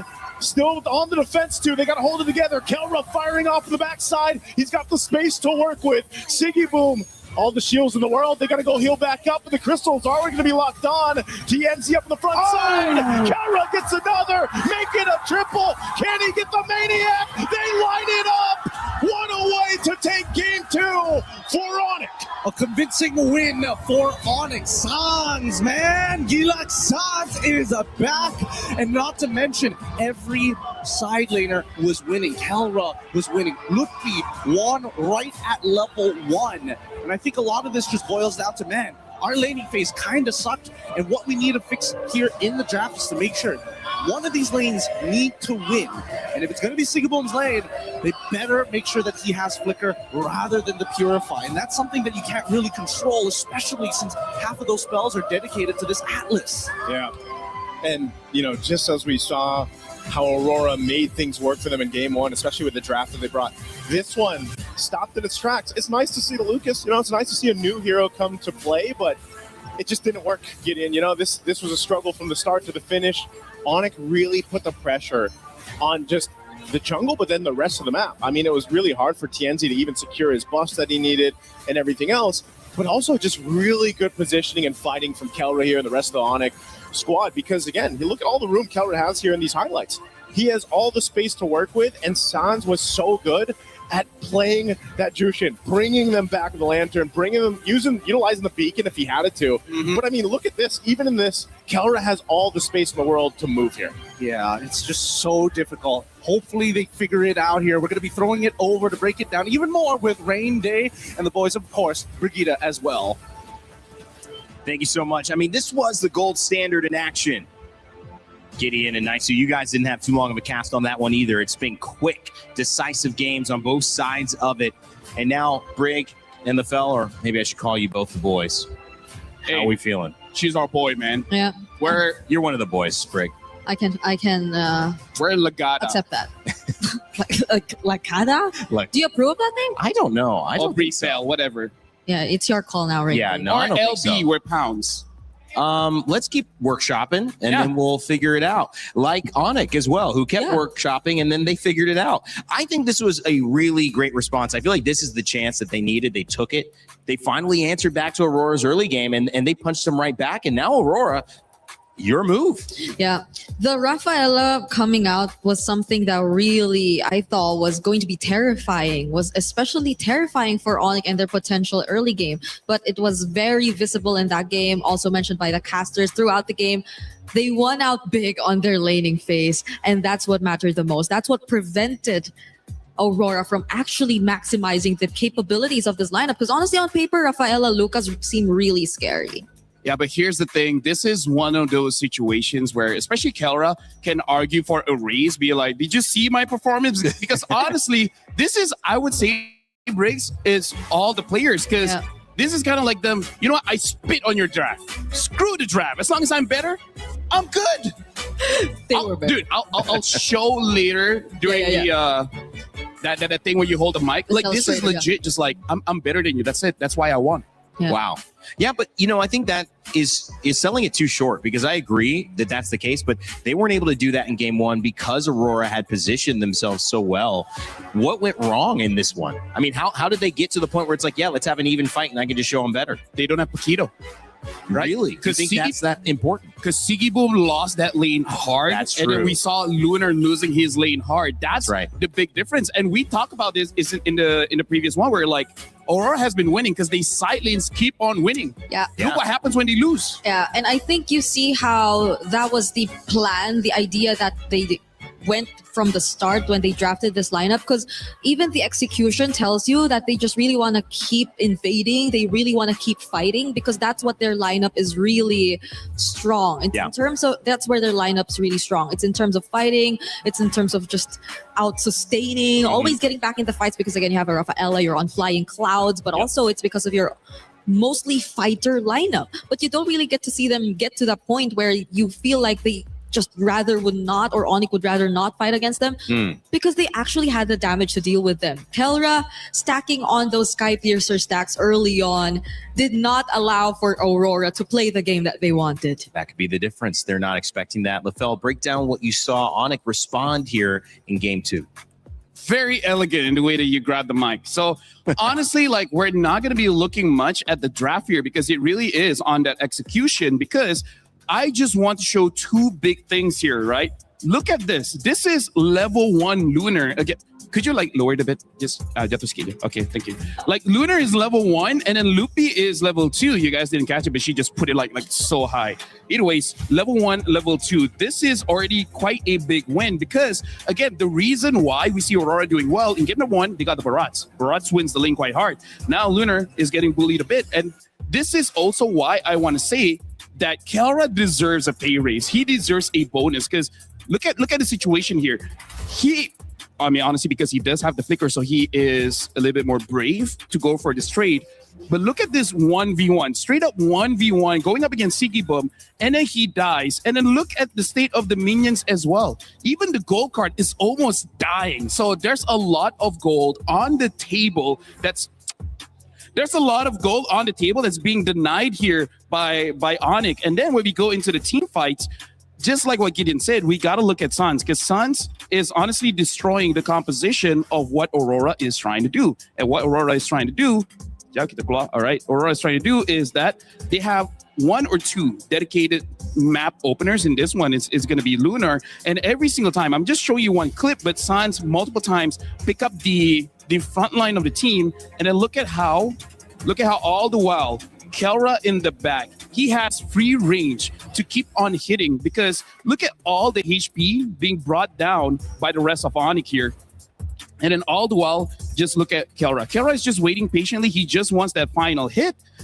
And with the Sky Piercer, that's kind of all you need. Look at the positions here. Look at how Lunar is gonna get targeted, and then later on, I'm colorblind, I can't see this. He gets chunked right there. Yeah, he gets chunked a lot, and this just shows that both teams here, Reindeer as well as Brigitte, they are very high octane kind of teams. Yeah. If you get a 1,000 gold lead in the early game for both Onyx as well as Aurora, it's life-changing. Yeah, I gotta say, life-changing. You see it, because it's both Sans and Kelra. They are very willing to just go for the front lines. It was highlighted earlier. Sans was lifting whoever just throws up front, and Kelra being a bit too free, not afraid of trying to go for these heroes first because the damage was a bit too much. I particularly observed that during that one sequence you put there, highlight there, because I think that's where you kind of know that Onyx have already got the game.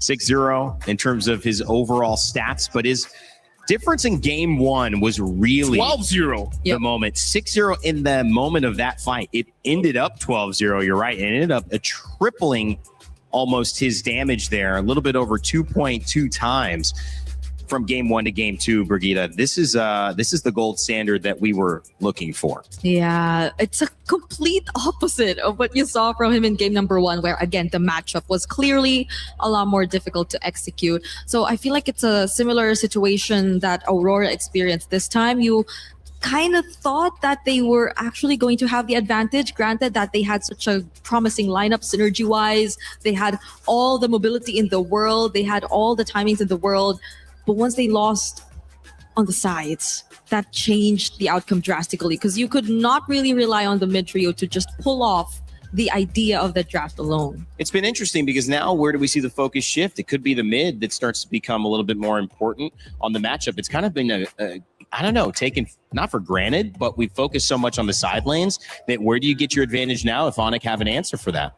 Honestly, I feel like both coaches have been doing quite a good job on getting drafts that is very serviceable by the teams. Right now, it really is just personal mechanics, right? Between Sigiboom going up against Kelra. Sigiboom, can you beat Kelra? If you beat Kelra, we win the game. If you lose against Kelra, Onyx will win the game. So I feel like, yes, the coaches have to get lane-winning matchups for all the side lanes, but then Kelra just showed, like, if he's better, he's just better. You know, I like that too, because sometimes when you get to a position like this and anything at a high level, everyone's about as good as everybody else. I mean, there's differences, right? There's moments of who steps up, who's a little bit better under pressure. But you just want to get yourself to a position where the players can decide the match based on how they play. They're not losing out the gate with their draft. So overall, it seems like Onyx and Aurora Gaming, they both set their teams up to win. We'll see what happens in game three. Before we do that, though, I want to send you to a little bit of a reminder about some new stuff going on with Mobile Legends Adventure.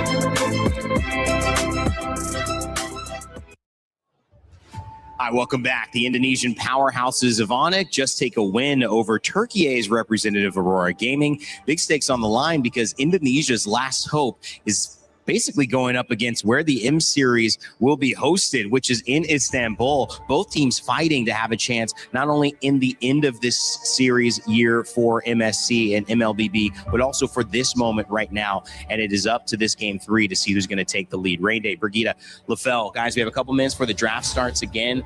I mentioned Indonesia. I want to hit on that even harder because it's 2019 they did it. 2023 they did it. It's 3 years apart. Can they do it again? Are they destined for this? We know that they are watching. Yeah. And this is a great start in game two.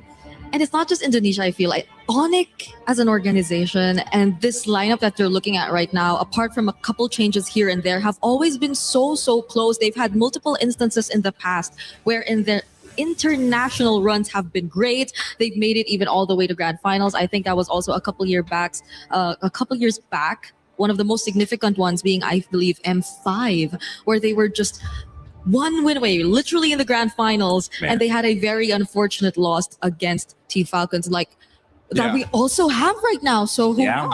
I even remember part of the draft. They have the Boxy as well as the Eve. Yeah, that's the Eve just have some kind of curse when it's best of 7. Oh yeah. Well, best of 5 here means that this is a decisive blow. This is basically the end of the best of 3. We know they lost to a best of 3, but it did go down to 3. This is a repeat not just of that matchup, but of how that matchup went, where there was a response from Onyx. It was Aurora who would finish it off and end up in that higher upper bracket spot. But now all's fair in love and war. We're right back. It's one game that separates who's taking the lead, except there's still another chance to respond, Lefel. So I'll question to you, what is Aurora's response here now that Onyx seem to have figured them out yet again? I feel like they try to get the Paquito as fast as possible because, again, Onyx has proven both times now, the first time that they met and then the second time, is that they can fight fire with fire. Like, if you want to play early game, we also can play early game. They're from Indonesia. Indonesia is known as a very chaotic, very fight-heavy region. They love drafts that require no items for you to really function. So I feel like Aurora has brought back Onyx to their roots of saying that just keep on fighting. Whatever happens, happens. Just trust your mechanics. And that's what they did, and that's how they won. So going back to what you guys said in the second draft, you got to go back to your own identity. So Aurora kind of pushed them to go back to their identity, and now it works out well. But wasn't that Aurora's identity too, though? It was, I guess, maybe a bit too much of their identity. Who has the stronger identity? Okay, that's the Brigida. Okay. Do you have a strong identity?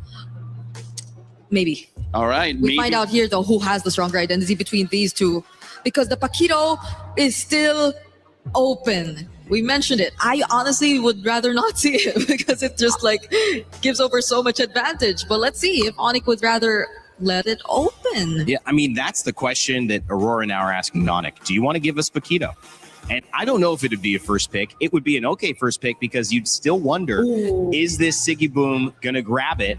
Or is it going to be something that Lunar plays in the EXP lane? Or could it even be something TNZ plays in the jungle? I feel like either Barats or Paquito is going to be pretty good here because, again, both win the lane, and then that's kind of like what you need, right? Step 1, win lane. Step 2, win the game. And then they have Freya, and Freya can flex between EXP and gold.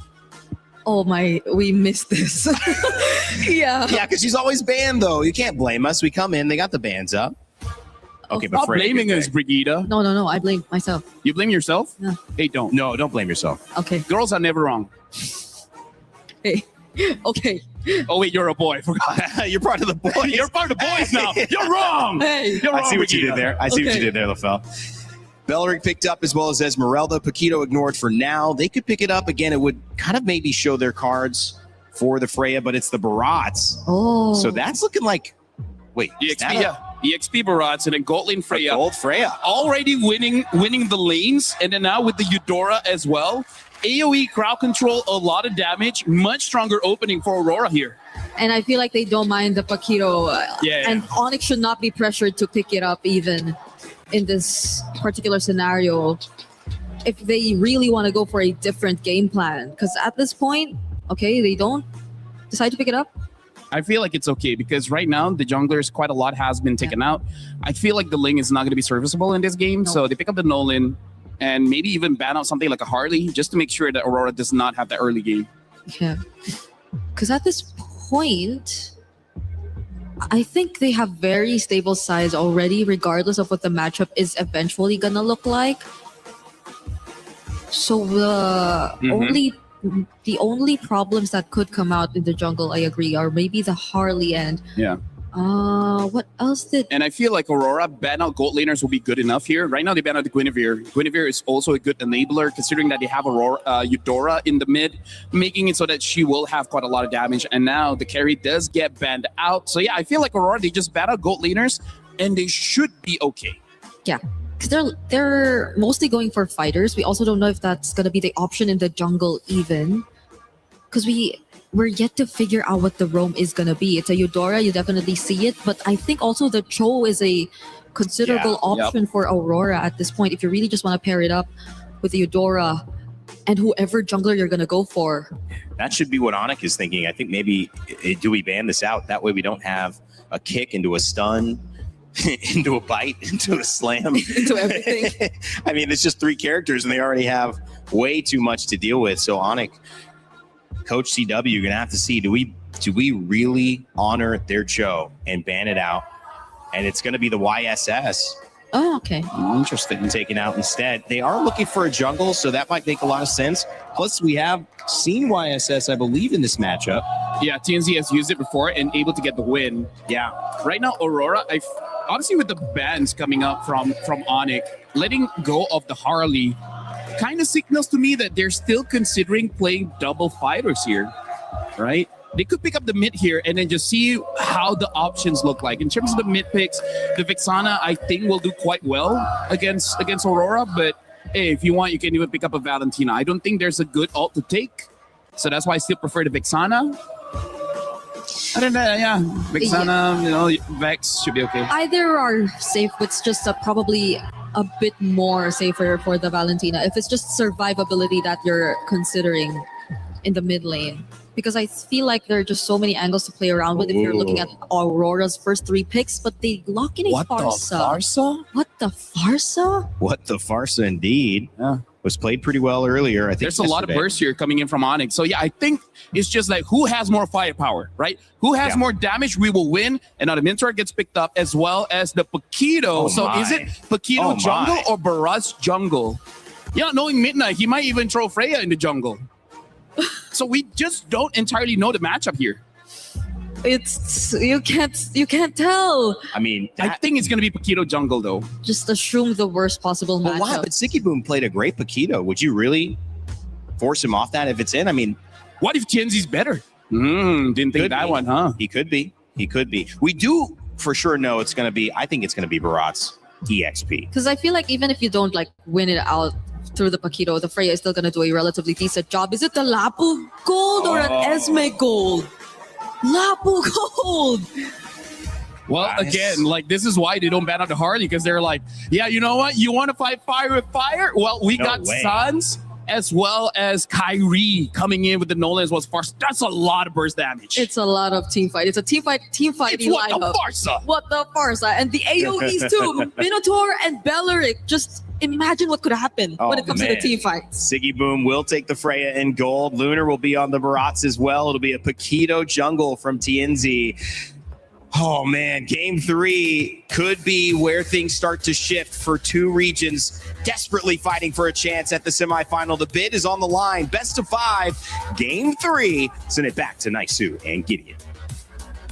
The world has demanded for bloodshed, and today we are going to get it here at game number 3. This is going to be spicy because both compositions want to get into your face. They all want to do one thing and find that first blood as we jump right into it. Aurora, for those of you tuning in, is going to be on blue side, facing up against Onyx on the red. Yep. I like that how they went through this draft. Whoa, Sans. Okay, concussive blast and that little jump through from Paku. Enough damage to send him back. He doesn't burn the Purify at least. At the very least. Here, but at least Pagu now gets to walk into enemy territory for free, and not to mention they're playing on their strong side. Lunar already generating a lead of his own, and Pagu takes like no damage. Whoa! Dead. Holy moly. I think, that is not what I was expecting that early on. First blood. And all of that. Why? Because, unfortunately for Sans, he just took too much damage. And now they're going to start pressing their lead to the opposite side. This is the early game that Aurora is most well known for. And now that TNZ is on this Paquito, and he's already level 3, he does some real damage. Well, man, they're not letting up too. Again, playing around this pressure that Aurora Gaming has already secured themselves in the first couple minutes of the game. Trying to slow down Kyrie here a bit, but I think Onyx can go ahead and kind of readjust from this. Maybe even potentially. I mean, there's still 30 seconds for that turtle to come up. They can just kind of let that go if they have to, but knowing Onyx, they probably won't just give it up for free, even despite the pressure they're feeling this early on. Yeah, absolutely not. They need to contest for this. I mean, this really depends on whether Sans actually hits level 4, right? Because he's the secondary win condition in this early game next to Kyrie. And even as we see this game progress, because of that early recall, the control we're seeing from Aurora, now Kyrie is like, man, this early game might not be in my hands. Yeah, now it's Kyrie asking for the green camp control, man. Trying to protect these. Right now as Aurora doesn't let up. They do get the retribution out, though. So I guess that is going to be the decision by Onyx, especially since Kyrie's on level 4. Let's just give up this first turtle, give it to Aurora. They've won it by just how much pressure they put on. Oh, a big slam through into the wall. Loopy gone after Daytona's welcome. Keyboy could be next series. Just going to be zoned out. Nope, the 1-2 punch comes through and Lunar picks up a kill. The autopilot here. Let's not forget that Aurora just seems to be more well-connected overall, and it seems like Onyx, they needed to regroup, but unfortunately Lutfi just took the wrong path and did not want to commit his ult. I think moments like that gets really, really difficult for Onyx. Now, Sigaboom, he's more than happy. He unfortunately is in the losing matchup, but he doesn't mind as long as he's not losing out on gold or EXP. Kelra can try and lock this lane for as long as he wants, but if we do see that Sigaboom's rotating consistently, he should be able to get mid waves as well.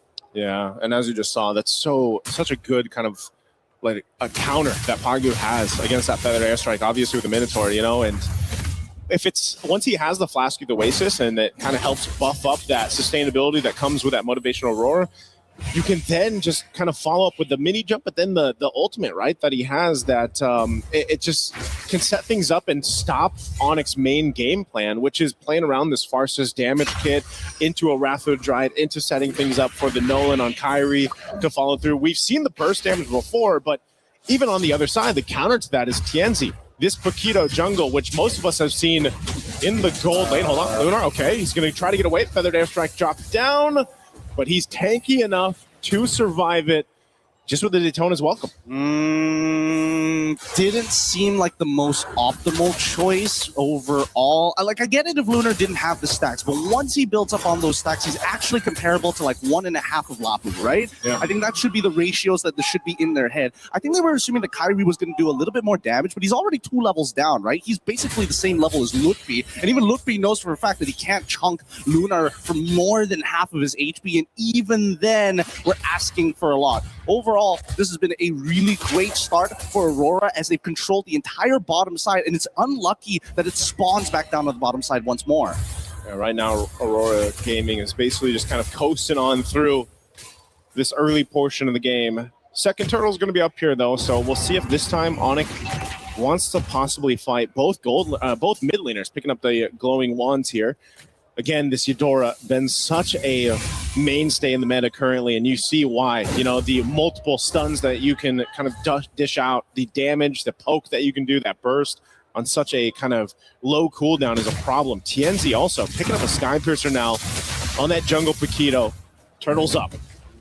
I don't think we can do this here. They're thinking about it, but he's leveled down onto TNZ, and I'm pretty sure that TNZ can just hold on to that champion stance. Okay. Quicker forward. They're going to force this fight. Kelra on Sigaboom, though. Sigaboom trying to get away. Meanwhile, Lunar's the one to fall. The team fight's going all wrong for Aurora. Sands.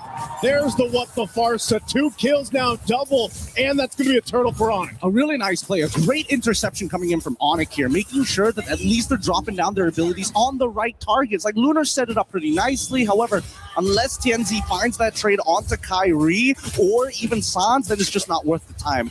Denial! Oh, goodbye. Good punish there, because I was going to say, Kyrie could not get away with that after everything Onyx did, but mind you, that whole interaction has now stopped that gold lead that was building for Aurora Gaming. It was about 2,000.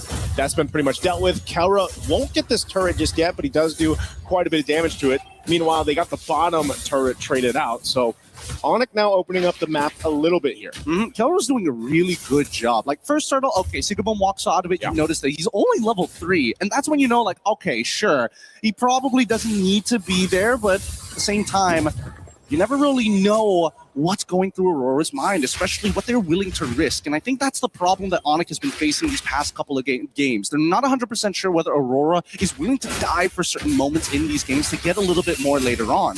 But now that the Feather Airstrike has been used early, they are making the statement, you know what? As long as Sigibum doesn't scale, TNZ will eventually fall off. Yeah.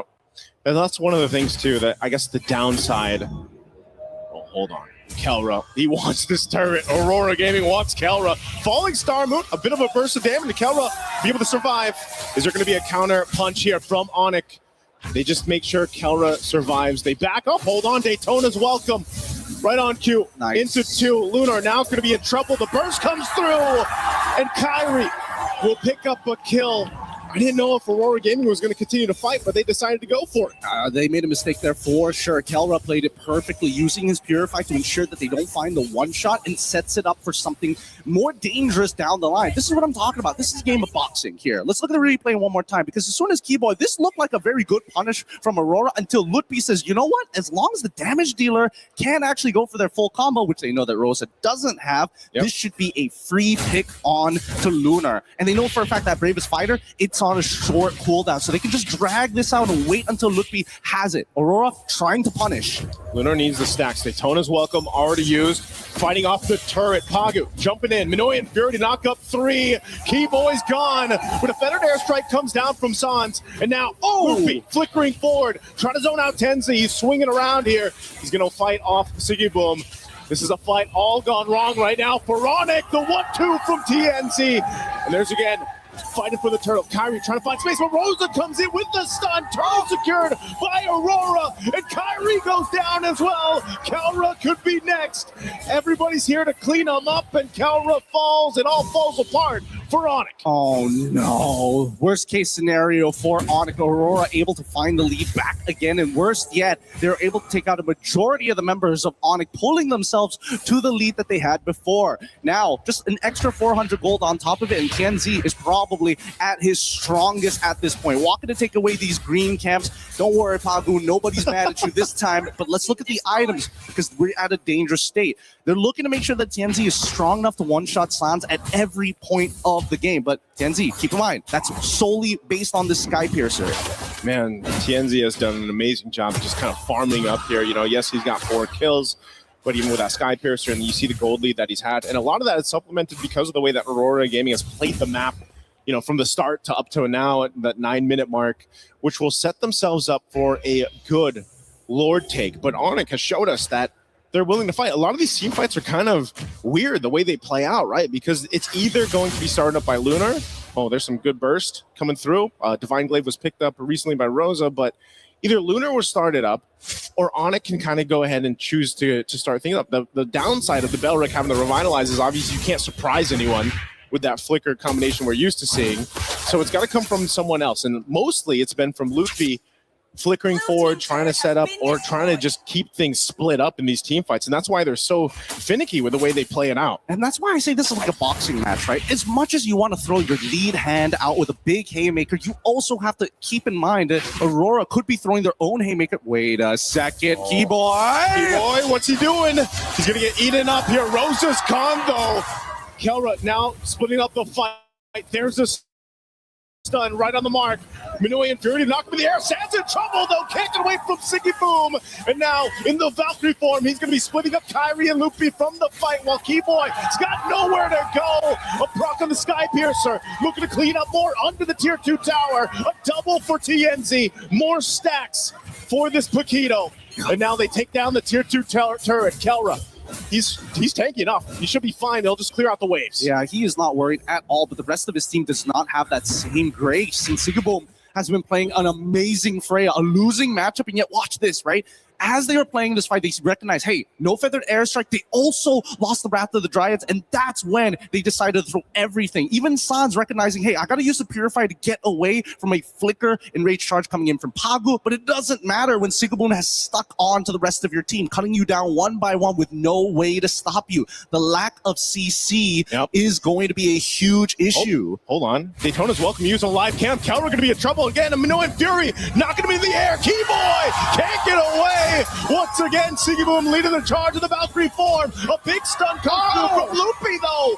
Able to stop him in their tracks, but he gets dropped back by the Rockets. But Onyx, they want to fight back. Kyrie trying to get away, but Lunar, not enough damage on the stomp there. That auto attack. Not going to be able to take out Kyrie, but man, what a fight in the jungle. This is a beautiful game here. Despite being 5.6k ahead, Aurora lose out on Sigiboom in comparison to Keyboy. An upward trade for Onyx, but the economic damage is not done just yet. Another structure falls in the favor of Aurora. Another buff taken away from Kyrie. He's struggling this game. He's 1-4-4, and every single person he wants to go for the kill has some form of damage reduction, has some form of anti-CC, or worse yet, just raw sustainability. Yep, really good play there from Onyx. Because of the fact that they took out Sigiboom in the last fight, they pretty much alleviate that damage that Lord push would have done. Again, you're just seeing, despite being down these thousands of gold, Onyx somehow is still able to actually go toe-to-toe in the team fight against Aurora Gaming here. And now for them, again, they have to look at what's their best angle, what's the best attack plan here for them, and especially when it comes to the jungle, because Aurora Gaming has not let up on this as they continuously try to take these buffs. Again, Daytona's welcome, throwing them into the wall. Keyboy, it's going to be, again, the focus. Feathered airstrike to follow through. Oh! And now Sigiboom on the back line. He's just everywhere. Sound's got nowhere to go. Forget the turret, forget everyone else. Aurora Gaming will just go for this fight, tossing everyone around, and they just go full on wipeout against Sonic, and that's going to get Aurora Gaming this game under their belt, taking the series 2-1. The one extra detail is what makes Sigiboom one of the best Freyas here in this competition. When he fights, he's already looking ahead of the map thinking, you know what, I can't 1v5, but if there's just enough minions, I will be able to sustain through the damage with my Descent of the Valkyries that have the extra AoE per auto attack, which is why you're seeing go from 0 to 100, 0 to 100 every single time. A dangerous game that Onyx is playing here, and one that they need to figure out right here, right now. There's too many holes in that draft. Last time it was missing that Atlas. Now, dealing with the Freya seems to be impossible. The ideas are good, but if Kyrie can't find that early game advantage, I don't know how they're going to play. I got to say, man, again, you know, now that it's match point here that Aurora Gaming is going into against Onyx, Lunar was a big part of this. The way he played the Spirits, the way that he was able to go ahead and lock down, sometimes it was just Keyboy, but his timings of the Daytona's welcome were just pivotal, but also Pagu. Again, this Minotaur hasn't been brought up too much, but you can just see how much crowd control comes into play for this, makes it happen. I mean, even something before this fight broke out, Sigiboom picked up the Corrosive Scythe, and this was enough to kind of, you know, slow them down a little bit so that they could follow through on this. Even going and flickering forward under that tier 2 turret just allowed them to collapse down. Almost every single fight after this looked like that. Lunar starting up, Sigiboom jumping towards the back line, putting enough pressure there, and then the follow-through where they just collapse around Onyx lineup. Let's not forget the raw amount of CC that Aurora actually has to cancel out big abilities. There's so much to talk about in this game, but we're going to leave it over to the panel to break it down for you guys here in game number 3. Rain Day, what'd you think about it? Well, I loved it. I loved it because it set up another story that this MSC is bringing all of us, which is the title defense. In 2023, Onyx, the team that you see here, that organization was able to win at MSC. In 2024, it was SRG. They were able to take the crown again, and then they would go to another final, a grand final against the defending champions, Team Liquid PH. But as we have seen for the former two, they have been knocked out of the competition. Onyx is the last remnant of a championship that may be falling again. And with one more game, Aurora could put the final nail in that story's coffin. Here's a little bit more about the journey, about the stakes, and about what has happened up until this point for the champion defense of MSC.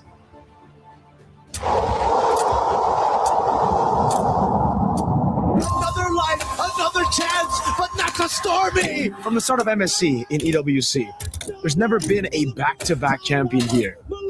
It started with SRG, Selangor Red Giants in 2024. They won it all, went all the way to the grand finals in 2025, but unfortunately had to suffer defeat against Team Liquid. They came in as strong contenders, looking to be the one to break the curse. The back-to-back was strong up until we saw the biggest downfall ever. The biggest upset in MLBB history. Team Liquid dropped out of the competition in groups without a single game victory. Now the question is, what happened to Team Liquid? Why is the curse so strong of no back-to-back? I cannot tell what really went wrong. Pressure, or is it the mental aspect of it? Maybe some of the things were wrong. But as of now, all I can say is that that's definitely not the level that we usually bring. It might be the worst international run for us. Definitely not what we expected, but we will learn from and come back stronger. We're so not prepared to the meta shift. We didn't think that it would affect us so much. There's a lot of people saying that I can't keep up with the assassin meta, and yeah, they were right. I will need to do better next day. It sucks to lose this early in the tournament. It's my first time experiencing this. I don't want it to happen again. For me, it was a failure. I don't think anyone expected this to be this bad. Even now, I still can't believe that. From last year, winning all of it, and then now being the first team to be eliminated. We must recover first with what we're feeling right now and find that motivation all over again. Let's see where life takes us. I think Liquid came in thinking that they were prepared, but it wasn't enough. They didn't cover a lot of their bases, especially with the new patch, with the new meta. From us, honestly, we just didn't care because we played our game. The biggest disappointment came from when they lost against E7. I don't know if they did this, but maybe they've underestimated all the teams here. That's the curse of being number one, and I think that's what happened. They just didn't think that people would catch up to them. Team Liquid getting eliminated from groups without a single win, I'm just as shocked as the rest of the world is. It felt like I wasn't watching Liquid. Underperforming, I think, for the results of Liquid here is an understatement. It didn't feel like Liquid. It felt disconnected. For me, Carl, I know Carl since I've been playing with him since my rookie season, which is season 6. I know him and I don't think that he would give up that easily. Yeah, I hope he would still try his best, and I really hope to meet him again in M8. The PH team got shocked in some of the pocket picks of the other teams. We are not really familiarized on that hero, so we just got us good. And I think we can still adapt if they try pocket picks again. This MSC at EWC has brought us tons of surprises and shocks. We set our sights to see, again, who can rise above and be the champions this year.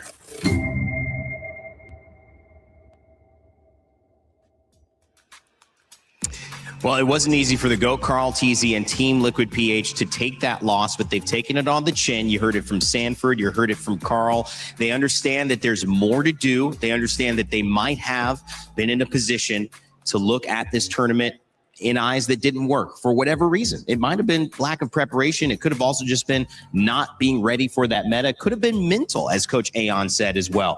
We won't quite know, and there's no point in going too back at it, guys, because right now you've got Onyx in a very similar position where they have reached this final, but they're in the knockout stages, potentially one game away from going out.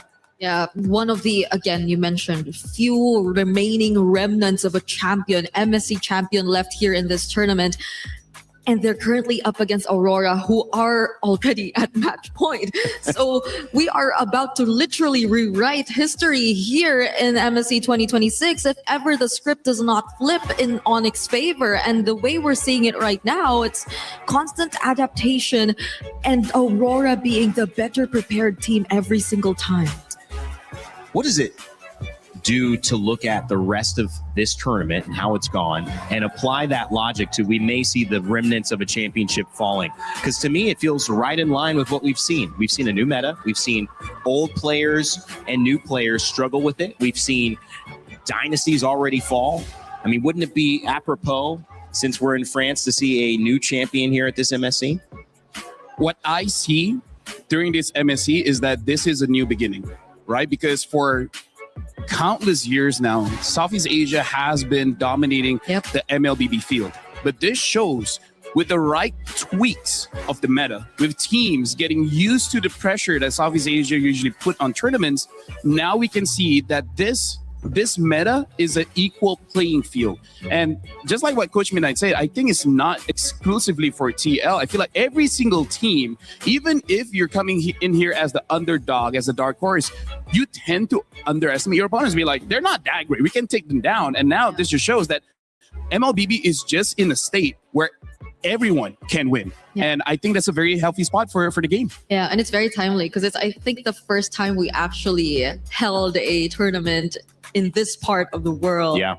And we're finally seeing the more newer regions really stepping up and being the quote-unquote final boss now, if really Aurora gets to maintain this kind of performance, which they likely will, unless Onyx get to pull out something and definitely reset out of what happened in that game, because it was pretty fast again. And it's always been the case. It's always fast games, and I don't think you really want to go up against or go through those kinds of games, especially in crucial moments like this. They have shown a little bit of weakness, but it's the exact same. This is basically exactly how the first series went, LaFell. What did you see breaking down game 2? And then, of course, game 3 here that we just had that has put Aurora 2-1 up against Sonic.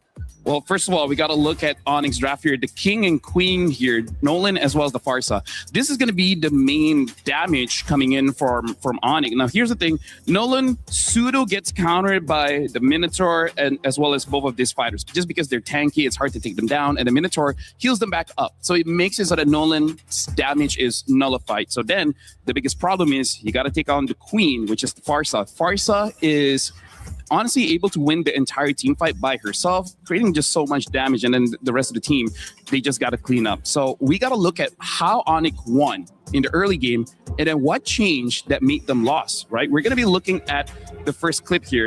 So this is going to be pretty interesting. Well, we look at the early game. This is still what Aurora and Onyx, both they want to do. And we heard from Pagu, the green caps are very important. We see here that four members of Aurora just to get this one camp. This just shows how important the jungle really is in terms of getting gold for yourself as well as denying gold from your opponent. So that's something both teams have to look out for. And then we got to look at the laning phase here. Look at how Kelra, he has won against Sigibum, but this is not the important part. We see what moves on later on because we will see Sigibum and Kelra both going to the turtle pit. And this is where I really want to bring this up. The reason why Onyx has been winning these fights is because there's a good focus on making sure that Sigibum is not part of the fight. And the one that's doing that is Kelra. Kelra is doing an amazing man-to-man defense, making it so that Sigibum is not part of the fight. So why is that significant? Well, number one is that we're going to be looking at a team fight here. And this is what we see. We see Lunar engaging into the fight, able to get Loopy, and Keyboy is there. But look at how free Sans is, right? Sans is completely free here so that he's able to deal out a lot of damage and untouched. But more importantly, look at Sigibum. Sigibum has been stopped by Kelra. He has no more HP and Kelra is stopping him. So no damage to the damage dealers. And this is why we see Aurora is just not enough firepower in the fight. But then we see things start to shift just by this. Look at the different positionings here. Hold on. All right. So now you can see more clearly. Kelra is here, but he's against Rosa and Lunar. You don't see Sigibum there. Sigibum is all the way here. Right? So even though he's half HP, he's not super healthy. But as long as Kelra is not man-to-man defense on Sigibum, look at how different the team fight looks. Look at all three members immediately jumping onto Loopy, and then look, more importantly, Sans and Kyrie. They're both clumped up together. It makes it easier for Sigibum to get on top of them, making it so that there's no damage in the fight. We see how this fight progresses. Later on, Rosa even able to stun up Kyrie, and Sans is just not able to do much in this game. So I would say the change that happened is that Sigibum knows he has to avoid Kelra. As long as Sigibum and Kelra are not at the same part of the map, Sigibum is just free. And this is why Gideon even said both teams are trying to throw haymakers. Yeah. Kelra has been blocking that shot time and time again. The moment Sigibum is free, there's just no damage coming in from Onyx. That's why they kept on losing. Yeah, and I feel like it was just really Aurora being the more capable of team of adjusting on the fly, because their roles, I feel, were a bit more flexible in a sense. Yeah. Because yes, Esmeralda is typically a hero you see in the EXP lane, but it was flexed into gold. But at the same time, if you look at their composition as a whole, aside from being more flexible, their roles and their jobs can be very different. Aurora, they have so much more sieging power, so you maybe could assign different people to deal with wave management at the same time. And on top of that is the fact that, again, they can be more creative with their angles. You could say the same too for Onyx, but at the same time, it's coupled with really good damage. I don't think you could totally say the same for Onyx, who have sort of really opted to just build more defense, be more protectors rather than damage dealers as well. But on the other side, Aurora, individually, they're just players that you could really, or you should really be aware of. I feel like Onyx, a quick adjustment is to understand who's the threat and making sure they're able to deal with it. The moment they know that they can't deal with it, then it starts becoming a problem. Because I feel like the way that Kelra played, I think Coach Yeb and CW are saying, like, make sure that Sigibum is taken care of. And I feel like just in the mid game, is just Aurora able to make sure that Sigibum is never get caught. So I feel like on the fly, they got to change the plan. Kelra, if you can't do it, someone else has to do it. As long as Sigibum is not in the map, they should be good. They just couldn't adjust. Handling that problem with the Paquito is a tough one because you're letting it through the draft, so you got to deal with it. But if Kelra's the only one who can do it, the only game that they won, Kelra was 12-0 or something like that. Yep. I mean, he needs to go off. And if his role is just making sure that Sigibum goes 2-2, but he goes 0-2, I mean, that's not enough. You need a win from Kelra. I agree. It's always go back to your ace. Yeah, it's always been the case for Onyx though. The carries have always really been Kelra, Kyrie, I think a bit of Sans here and there. Specifically in that last game, I think they really attempted for Sans to be one of the main ones because they've shifted Kelra into a role that was not so carry of him. But that too didn't work because again, the nature of the lineup that you were going up against was a lineup that could just keep diving in your face. And Sans had a very... what do you call it? It's a hero that just stays. Yeah, he's stationary. It's a stationary hero. So I mean, like yesterday we saw Falcons going up against Vitality, and that's the biggest problem where Vitality doesn't have a dive hero, and that's where we see the ultimate strength of the Farsa, right? Able to deal damage freely, but against a Freya, against a Lapu, against an Alice, against a Yuzong. There's so many heroes that the Farsa has to be careful of. It's just that in this game, Freya was there. If the Freya wasn't there, I could have seen Onyx winning that draft. They played with it. I mean, they said, okay, here, we'll see what happens if Freya gets let through. It did not work. Freya and Paquito have been punishing. And it's not that every team is doing this. We're not seeing a Paquito gold lane every single time, but we are seeing it with Aurora. And I think Aurora should keep going for it until Onyx use one of their bans or they come up with a way to beat it. that's a thing though. It's always been the Paquito showing up in the last pick for Aurora in blue. How do they keep getting away with this? Look, they're not banning it. Yeah, it's... But I think, I mean, that's just a lack of, in my opinion, that's a lack of respect, but it's also a lack of acknowledging what is not working, because that's definitely a through line. The other question I think I want to ask you guys as we head into it is, how do you get Freya Ban, Selena, and Barats as well? How do you get Kelra for sure in a winning matchup? I don't care if it's Paquito. What does he need against the Paquito if it's going to be back up again? How do you get him winning? Honestly, like Kelra is a marksman player. He's a traditional position 1 player because again, he's the ace. He can carry. It just seems like this is not the meta for it, but I feel like you got to force it out. They've already shown that they can do it the Granger, right? So as long as whatever hero you pick up is viable in the early game, then you're all good. Stick with it. Stick with it, maybe. And Onyx are stronger identity. Yeah. Just believe in yourself. Believe it. You can tell that we're running out of things to say up here. I mean, like, she's right, though. You got to believe in yourself. Because we saw it work the first time when they picked the Granger, a comfort pick that we did not necessarily expect, especially in that scenario. But yeah, the Paquito is still going to be open here in this matchup. But it wasn't, I think the other thing is there was pressure on the gold lane as well, which helped get the early kill. So that Granger accelerated. And that's where I think you need to look at Onyx. What has been our win condition?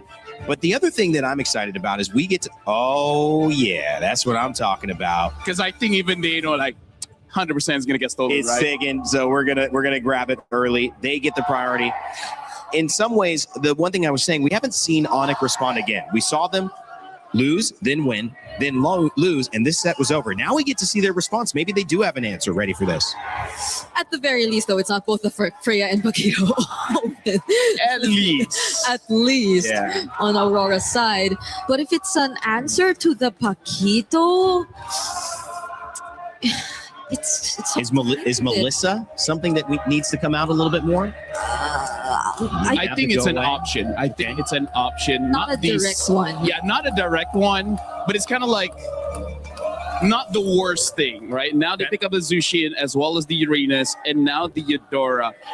I think the Eudora is, again, just to shut down Kyrie because, again, the Uranus and Zushin, they don't care too much about Eudora. That's a lot of burst damage you're already seeing from Aurora, though. And you see the vulnerable heroes from... Hey, this is how you start an avalanche. You got to go loud. Yeah. And all of the games, well, except for the second one, that was clearly an Aurora avalanche. It's looking to be another one here. If Onyx don't show us their answer in response to these heroes from Aurora just yet, the Cho's already being taken out.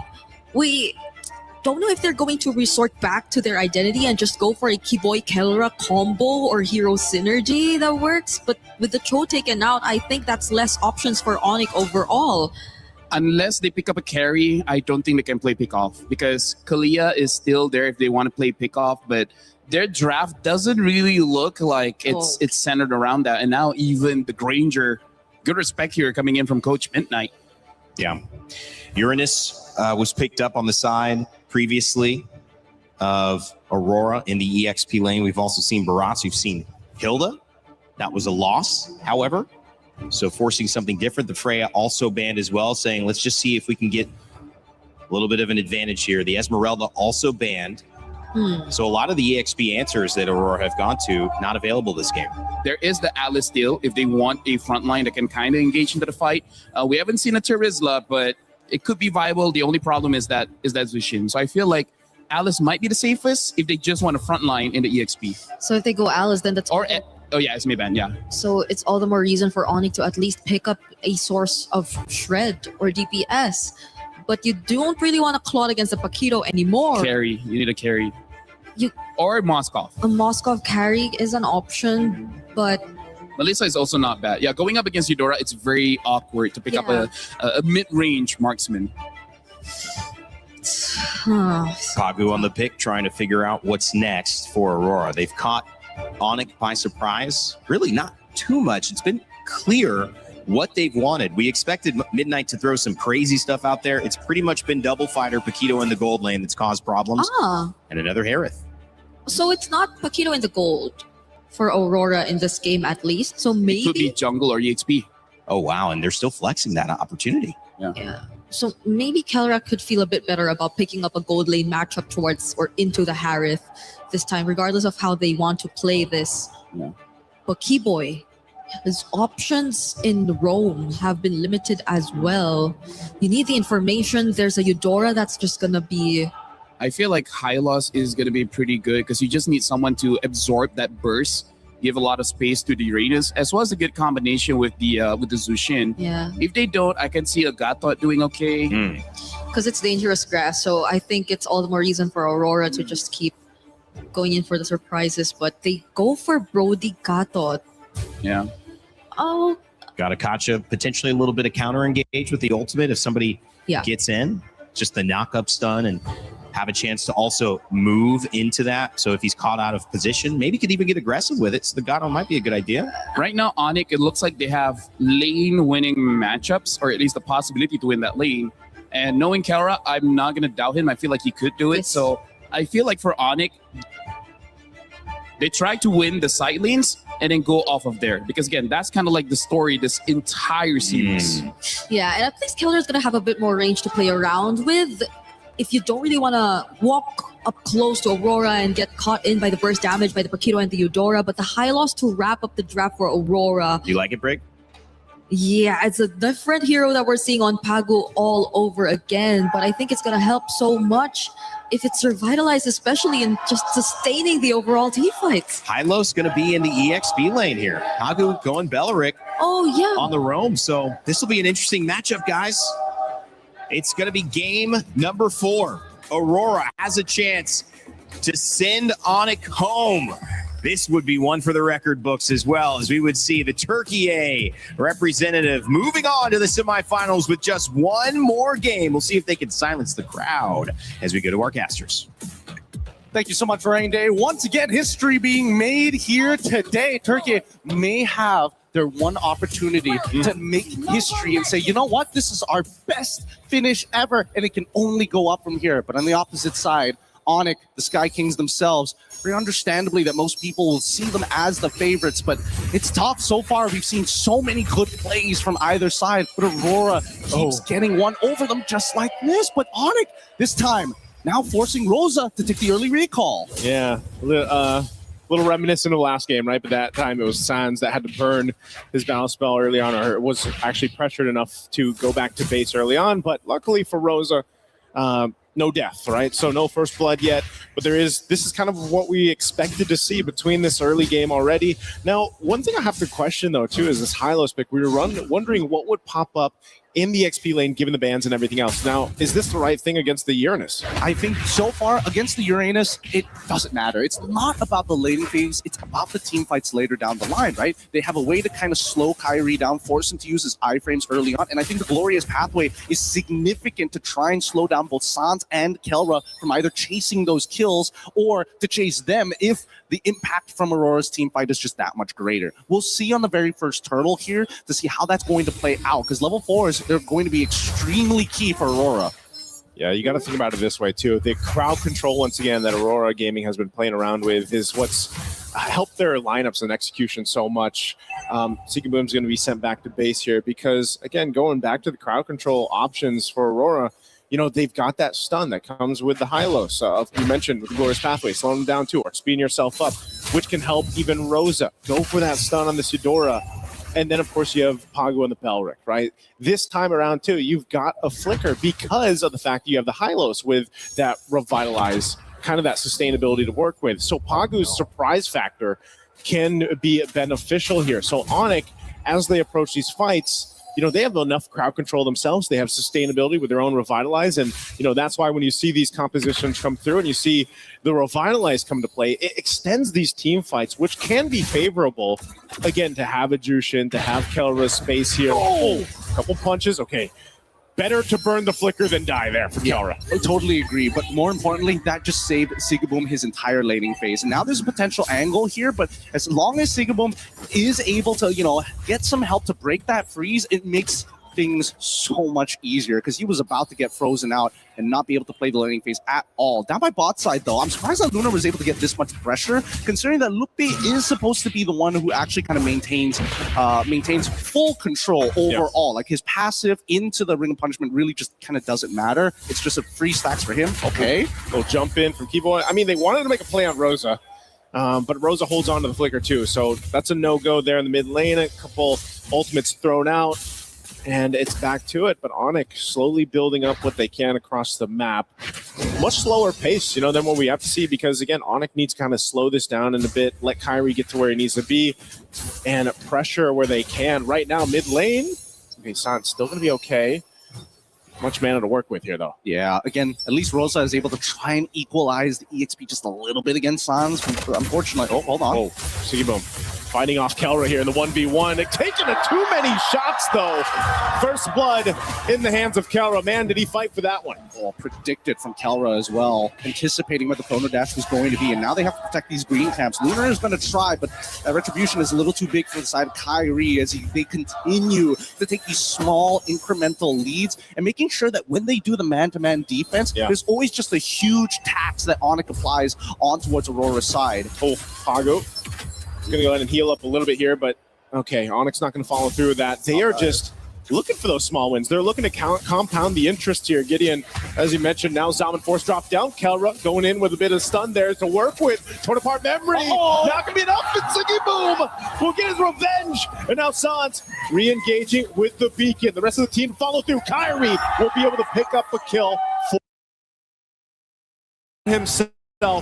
Now TNZ off the wings alongside Lunar. Glorious Pathway drop down and Sans trapped, nowhere to go. Keyboy with a jump, not going to be able to find the target. They're split up here. Now TNZ waiting once again on the call.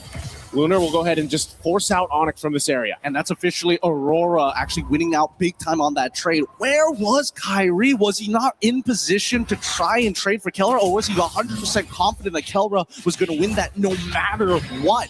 Risky as it is, at least the Flicker is back up, and more importantly, Kyrie already getting his own Sky Piercer. Let's see if they can snowball this, because fortunately for Lunar, he's going to be a big problem for Onyx, especially on these neutral takes.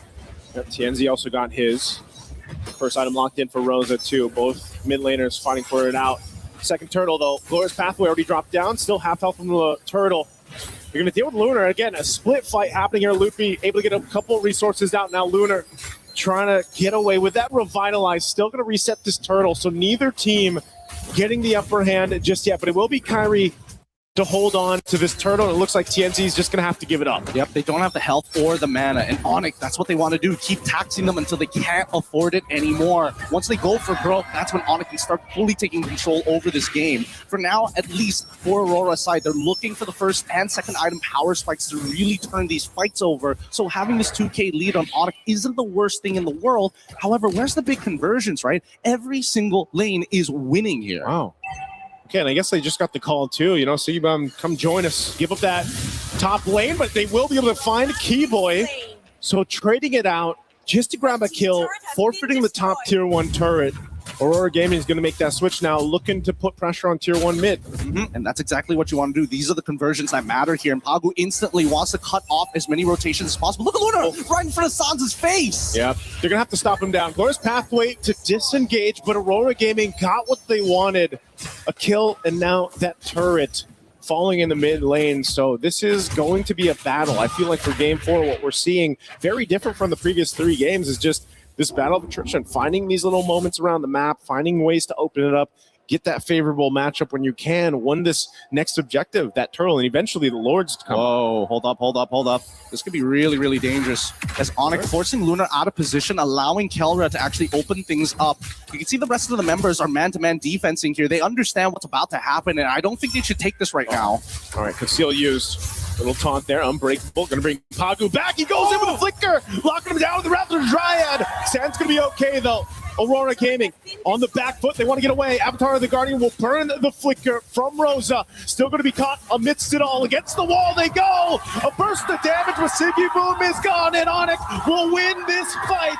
A double for Kyrie. That's got to be upsetting here. Very, very upsetting. But even so, it's just not enough damage. The economic lead here for the side of Onyx being pressed against Aurora as they are starting to run out of breath. But initially, when you see this fight from the side of Aurora, maybe it could have been something more, and they wanted Sans really bad. They got the ult out. They also made sure that he doesn't have his flicker available. The problem is that they don't net themselves the kill. That's a lot of resources wasted on the side of Aurora. That also, you know, when we saw it from the highlights there, it just looked like they weren't synced up the way they wanted to follow through on Pagu's setup. They were kind of in a weird position, and it might have been one of those cases where, again, Pagu's just like, you know, I'm already here and I'm already taunted up, but Unbreakable and everything else. I kind of have to do something, and, you know, Aurora Gaming loses that fight. Now they lose themselves the space to work with. They're 5,000 gold behind, and Onyx has been in this driver's seat now for a few minutes. And the fact that you have the Sky Piercer that was picked up and we talked about minutes ago, Kyrie's now got a couple stacks on it, so that's great for him. And even looking at the build that Kelra has, he's going for the Rage Advantage, right? He already had that blade earlier on. That was his first item he rushed in. Then he got Malefic Gun, and Brody's already got great range advantage against a Harith. Well, now even more so. Yeah, and I think that's the really scary part, right? Because Onyx, this is a really good timing to, you know, instigate fights, and Aurora recognized that. That's why you're seeing them pump up together a lot more, because they have to work with their secondary win condition or main scaler in this particular case in Sigibum. Yeah. Tianzi also understands that as much as he is the jungler, the neutral objectives are very manageable for the time being until we start getting into the Lords. So we need to see the tempo breaker here. Right now, too, Lunar, even as tanky as he is, he can feel the damage being put out. This purple buff being fought for, though, unfortunately, Tianzi will not be able to secure it. Kyrie's been pretty unrelentless in this side of the jungle as he just continues to take camps, you know, from Aurora Gaming. Interesting. I hope I saw that right. That was a Haas call purchase coming in for Kelra here. Wants to make sure that at least at the very bare minimum that he actually has some form of lifesteal. And not to mention that, you know, Brody naturally, the way that his auto attacks work, has so much more base damage than the regular marksman, all kind of put into one because he doesn't have as many consistent auto attacks compared to them. In this case, he's going to get a decent amount of heal. So in case they try to burst him, the window has just gotten smaller for the side of Aurora. Okay, with Lord up, Onyx with a clear advantage. They should have space control above this. They'll keep Loopy up there on the top side doing his thing for now. they don't want to overstep this. One thing's for sure is if you're up against a team like Aurora Gaming, you still got to respect what they can do, even if you have this kind of a lead that Onyx has built up. But they can go ahead and play the map this way. Keep Lutfi there, play around the rest of the 4 members of Onyx. And Aurora Gaming knows this. One thing too, having this dangerous grass in tow, you can make some surprise plays. We saw the attempt from Aurora, but now Lutfi being spotted out, and the rest of Aurora Gaming, they don't have much room to work with. Conceal was already used. They're going to keep them pushed off the Lord. And the pendulum swings again. Sigabum kind of the only person who has enough damage to deal with Lutfi. Rosa, as you can see, needs to put a little bit of work into Lutfi, start shredding the MR first, and then starts getting the empowered fork to lightning to ensure that he gets some permanent damage. But even then, Lutfi is in a phenomenal position. He's got plenty of magic resist. He's got plenty of health to work with. He's running Brave Smite as well. Oh, well, never mind. As soon as I say Divine Glaive has already been purchased by Rosa. All right, it's locked in. Onyx might be looking to make that attempt here. It's going to reset, though. Ice Queen Wand picked up 2. By Sans, being dragged back. Flicker forward, not connecting the Wrath of Dryad. Will get punished anyway. Kelra able to pick up a kill, and with that, Aurora Gaming has to give this Lord over to Onyx. What a difficult job that Pagu is trying to attempt here. He sees the angle where he either has to pick Kyrie or Kelra. He wants to get both of them. Yeah. And I think it's starting to cost them here, right? I think he has to make a clean decision of what needs to get cut in half. So far, I think Kyrie should be the priority in this case because he's the one running Sky Piercer. That could open up some more opportunities, but it doesn't change the natural problem that even without a Sky Piercer, Kelra can finish off kills with torn apart memories from halfway across the screen. Yeah, that range advantage is what makes Brody so deadly in this case here. And a POD picked up for Kyrie now. So maybe, yeah, Pagu just needs to go ahead. If he can catch Kyrie, catch one of them, might be better than what we've seen the past couple of interactions right now. They got to deal with this Lord up top. They clear out what they can in the mid. Where's Pathway drop down? They're going for Kelra. He's going to get stunned. I'm tired of the Guardian. Now Kelra's in trouble. Pagu will find him and just punch him in the face. Locking him down. Keyboy gone. Kyrie on the run. Lutfi trying to get away too. What just happened to Onyx in this side of the jungle? They do shut down Tienzi. And now Sans looking for more. Burns the flicker from Rosa. Lord is still there. Sigibum's got to deal with it.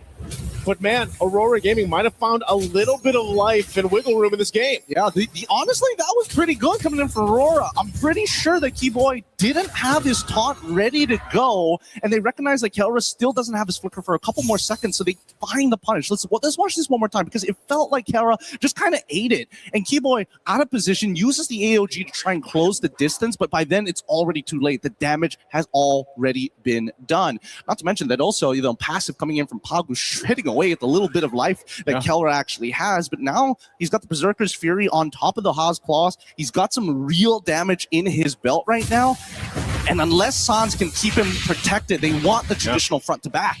If Onyx didn't have that Lord that Aurora Gaming had to deal with, Aurora Gaming would have followed through in that fight. Sigibum knew he had to go back, clear it out.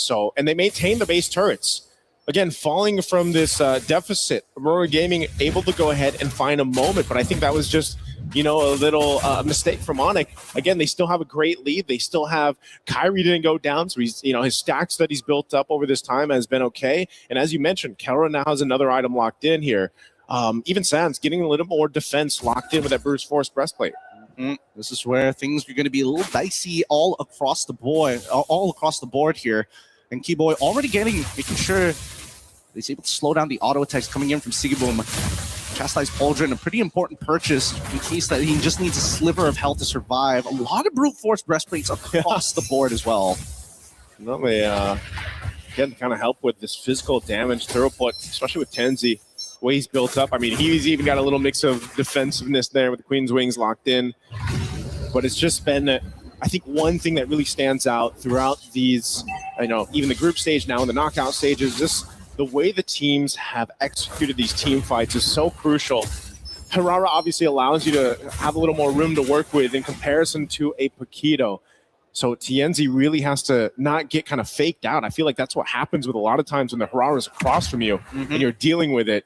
You've just got so much to work with. And that's why, again, the responsibility of Pagu so crucial here on landing these Wrath of Dryads.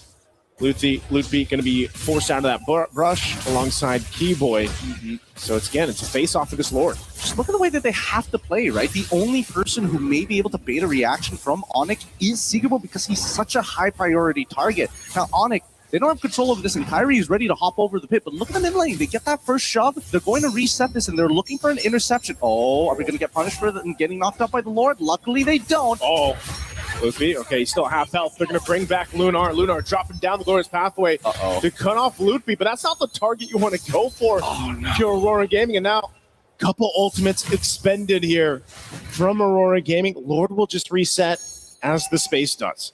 At least they set the conditions. We used a lot of our ultimates, but we got a really good push down on that mid lane that Onyx has to respond to. Losing a free inhibitor turret is unacceptable at this stage of the game. And I think that at least for Aurora, they know they've hit the 43k mark. Their carries have the damage. Tianzi and Sigabom are ready to fight. The question is, can they get some value or discounts from Lunar or even Hagu? They saw Tianzi up in the top lane. They wanted to blitz this Lord, but it resets anyway.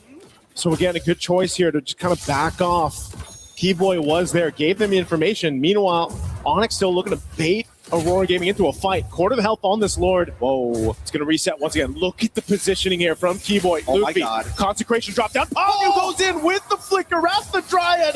Kelra's still going to be fine though. Torn apart memory. Pagu goes down. Tienzi can't find an opening. He's trapped. Even with an immortality, Kyrie gets a double. Onyx with the team fight victory here will get them the Lord. What an incredible read from Kelra. What an incredible read. He reacted perfectly to the scenario. Winner crown just in time because Pagu, he keeps on doing this. Keep your eyes here. He sees it instantly. Winner crown to dodge the entire thing, and he still has the corrosive strikes to make sure that he can finish everybody off. He's marked them, he's tagged them, he's outplayed them. Got in the gold lane for a reason. Yeah, what a move there. Again, it's a KK connection, just a different one for this. And now knocking on the mid turret. They're going to go ahead. Force it down. Whoa, Keyboy taking a lot of damage here. He wants to get away. Does with the Avatar of the Guardian defensively with a sliver of health. He'll regen it back up. They saw the Lord making its way here. So Onyx can go ahead and walk this into at least a base turret, potentially knocking down two. Aurora Gaming wanting to hold on. Oh, some really scary stuff. Really, really scary stuff. And you can see that Aurora, unfortunately, without the glorious pathway, it's a lot harder for them to go on the chase. For Onyx, they can naturally do it, right? They have many different ways of using iframes and immobilizing, trading with one another, you know, the push and pull from Keyboy alongside with Kyrie to maintain their presence. Well, Keyboy, he wants it, but they're not going to give him that option just yet. Oh, Rosa, look at the damage. Rosa's going to have to be careful here. Half health. But again, I think Aurora Gaming is going to be happy with that defense. They keep up two base turrets. Onyx gets one. They play turn around and they'll back off for now. Again, they don't want to push it too far in. Even with, again, with this kind of lead, the composition, they can't get caught in a bad state here under these base turrets. So happy with one. Still have plenty of time for that next Lord to come up here. But looking at the items again, you know, now that you've already seen the Winter Crowns come to play, the Immortalities, you're going to see some item swaps up to this point. Dawn Ice already complete as well, making sure there's some kind of anti-heal and anti-shield. Oh, wait. Interception angle potentially here. He's going to get Unbreakable taunted. Should be able to get away. Good coverage there, though, by Aurora Gaming. Again, you can see they have to play together here. They're most likely going to get poked down, half health or so. Pagu finally gets into Immortality, though. Oh, man, Kyrie. Man, Hirara is such a busted hero. So many cooldowns. It's like, it feels like she's got 6 abilities sometimes, but she's not Suyo. Yeah, she's not Suyo. Even though she has more abilities than Suyo at level 2 compared to level 3, you know, no big deal here. I can't wait for 4 abilities at level 1. Eventually we're going to get there. But the scary thing about it is that Kyrie understands that he's allowed to actually take the first move. Because until we see the trigger being pulled by Lunar, they know that Aurora ain't really in it. Their hearts aren't in it to go for the all-out fight without that condition. And as long as Kyrie has iframes to play with, he can do this all day, all night. Yeah, it almost feels like Aurora Gaming's it's still used. Glorious Pathway, they're going right for Kelra, okay. They get an Avatar of the Guardian out, plus the Flicker. Burnt from Kelra. 10 seconds for this Lord to come up. I would say that's value for Aurora. That's a lot of value, actually. Wait, I want to see what Onyx is going to do after this, right? Because now that Carol doesn't have his flicker, Winter Crown is going to get purchased here. Let's see if they correct the waves, because unless they can correct the waves, bot side is on a slow push, mid is neutral, top side is getting corrected by Aurora. And I think that Onyx, despite having a 6.9k lead, I don't know if Kelra has enough money to go for an item swap after that. Yeah, this might be one of those cases where, again, you just delay this as much as you can here, if they can. Okay. Lutfi having to use his ults. And Kyrie still dancing around. Yeah, they're not going to do much about this. And I think that Aurora recognized that, you know what? As long as Kelra ain't showing himself and he doesn't have that flicker, it's not that big of a deal. Take away our purple. We don't care about this. Look at that top side. It's already shoving in bot side as well. Kirara shows up and now Aurora takes the space. Oh! Rosa goes in with a flicker, but Sans able to react in time. That setup not going to follow through. Now Lunar, unbreakable taunted. He's going to take a shot. Here, couple marks. They have to back off, though. This isn't the fight they wanted. Avatar to the Guardian not going to connect, but it's Pagu. Immortality pop. This should be a kill for Onyx. He goes in with the flicker. Wrath the Dryad drops down. Kyrie gets a kill, but Sigibone fires back with a crown already used. They're in it for now. TNZ, Immortality. They're going to chase him down. He has nowhere to go as Onyx wins the team fight. He'll start up the Lord. Great reaction time coming in from Sans. If he died there, I think that could have been it. It could have been the turnaround that Aurora were looking for. But that's what I'm telling you. That glorious pathway is the key to everything right now. A beautiful rotation from Kyrie alongside with Kelra to open up a different angle and forcing Pagu into a pretty awkward position. But you can tell that Sigabum, Keyboy, he's eating so many shots from Sigabum. It takes way too long. Well, they're in the pace. They took out Rosa. Now Sigibum trying to get some revenge here. Kyrie has an immortality. He's got enough work to room with. Oh, Sigibum! Nowhere to go. Double for Kelra. That is it. It's going to take us to a game of 5 in this matchup with Onyx in Aurora Gaming. Are you not entertained? We finally get a full series here in our playoffs. Great job as Onyx pulls it back to match point 2-2. These teams are so equally matched in so many different ways. The slightest advantages in the drafts is a make it or break it. And I think Rosa is probably thinking to herself, man, if only I didn't have to recall at level 1. This could have been different. It's kind of like what happened to Sans in the last game and how things fell apart for Onyx in game 3. But they made the adjustments and they executed well. Again, yeah, you said it, Gideon. It's so well matched here between these two. I mean, both teams have really surprised us, especially I think everybody when Aurora Gaming came through, swinging through, the group stages. But Onyx themselves have adapted so well, not just in the draft, but in the execution here. There's plays and highlights across the board with this lineup as we look at the highlights here from STC. It was just from start to finish. I mean, this is also our longest game throughout the series. Yes. The 20-plus minute mark here. But talk about the team fighting prowess from both these teams. Oh, so much. There's so much to kind of cover here, and especially with Kelra's overall performance, you would imagine that at some point, Kelra would have started to struggling against the frontliners of Pagu alongside with Lunar, but their eyes are not targeted towards Kelra sometimes. Sometimes when you're fighting these neutral objectives, you're looking at the enemy jungle, and moments where they finally put their attention on Kelra is when he doesn't have that flicker. Step 1, get his battle spell out. Yeah. Step number 2, can we also catch Kyrie in these moments? And if we can, that's fine. Let's just take out Kelra guaranteed.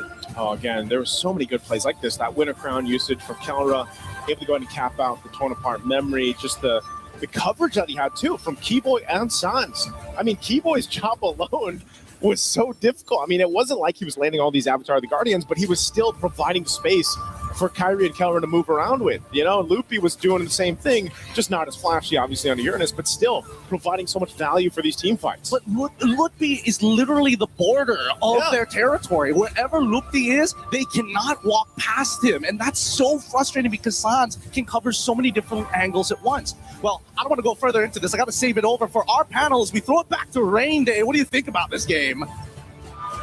Well, what else can you think when a crowd erupts here in Paris? Because Onyx have tied up our series, our first full-length best of 5. And what better teams to have it with. Aurora Gaming, potentially the new boss. Onyx says, wait, don't forget about us. Indonesia's last hope now has tied it. One game will decide who goes forward and if Onyx will have a chance to defend their 2023 championship, or if we will see MSC with a new champion crown later on. Rain Day back with Brig and LaFell. Guys, that was something worth talking about because that was our longest game. That was also a game that saw so many moments that still could have shifted towards Aurora, but Onyx finally tied it up. Brig, I said I would have loved to see what would have happened if we gone another game in that best of three. Onyx seemed to have an answer. Every time Aurora strikes back, they strike them again. Yeah, I wonder if Onyx have ever played the game where you just have to like catch these falling sticks and collect all of them. At least like all of them. Like there were That's a good question. Because like the reaction times that they had in this game were ridiculous. You saw the highlights. You saw that one Winter Crown play from Kelra and buy and sells everywhere from both of these teams. Now, honestly, that's a very good point because that's the point that I was going to make because Onyx is known as the Sky Kings. And the reason why they got that moniker before is because of their incredible reaction time, right? We've seen multiple clips coming in from Sans where an engage came out of nowhere, right? In the bush, and he was able to react to it. And I gotta say, this is where all 5 members of Onyx understanding that we were selected to be a part of Onyx because of our reaction time, and they utilized that to the fullest against Aurora here. So talk about going back to your identity. They just go back to their unfair advantage that they were born with. And the Gatakacha also kind of opened things up towards the end. I think they gave themselves enough engage and counter-engage there alongside the Uranus to open things up for Zushin. The Harara looked better, and Kyrie was getting some big moments. Brig, you felt like you wanted to answer on that as well. And Kelra also on the Brody, it worked. It's comfort on top of the fact that they just really stuck with their strengths. And it's something we've been asking for them. And now you see it to its fullest potential, brought to us by Onyx here through their sheer gameplay. I love how they individually were able to really shine in terms of what you really want to see from them. They've made things a lot more difficult for Aurora too, I'd say, because naturally, if you look at their heroes, you really want to go for either Kelra or maybe even Sans, probably the squishiest heroes, especially if you're Rosa on the Eudora, but Sans, a pretty tanky hero himself, and even Kelra taking advantage of the range and maybe doubling down on it because it was also a relatively early pickup on the Malefic gun, I believe, that he decided to go for. So that just granted him a lot more room to play around with, less threat because he could just keep attacking from a distance. And so you saw Rosa having to really commit to the flicker a couple times if they really just wanted to go for a pickup. But even that wasn't a guaranteed kill because a lot of times you had to deal with the reaction time. And the reaction times, again, were ridiculous.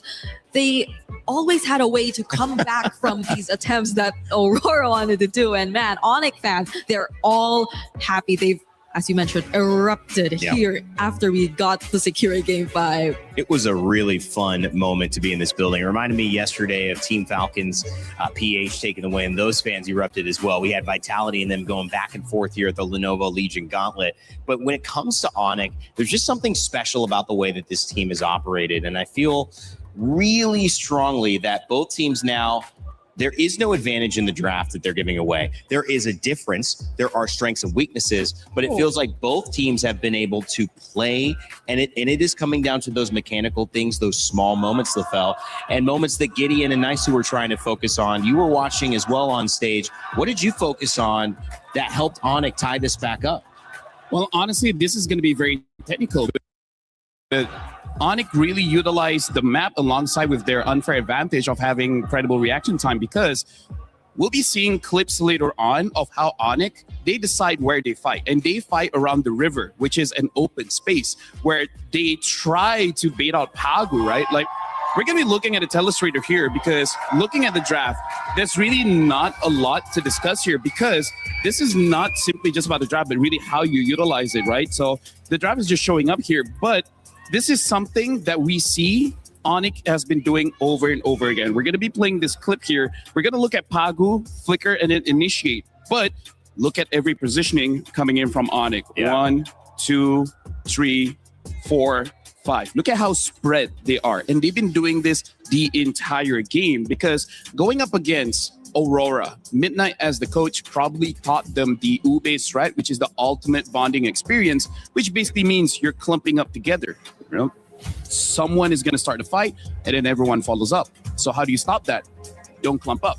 We will be looking at other clips here, and this is just to show again the positioning of Onyx compared to the positioning of Aurora. Look at how they isolate Pagu, and then Pagu forcibly tries to start a fight, and look at how everyone just disengages. And here's the thing, this draft, Rainday as well as Brig, not everyone can use, because Brody, by all means, should have been caught multiple times, but because this is Kelra is just special. This is the moment where we see they do not have an open space.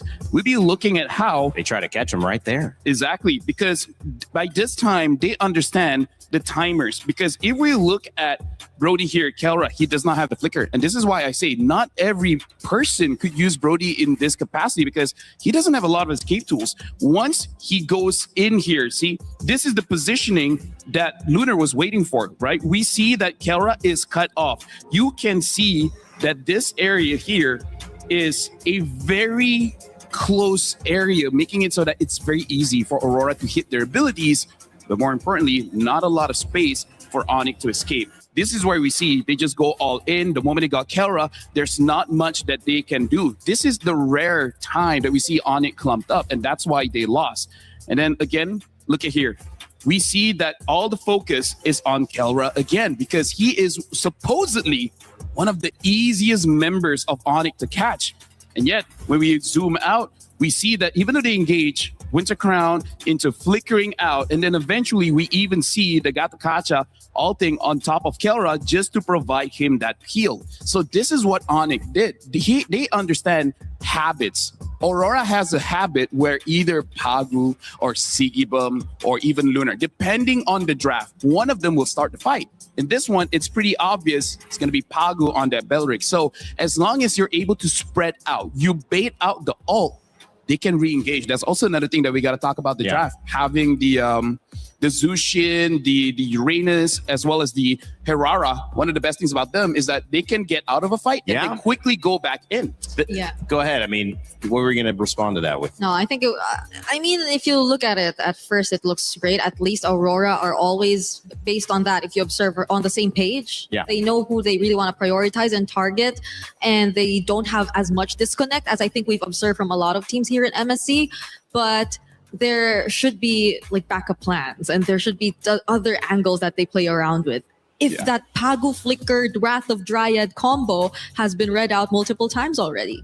But the problem is, I feel like they understood they got to get Kelra. But again, this is why Kelra is the gold standard. This is why his name was also mentioned as one of the best that the game has ever produced. Like, by all accounts of logic, he should have died many times.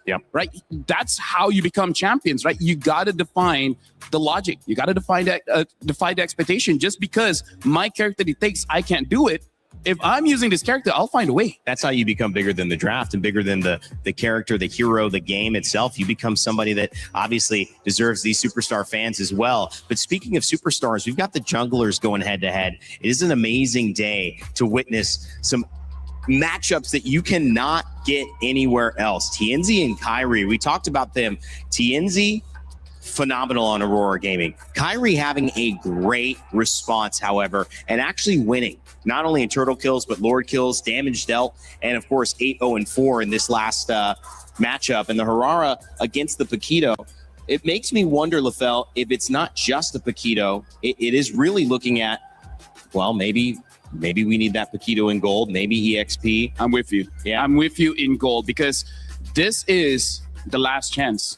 Someone's going to go home, right? Both these teams are showing grand finals performance. They are. So I feel like for Aurora, win or lose, you got to get Sigibum on that Paquito if possible, because TNZ is a great jungler, but we can definitely see Sigibum on that Paquito is something else. Yeah, it's a really good comfort pick that I feel like wouldn't make Kelra as comfortable, supposedly. I agree. Because earlier into the Harith, I feel like Keller is just so aware of that matchup already. Yeah, he already knows how to play around the Harith, and he also himself masters the Harith well enough. But Sigibum on a Paquito is a different beast And Freya. on Freya, and that too. So the fighter matchups, having Aurora get that, and maybe seeing Tianzi on a different, maybe not the Lucas, if it's not really something that they Just could- assassin, not a or just fighter. an assassin. Could be interesting. That's maybe them playing to their strengths. Okay, we'll have to wait and see. Draft coming.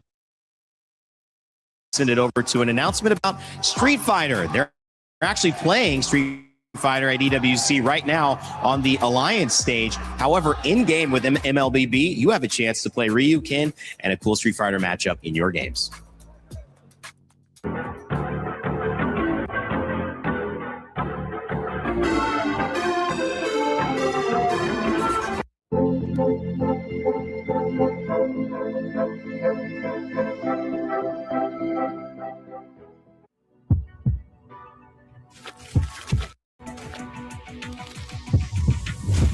Round one.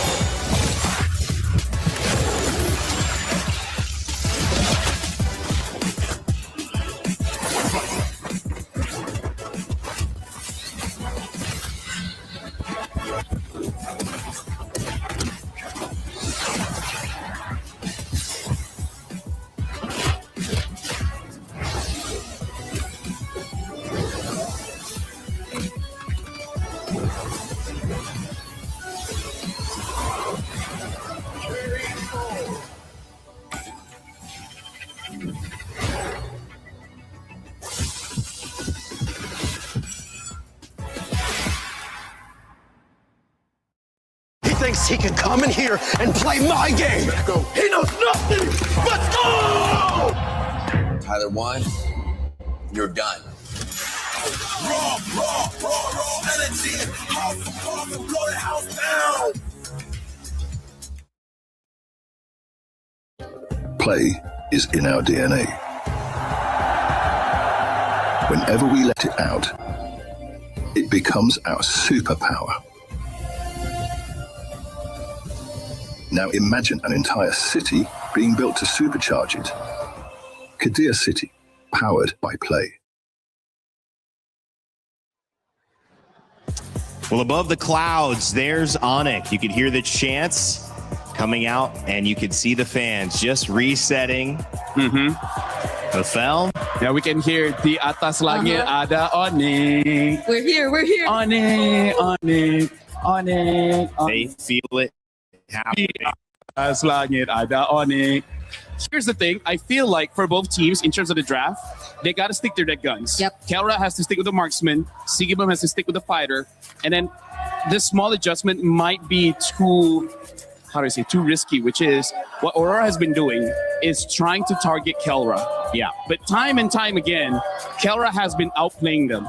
Yeah. So either double down and make sure Kelra will never escape an attempt, or avoid him altogether. Shut down Kyrie, shut down Sans, and hopefully that's enough. Shut down someone else if it's not working against Keller anymore. But yeah, I agree that maybe and hopefully we get to see them just stick with the heroes that have been working out best for them. But I'm also worrying because at the same time, I think it's going to be Aurora in blue this time. Yeah. Not unless they decide to go red. Because Most likely. earlier it was Onyx on blue, but every single time they went for blue, it's not like they go pick up the Paquito first. Right. They don't really go prioritize that hero despite it being open in first pick.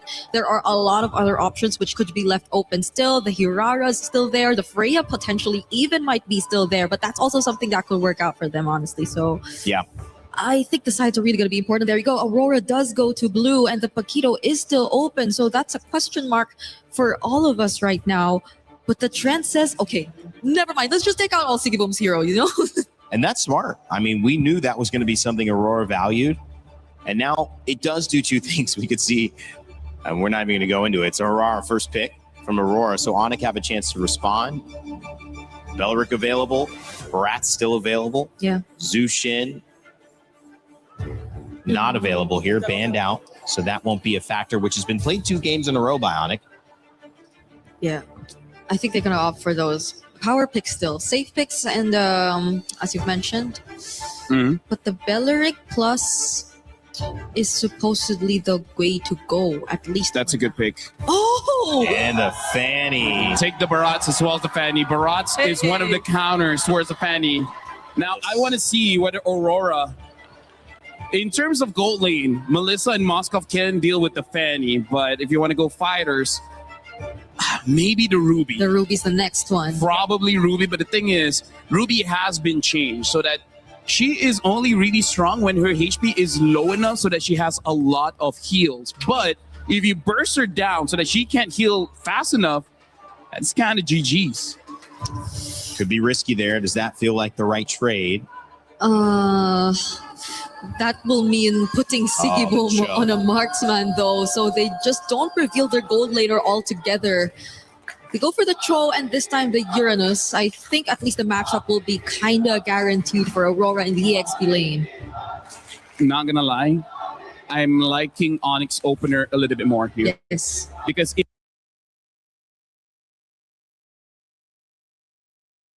even though Cho, on paper, in theory, can catch the Fanny, we've seen the reaction times of the players of Onyx. Yep. I feel like it's going to be difficult. I really feel like it's going to be difficult to catch this Fanny. So he might have to target someone else. And that someone else could be either Pelra or Sans, but I don't think you could even count on them to be the best targets. If Sans gets his hands on a high mobility mid laner, which I think a couple are still out there, we still have the Valentina. I was supposed to mention it. Yep, does get picked up. So it won't make things any easier now for whoever you want to target as Bago on the Cho. This might sound crazy. If anytime Aurora brings a fighter mid, this might be the game. Bring either Ruby mid, or they bring out the Rafa or Matilda this time, because Matilda does have the damage to deal with the Fanny and able to lock down as well. So Aurora, if there's any time to bring out a surprise, this is definitely one of them, because the heroes that they have right now doesn't necessarily answer the questions that Onyx is showing. The fact that they have the Valentina can steal away the Way of the Dragon from the Cho, makes it so that they can kick this Uranus, they can kick the Herrera, maybe even whatever hero Sigiboom opts for later on will get caught as well. So, I mean, Onyx has a good opener here. I know that this hasn't necessarily been the hot pick, even though they kind of started off with this tournament as bringing it into the meta with Eudora.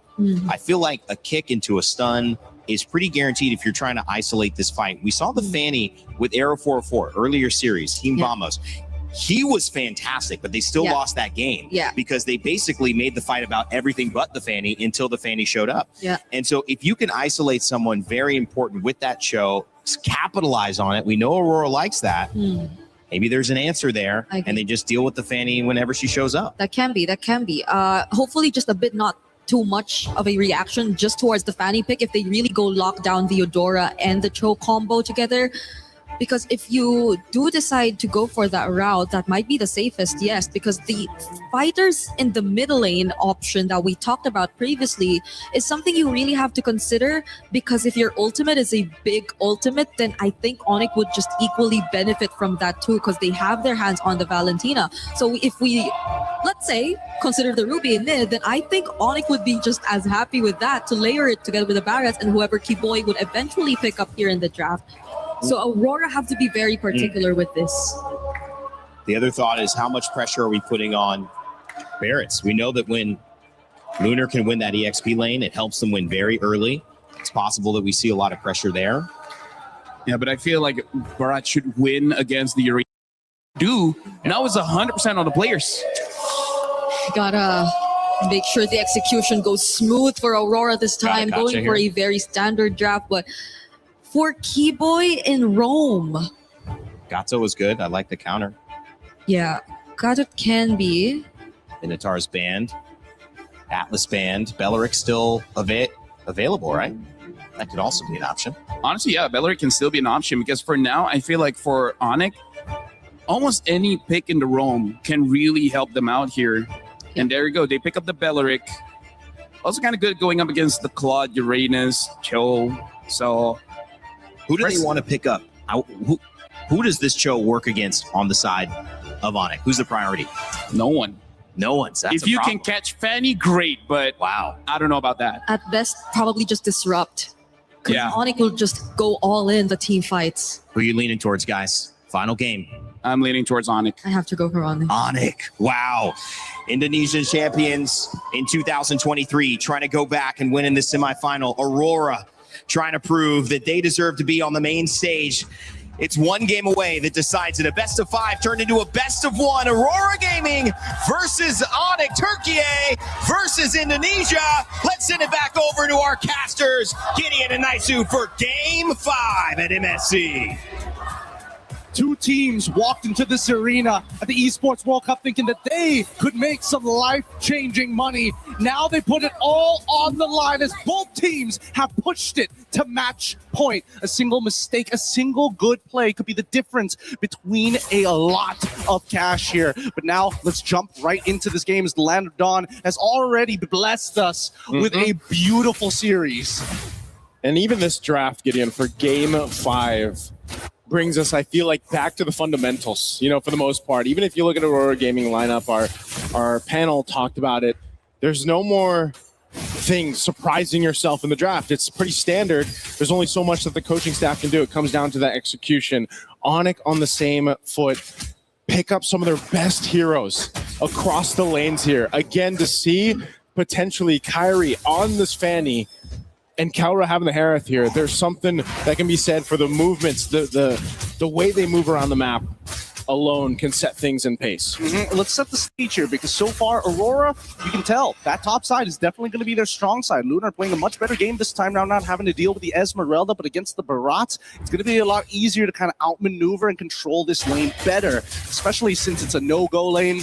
Nobody's going to die here. There's nothing to worry about. But on the bottom side is where it gets interesting. And I was wondering in the draft whether or not, this Cho was going to be the difference maker. Yeah. Both sides had to take Purify in this case. So it's a general neutral lane. But knowing Sigibum, he's played this matchup against the Harith many, many times before in the previous year.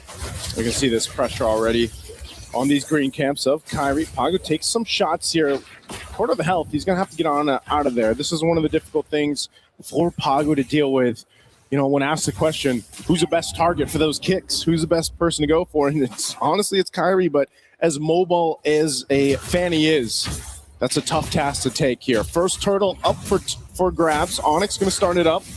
Lunar kind of gives that information, but Tienzi's not anywhere near it. So first objective, turtle, going on it. They're just uninterested. There's just no reason to fight for it as of right now. Not until they have that kick to start developing a dedicated lead. And Ionic recognized this, right? Sans immediately takes away the dragon on their side in case they could find a moment to snowball this even further. The mid duos have been doing really, really well and have adapted a lot throughout the matches. Now they're going to go down towards their insurance policy. Carol getting a really good freeze here onto Sigaboom. And this is where it starts to get dangerous, right? If Sigaboom unfortunately uses his BMI too early, there's a chance he gets run down by Kelra with his Almond Force. It's almost me on the other side. Loop using the flicker. Daytona's welcome into the wall. There's the follow through. Nice kick from Sans into the turret. First blood for Kyrie. They find two. Now they're looking for a third. Luna trying to get away here. He's got a sliver of health. Jump back in. There's the counter punch. Taking out Kyrie and Pagu. With the G Kundo, will be able to get away. No follow through damage. It's a trade. The 2 for 2.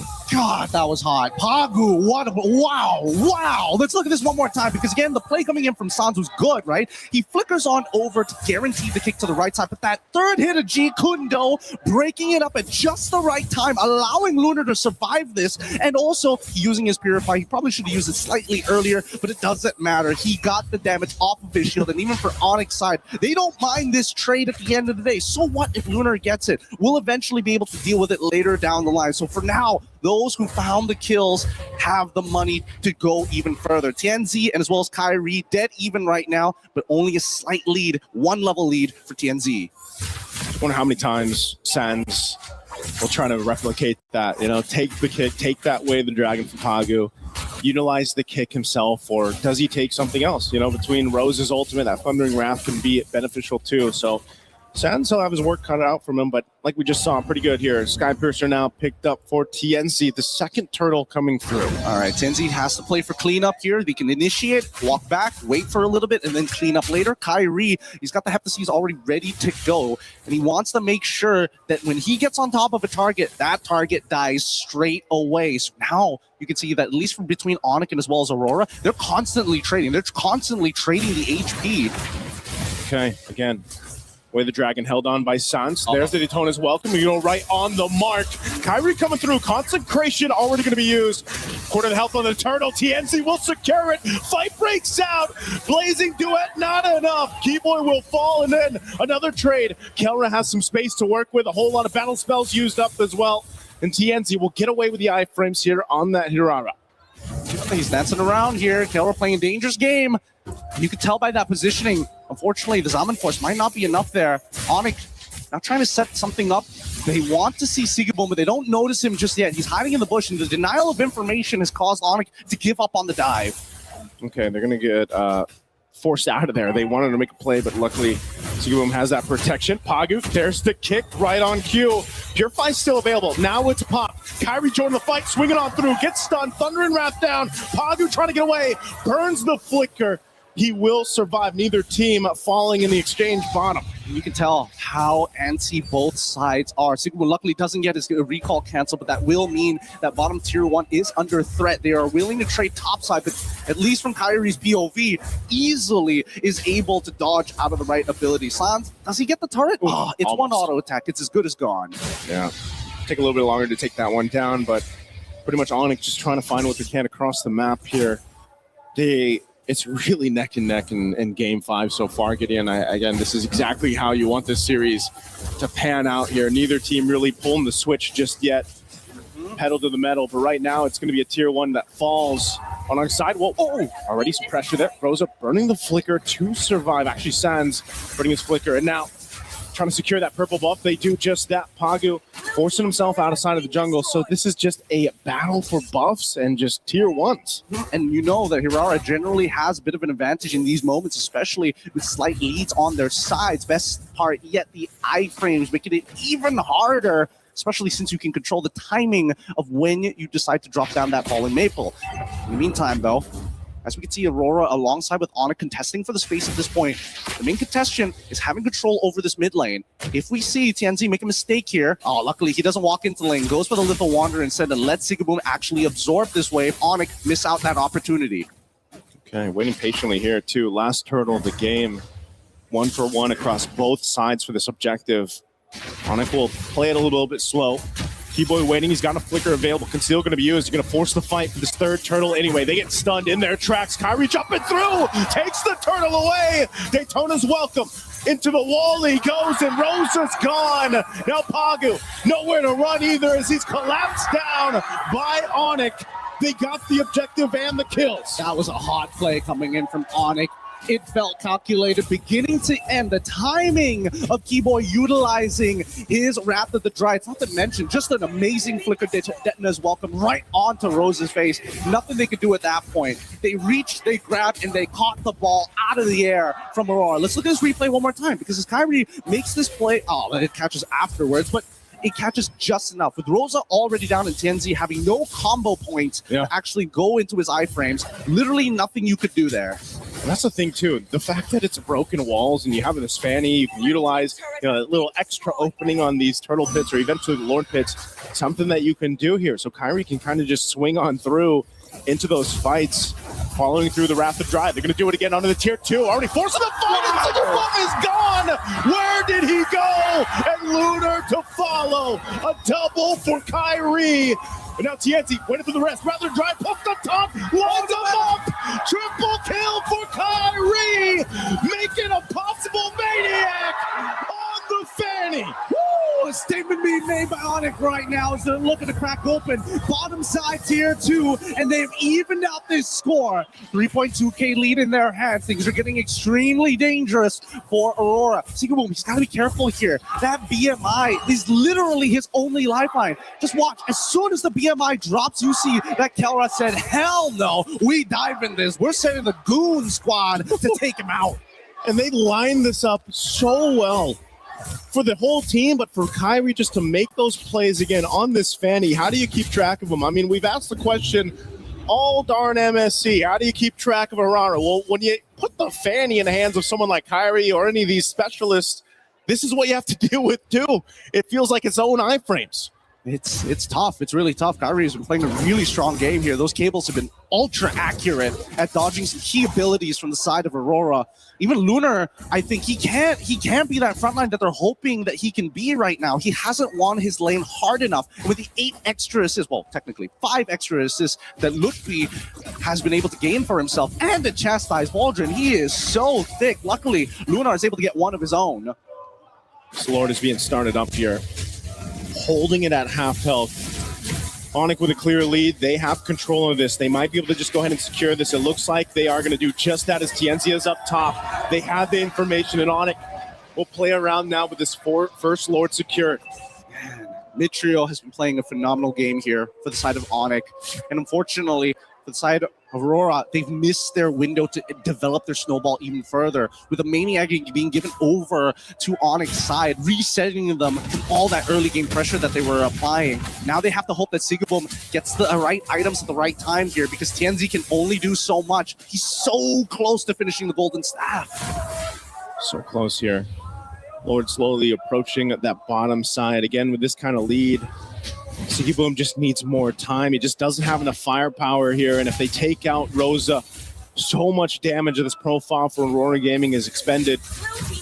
And they slowly walk this one in. This Lord coming down to this bottom side. Keyboy popping the conceal, looking for a potential flicker play. Lord's going to go ahead and charge into the base turret. They already pop off some damage, trying to keep them at bay. And Lunar has to disengage. They just want to clear out this Lord. They want to hold on to these base turrets. Kelra jumping in with his Almond Force, pushing them off the turret just to secure it. And now Onic will go ahead and call it off. They look for more space turrets. Up top, Kyrie. Tienzi holding it in bay. They hold on to 2 base turrets for now. Onic right now just aren't falling for any of the typical tricks. They're going to lose another shielding here. Yeah, that's pretty much everything. Onic have set this up for a final push with the next Lord. If they can... wait, do they have the ults? They do! Charge in. Loopy jumping in, and they still the Wrath of Dry. They're going to force the fight anyway. Loopy gone, and Sigaboom too. Kyrie's still going. They're cut off from each other. Pagu trying to get away. Kelra, a couple shots, still has the shield. They're so low, though. Aurora Gaming might want to punish. They're still following through. Tienzi has mobility, but they will rely on the conceal to get away. And Sans, he's ready to intercept every single time. Onic, they are well connected right now. And Aurora, they've tried a couple of feints here. Yeah. They've tried a couple of motions where Pagu is trying to bait a reaction out of Onic, but they're just not flinching anymore.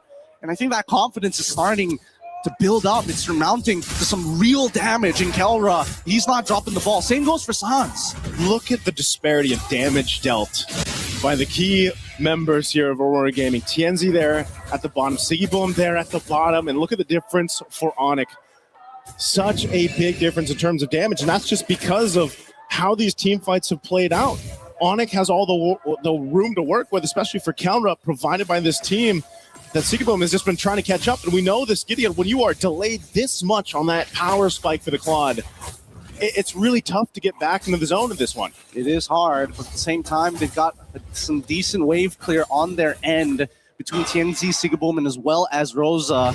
They should be the ones who are proactively trying to work together to clean these lanes, while Pagu and Lunar needs to delay lanes. On the opposite end, Onic, very happy to be in this position. You know, they still have access to those steel cables, and Kyrie can do whatever he wants. Go to top side, set up the wave, reset the Lord again. They can do this all day, all night. They got to clear out that bottom wave here. They do just that. Half health on this Lord. Onic has control. Looking to see if they can bait something from Aurora Gaming. Doesn't happen. So objective secured. We'll have to see Aurora Gaming's lineup if they can defend once again. Already losing a 1 base turn on the last push. They maintain it too. Are they in a position to withstand another push in? Aurora decided not to. So now that they decided to, you know what? We're going to let the Gulor come in. There's a pretty good chance that they lose all their inhibitor turrets. And that's a dangerous decision to make, because all of this is so that they can get to the 42K mark where they have an option to maybe try and get a good team fight down to turn the tides. But I don't know how they're going to get neutral objectives. And until we see a full wipeout on Onyx end, I don't think Aurora necessarily can push through just yet. Keyboy walking in on that bottom side here. Lord already in the base. Still has a flicker available. The Lord's actually going to go down very quickly from Aurora Gaming, so they maintain that they still have some waves pushing in. Onyx might look to take down one base turret, this mid lane, as Kelra jumps forward. Already, Rocket's going to force the flicker route now. They're trapped under the turret anyway. Rosa's gone again, and Pagu trying to buy the time off the kick. Kyrie might chase him down. The rest of the team's going to force the fight in the base. Kyrie joining them now. Sigiboom with the blazing duet to clear out the lanes. They just want to stay in the game, but Kyrie keeps them together, and now they'll disengage. They still have this wave, but Onyx too low. Oh my goodness, the item swap right at the very end there. Seagerboom, holy cow. Holy cow. That was a dangerous moment. If it wasn't for that Rose goal, he would have died to the cutthroat coming in from Kyrie. They are out to get him. Yeah. The checkbox is simple. Wait for the stun to come out of Rosa. Once Tianzi is down to only one combo point, then it becomes very easy to get on top of Sigaboom, especially since so many times he walks up to try and dish out damage to specifically Lutpian as well as Keyboy. I think that's where you see a lot of the vision starts to narrow down. He's got to open the mind back up here. He's got to look for different angles. His main concern really is going to be Kelra and Kyrie. Once those go down, there's a good opportunity that Aurora can win the fight afterwards. Win a crown purchase from Kelra to make a play of his own here, but I'm trying to figure it out. Can Rosa actually find a good opportunity to stun someone? Because Kyrie never shows. It's such a tall task here for Aurora Gaming. Playing on the back foot the past 10 plus minutes, or essentially this whole game. They're looking for a way to potentially turn this over in their favor, but there's just so much they have to do. They're going to go ahead and scout out. I think the main point of contention is, do they actually try to contest this Lord when it comes up? You know, it's not going to be evolved just yet unless for some reason Onyx delays it enough to go ahead and go through that. And I fear that if it is an evolved Lord, it's going to be tough. But look at this pressure already up top. Immortality swapped in by TNC. Rapid Dryad used as well. Wait. So an attempt here, but now Onyx. What do they want to do? Look at the coverage. Look at the coverage for Lutpi as well as Sans. Beautiful push and pull here. Kenzie able to bait out the Wrath of the Dryads. And honestly, Onyx, they don't mind. They're like, okay, sure, no Wrath of the Dryads. We want you to come to us, actually. We want you to come just when Wrath of the Dryads is about roughly 8 seconds, maybe even 12 seconds, and then we're going to dance. We're going to keep on dancing because unfortunately for you, super minions are always going to be knocking on your door, and we like to keep the porch clean. And they got a Fanny. They can play the long lane if he wants to, right? Kyrie can go ahead, put pressure there if he needs to, but he's going to wait for this purple buff to be up. They know this Lord is up. They can delay it a little bit further if they want to. Aurora Gaming looks to go ahead and try to get in position here. I'm not sure if this is exactly what they want to do, but it just might be one last ditch effort if they can. TNZ swinging around. Onyx knows it. Oh, the flicker forward. TNZ making his way to this fight. Can he turn it around? Pocket with the kick. It's all Kyrie. Immortality are going to be bopped. Kyrie's going to get out there. TNZ also trying to buy space, but Pagu falls, and now it's all falling apart. Winter crowd with the blazing do it from Ziggy Bob, but it's not enough. Kelra gets a double. Aurora, they still have TNZ up, but Lunar on the disengage. This fight might just be over. Kyrie joining the fight, cabling on through. He has what he needs. He's going for TNZ. He's got the immortality till he doesn't. And now Onyx will clean it up. And Lunar can't do anything. Onyx will move on forward with the hope of Indonesia as they douse out the lights of Aurora Gaming. One hell of a game. And Onyx, no disappointed smiles. Everybody knew that this was going to be one hell of a game, and they find it and they break through. A crushing defeat for Aurora. God, that's the nature of competition. What a